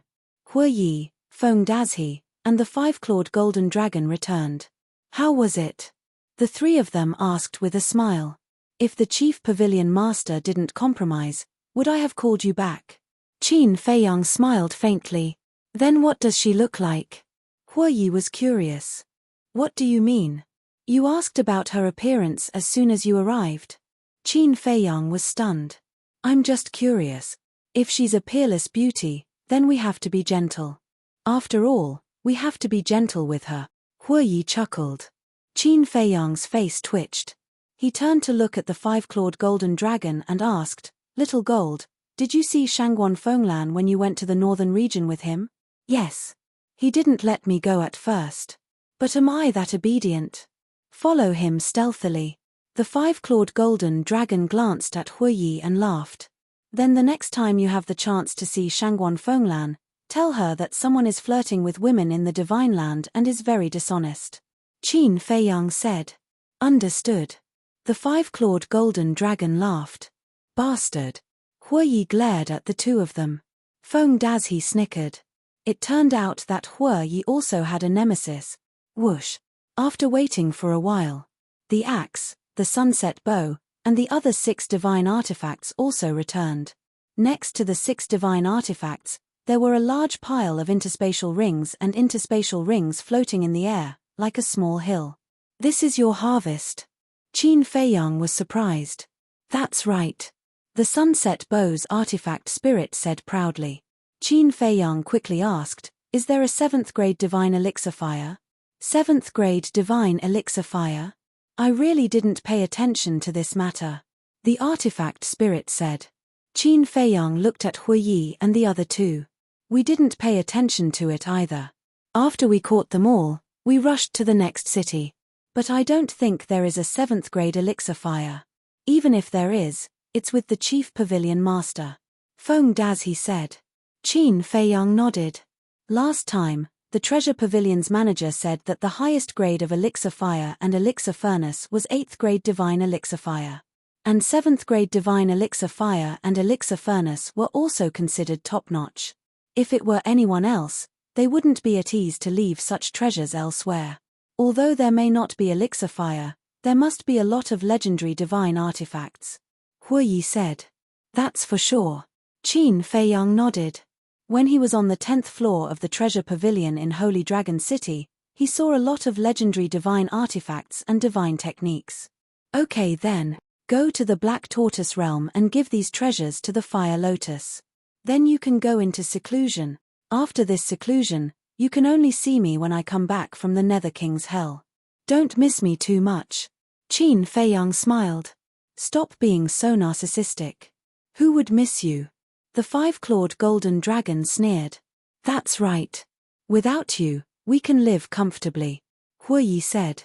Ha, Qin Feiyang laughed and sent the 3 of them and the 10 heaven-defying divine artifacts to the Black Tortoise realm. He waited outside alone for the mermaid princess and the others. Chapter 2568. Time passed slowly. Qin Feiyang frowned when he did not see the mermaid princess and the others. Was the chief pavilion master playing tricks? But that did not make sense. Even the dragons did not dare to confront him, let alone a mere treasure pavilion. Besides, this was the chief pavilion master and the Beast Emperor's fault. There was no reason for them to go against him. Swoosh. Suddenly, silhouettes appeared above Black Tortoise Mountain. Qin Feiyang looked up, and his eyes were filled with excitement. Were they not the lovers and companions he had been thinking about day and night? Dan Wangcai, Zhao Tailai, Tang Hai, Kui Li, Willow Tree, Blood Chileen, Golden Leopard, Thunder Leopard, Yu Huang. There were also Tantai Li, Qin Rushuang, Mermaid Princess, Feiyang. Boss. Young Master. When everyone saw Qin Feiyang, their expressions were also incomparably excited and they immediately surrounded Qin Feiyang. Feiyang, I thought I would never see you again. The mermaid princess threw herself into Qin Feiyang's arms. I'll take care of everything. Don't be afraid. Qin Feiyang's heart ached. The mermaid princess nodded. Damn it. Supreme Cloud and Supreme Beast are inhumane. How dare they imprison us? Don't worry. Revenge is a dish best served cold. They'll fall into our hands sooner or later. That's right. We'll let them know why the flowers are so red. The Blood Chileen, Thunder Leopard, Golden Leopard, and Yu Huang gnashed their teeth. Qin Feiyang looked at the beasts and nodded. Don't worry. That day will come. Let's not talk about that first. Young Master, I heard that the castle and Black Tortoise realm have merged, and the time formation has become 100 years a day? Is that true? Zhao Tailai and the others looked at Qin Feiyang expectantly. Qin Feiyang smiled. Of course it's true. Why else would I ask you to come back? Haha, then hurry up and enter. I'm just about to break through to the half-step 9 heavens realm. The Blood Kirin said excitedly. Half-step 9th heavens realm? Qin Feiyang froze, and he looked at the Blood Kirin. This guy had actually broken through to the great circle of the paramount god level. Zhao Tailai and the others, as well as Yu Huang and the other beasts, were all perfected transcendent gods. It seems that you've gained quite a lot from the dragon-slaying palace over the years. Qin Feiyang smiled. That's a must. Ever since we separated in the Heavenly Dragon Sea, we've been in seclusion every day, and we've never run around. We're just afraid of embarrassing you. Lei Bao and the other beasts chuckled. Qin Feiyang couldn't help but shake his head and laugh. Feiyang, I'm really sorry. I didn't protect them well. Tantai Li looked at Qin Feiyang with an apologetic expression. Great-grandmother, This has nothing to do with you. The fault lies with the Chief Pavilion Master and the Beast Emperor. Selfishness and jealousy are too strong. Hold on, the Cloud Sovereign and the Beast Emperor you mentioned just now, could it be them? Qin Feiyang asked. Yes. Tan Tai Li nodded. Qin Feiyang snorted coldly. These two are not qualified to be on the same level as the two ancestors. But they are the sovereigns of the dragon-slaying palace after all. Both of your ancestors hoped that we could bury the hatchet and bury the hatchet. Don't affect the development of the dragon-slaying palace. Your two ancestors also asked me to apologize to you on their behalf for not telling you at the first moment. Tan Tai Li said. I'm not such a calculative person. As long as you're fine, anything can be discussed. Besides, they've paid a heavy price this time. Qin Feiyang smiled. Needless to say, the treasure pavilion's reputation was damaged, and they'd lost a lot of treasures. As for the Beast Emperor, his physical body was destroyed, and his soul was destroyed. For a supreme expert like the Beast Emperor, it wasn't just a great loss of vitality, but it was almost fatal. It would take tens of thousands of years just to rebuild his physical body and condense his soul. Tens of thousands of years was a long time for an imperishable realm expert. Tan Tai Li heaved a sigh of relief when she heard Qin Feiyang's reply. Qin Feiyang suddenly looked at Qin Rushuang and then at Tan Tai Li. He teased, "Great-grandmother, I'm surprised.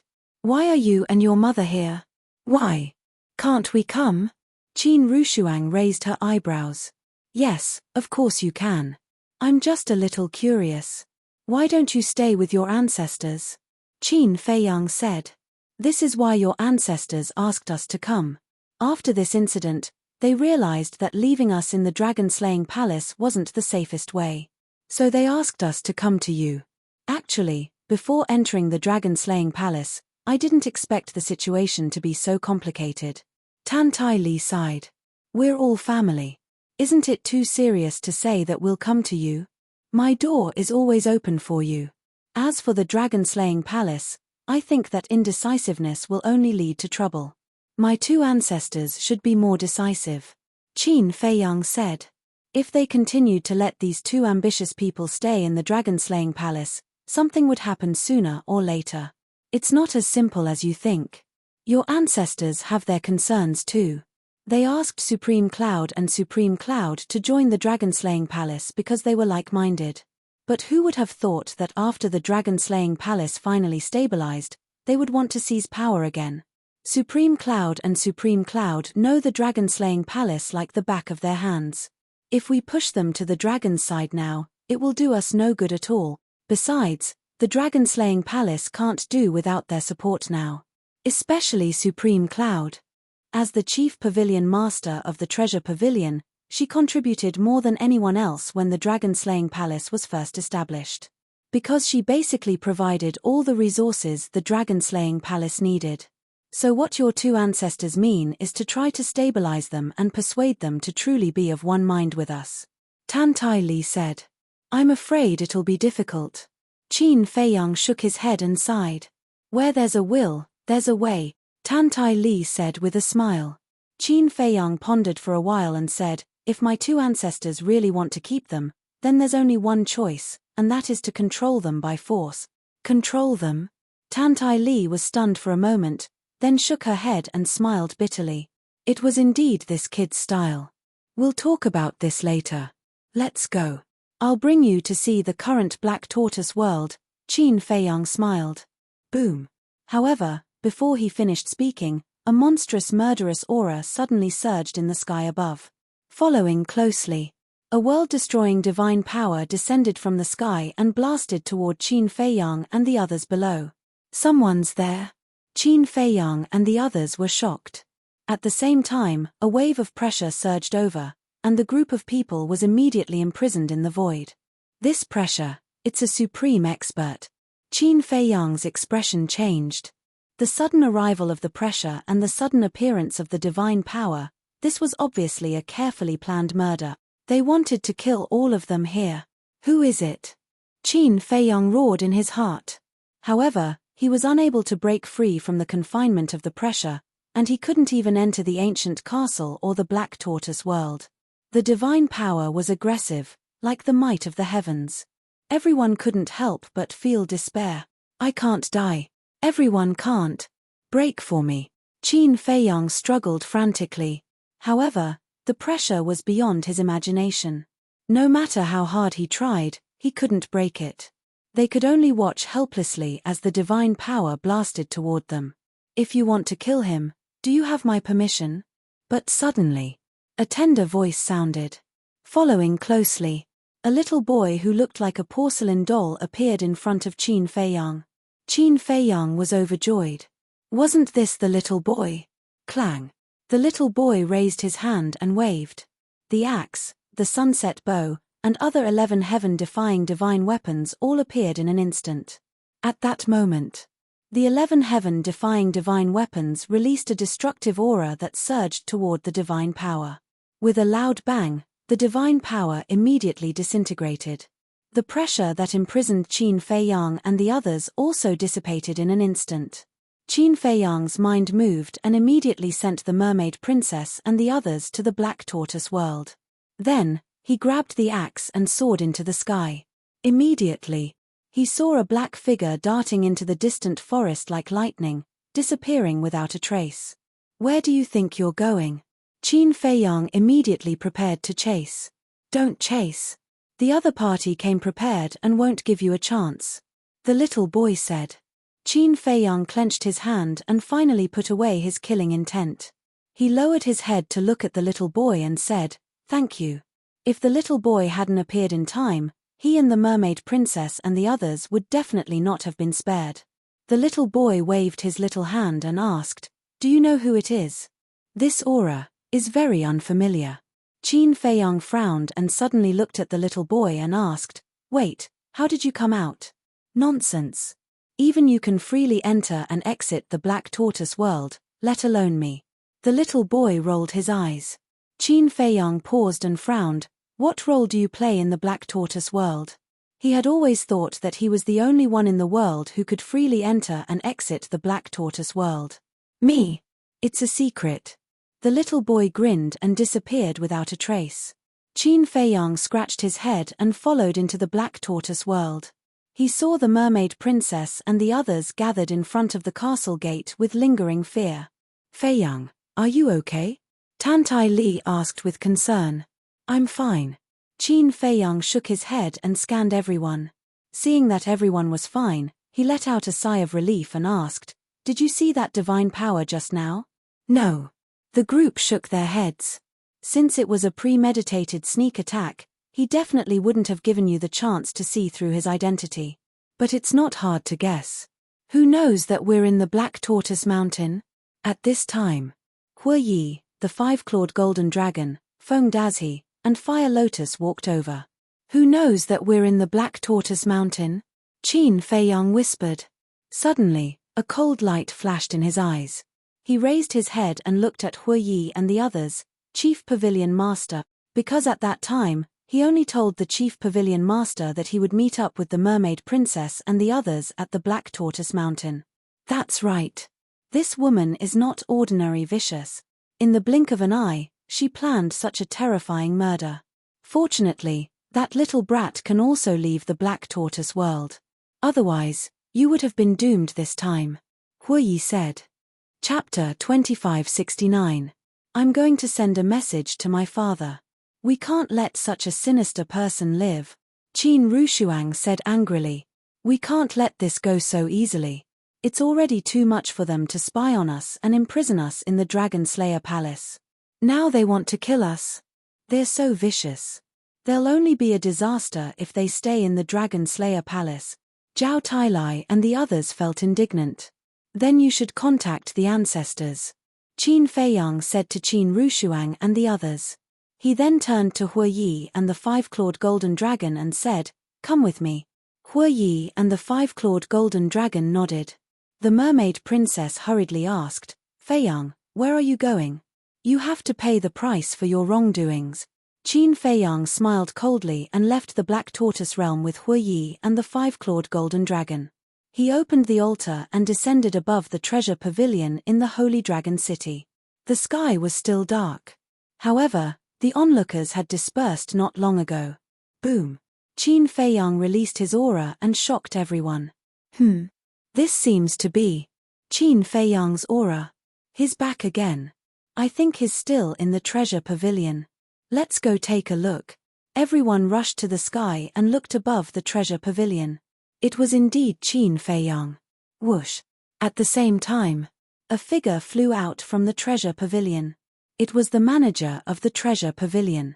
When he saw Qin Feiyang and the other two, the manager's expression changed. He smiled obsequiously and said, "May I know why you've come to my treasure pavilion again?" Qin Feiyang glanced at the manager and said, "Raise this place to the ground."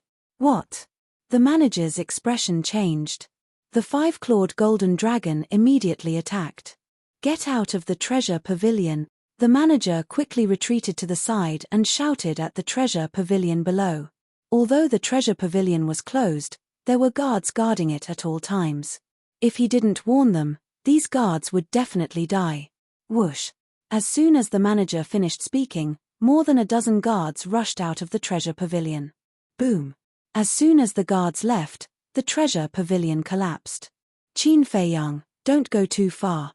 Seeing this scene, the manager of the treasure pavilion roared furiously. The one who has gone too far is your chief pavilion master. Today, I will make the treasure pavilion disappear from the divine prefecture. Let's go to the next place. Qin Feiyang's eyes darkened. He opened the altar and brought Huiyi and the five-clawed golden dragon away. What the hell is going on? The manager of the treasure school was burning with anxiety. He took out an image crystal and sent a message to the chief pavilion master. What? He's back. The chief pavilion master was enraged when he heard this. Yes. I wonder which city they went to. My lord, you have to think of a solution quickly.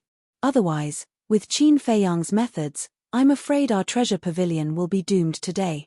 The manager of the treasure pavilion said anxiously. I'll deal with it right away, the chief pavilion master said gloomily and turned off the image crystal. Swish. In the sky above a certain city, 3 figures appeared. One of them waved his hand, and a surge of divine power surged out. With a loud bang, a building in the center of the city collapsed on the spot. This building was the treasure pavilion of the city. After the treasure pavilion was destroyed, the 3 figures opened the altar and disappeared.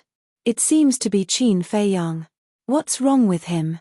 Didn't I hear that his grudge with the treasure pavilion has been resolved? Why is he attacking the treasure pavilion again? Also, what grudge does he have with the treasure pavilion? Everyone was discussing. For the people of the major cities in the north, this was destined to be a sleepless night. Feiyang, father wants you to come in. When Qin Feiyang and the other 2 destroyed the 4th pavilion, Qin Rushuang's voice suddenly rang in Qin Feiyang's mind. Qin Feiyang was slightly taken aback. He brought Huiyi and the 5-clawed golden dragon into the ancient castle and saw that everyone was gathered in the castle hall. In the void, 3 figures were suspended. They were Qin Batian and Lu Zhengyang, the chief pavilion master. The chief pavilion master's face was still as unrecognizable as before. As soon as Qin Batian saw Qin Feiyang appear, he immediately said, Feiyang, this is a misunderstanding. Misunderstanding? Qin Feiyang raised his eyebrows and pointed at the chief pavilion master's shadow. She's the only one who knows that I'm at Black Tortoise Mountain. Who else could it be? Don't get too excited. Listen to me. When you destroyed the treasure pavilion, Lu Zhengyang and I also secretly went to Black Tortoise Mountain. Judging from the remnant divine power aura, this person is not from the Dragon Slayer Palace. Qin Batian said. Of course he's not from the Dragon Slayer Palace, because he's one of her people. Qin Feiyang pointed at the chief pavilion master angrily. Qin Feiyang, don't slander me. Although I do hate you, I won't resort to such despicable tricks. The chief pavilion master said angrily. You even spied on Zhao Tailai and the others. What else can't you do? Qin Feiyang sneered. I didn't do it, so I didn't do it. The chief pavilion master said. Feiyang, calm down first.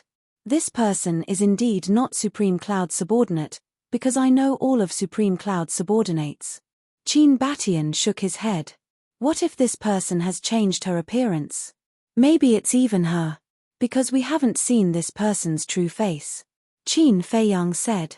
Appearance can be changed, but the aura of divine power can't be changed. Unless you take that kind of divine pill to change the power of bloodline like you and me. But I'm the only one who has this pill. And I've never given this pill to anyone except you. You can't be suspecting that I'm the one who wants to kill you, right? Qin Batian said. Qin Feiyang frowned and said, Are you sure that I'm the only one you've given this kind of pill to? Of course. I've only refined a total of 3 pills since it was developed. I've taken 2, and you've taken 1. Who else would have one? Qin Batian smiled helplessly. Then, Qin Feiyang frowned, looked at the chief pavilion master, and asked, It's really not you. Nonsense. You're the descendant of Qin Batian and Lu Zhangyang. Tantai Li and her daughter are Qin Baishan's wife and daughter. The mermaid princess is also the descendant of the mermaid emperor. You have such a big brain. Why don't you think about it? Would I dare to kill you? If I did, I would have killed them in the dragon-slaying palace. Why would I imprison them and wait until now?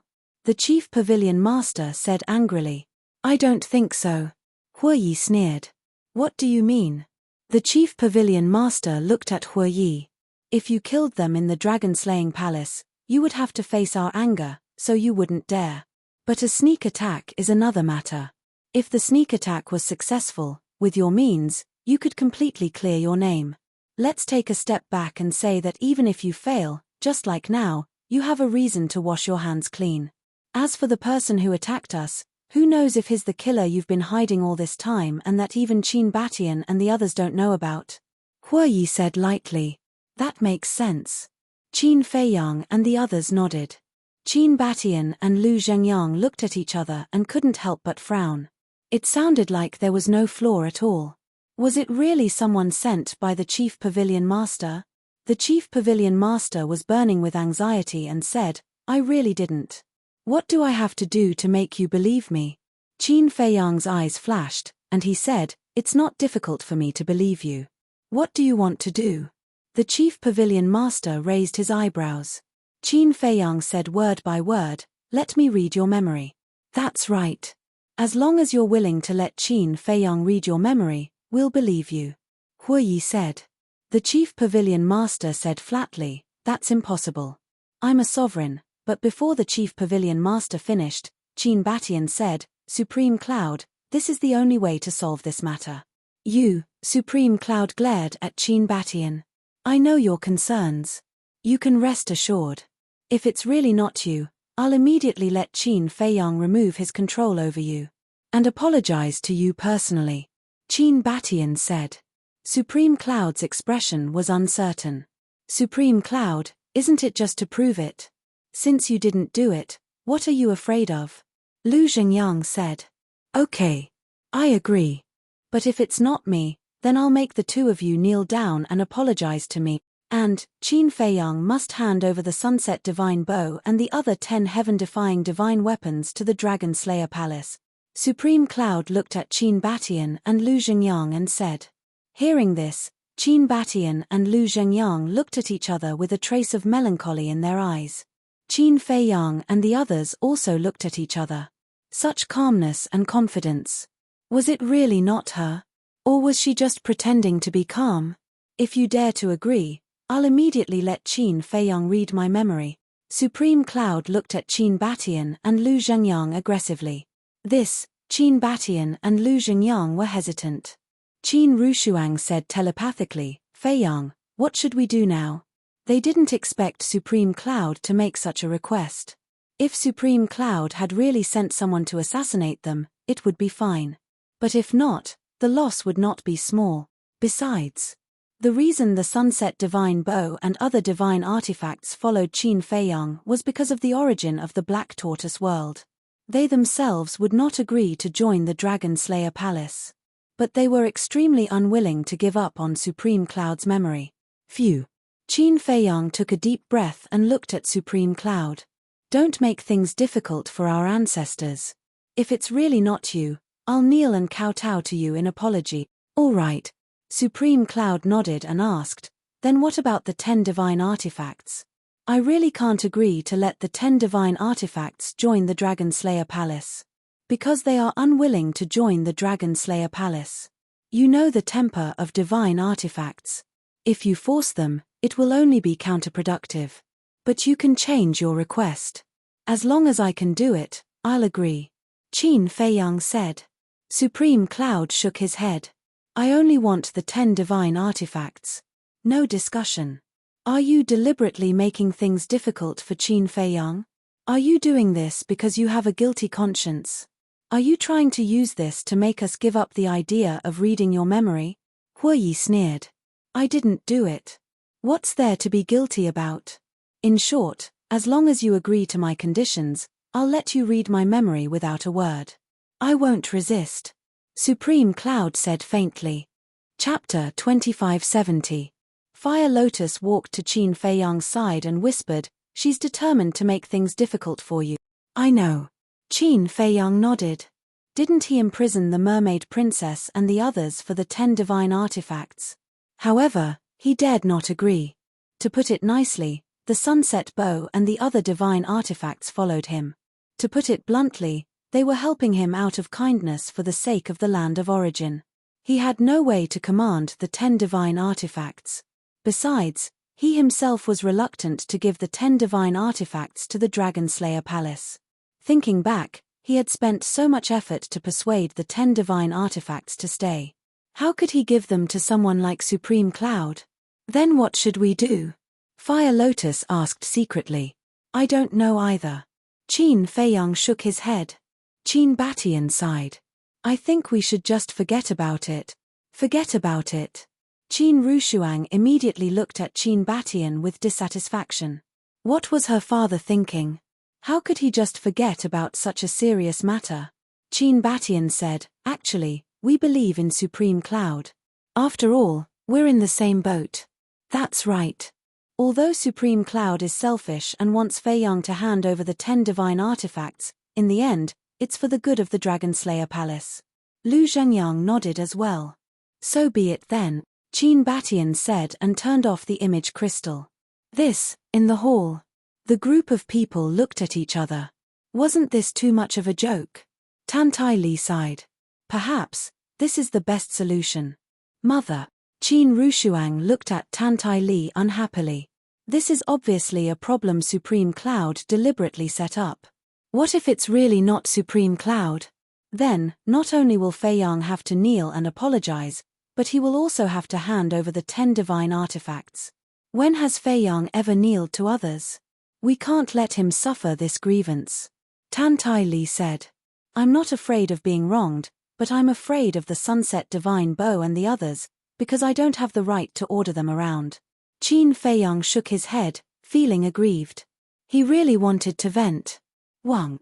At this moment, Qin Rushuang's image crystal rang again. Qin Rushuang looked at the image crystal suspiciously. As it recovered, 2 shadows appeared. "Father!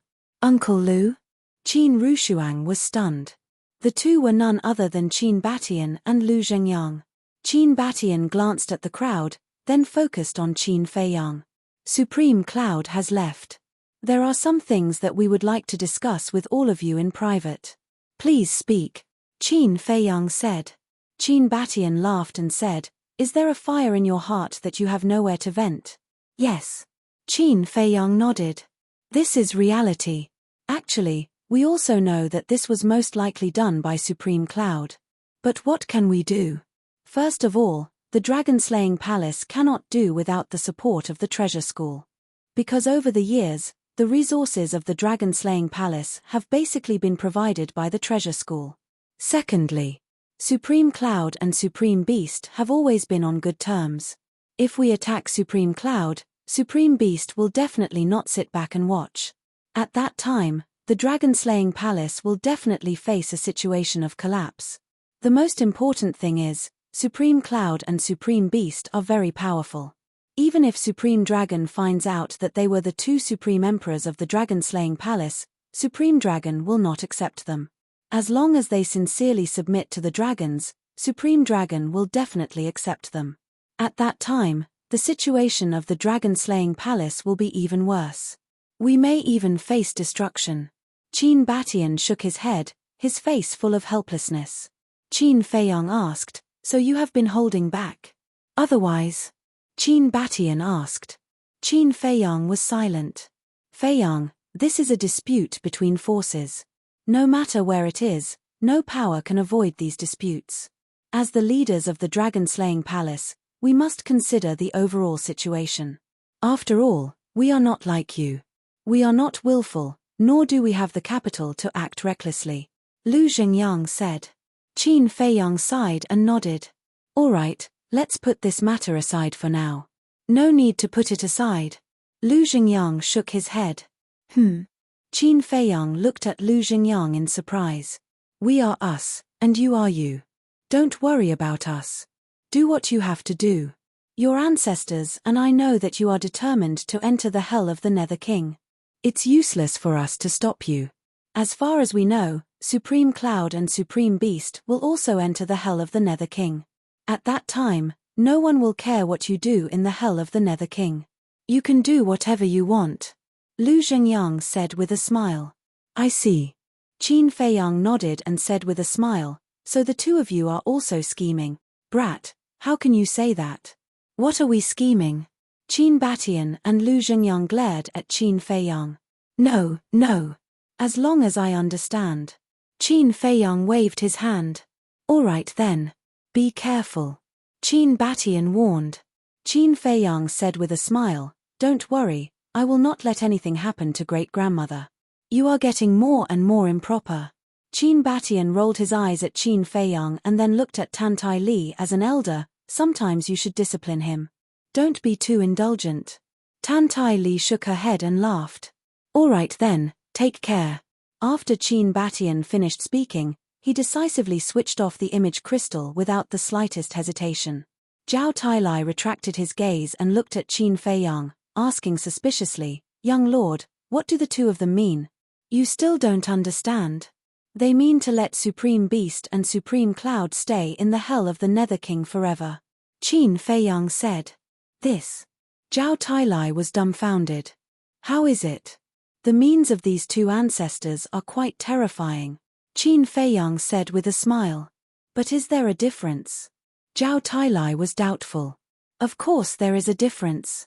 Our ancestors' biggest concern is the resources provided by the treasure pavilion. If Supreme Cloud and Supreme Beast die outside, the people of the treasure pavilion will definitely hate us. Let's talk about it later. Killing those two will not be an easy task. But it's different in the hell of the Nether King. Supreme Cloud won't be able to control the treasure pavilion in the hell of the Nether King. If my guess is right, after we enter the hell of the Nether King, the two ancestors will definitely start planning to take over the treasure pavilion. In other words, they want all the resources of the treasure pavilion in their own hands. In this way, even if Supreme Cloud comes back alive from the hell of the Nether King, her position as the chief pavilion master of the treasure pavilion will only be in name. And as long as they get all the resources of the treasure pavilion, our ancestors won't care if Supreme Cloud goes to the dragons," Qin Feiyang said. Zhao Tailai smiled.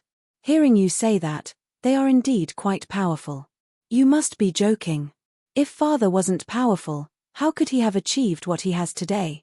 Qin Rushuang said proudly. "Yes, yes, yes." Zhao Tailai nodded repeatedly. "But I still hope to control Supreme Cloud and Supreme Beast. After all, as our ancestors said, they are not weak and are the main fighting force against the dragons," Qin Feiyang said. Tantai Li smiled. "Didn't your two ancestors say that as long as we enter the hell of the Nether King, you can do whatever you want? Let's wait and see. Try your best to control them if you can, and kill them if you can't," Qin Feiyang said. Huoyi asked, "But will Supreme Beast enter the hell of the Nether King?" "Yes. Supreme Beast's body and soul have been destroyed, and he only has a strand of consciousness left. I'm afraid he won't dare to take the risk," the five-clawed golden dragon said. "That depends on how much he hates me. If he really hates me, he will go in. Even if he doesn't go in, as long as he can get rid of Supreme Cloud, it's still not bad." Qin Feiyang smiled faintly. Everyone nodded. Qin Feiyang sighed and looked at everyone. All right then, you guys go ahead and cultivate. I'll return to the Dragon God Palace first. Wait. Let's refine the Yin-Yang Chaos Pill and Supreme Nirvana Pill first. The Blood Kirin hurriedly said. So anxious. Qin Feiyang was stunned. Of course. The Blood Kirin nodded. All right then, after refining these pills, I'll return to the Dragon God Palace. Qin Feiyang smiled and turned to look at Huolian. He said, help me prepare the medicinal ingredients. At the same time, the Dragon God Palace. Where's Li Biyue? Is he not back yet? In the valley. Yi Zhong looked at Qin Feiyang's cave residence angrily. No. Next to him. Yi Shuai shook her head. Yi Zhong said angrily, what the hell is this bastard doing? What's wrong? Yi Shuai looked at Yi Zhong suspiciously. You don't know, but Qin Feiyang has his eyes on him now, so no matter what, we can't let him sneak into the hell of the Nether King. Yi Zhong said in a deep voice. Yi Shuai was stunned and wondered, why would Qin Feiyang have his eyes on him? Nonsense. This kid is causing trouble every day. How can he not be targeted by Qin Feiyang? Yi Zhong's face was full of anger. Yi Shuai covered her mouth and laughed. This is a good thing, at least it proves that Li Biyue is indeed a talent. A good thing. Yi Zhong looked at Yi Shuai speechlessly and said, also, you, your great-grandfather, and second-grandfather can't stay at home in the Dragon God Palace. Yi Shuai was stunned and frowned. Don't tell me that Qin Feiyang has his eyes on us too. What else? This Qin Feiyang knows our family's situation like the back of his hand. He even knows about Li Biyue giving us tea leaves. Yi Zhong said. So powerful? Yi Shuai was shocked. So this old man has decided to send you to Divine Dragon Island later. Divine Dragon Island is the safest place now. This old man has already discussed with Revered Dragon, and he has agreed. In short, before this old man comes back from the hell of the Nether King, you guys stay on Divine Dragon Island. Yi Zhong said in a deep voice. Divine Dragon Island? Yi Shuai was stunned for a moment, then her eyes were full of curiosity. She was not unfamiliar with this place. She often heard her grandfather talk about it, but she had not been there until now. Yi Zhong pondered for a moment and said, go home now and bring your great-grandfather here. Okay. Yi Shuai nodded and then opened a teleportation altar that led to the entrance square. Let me go back with you, I'm a little worried. Yi Zhong thought for a moment and stepped on the altar.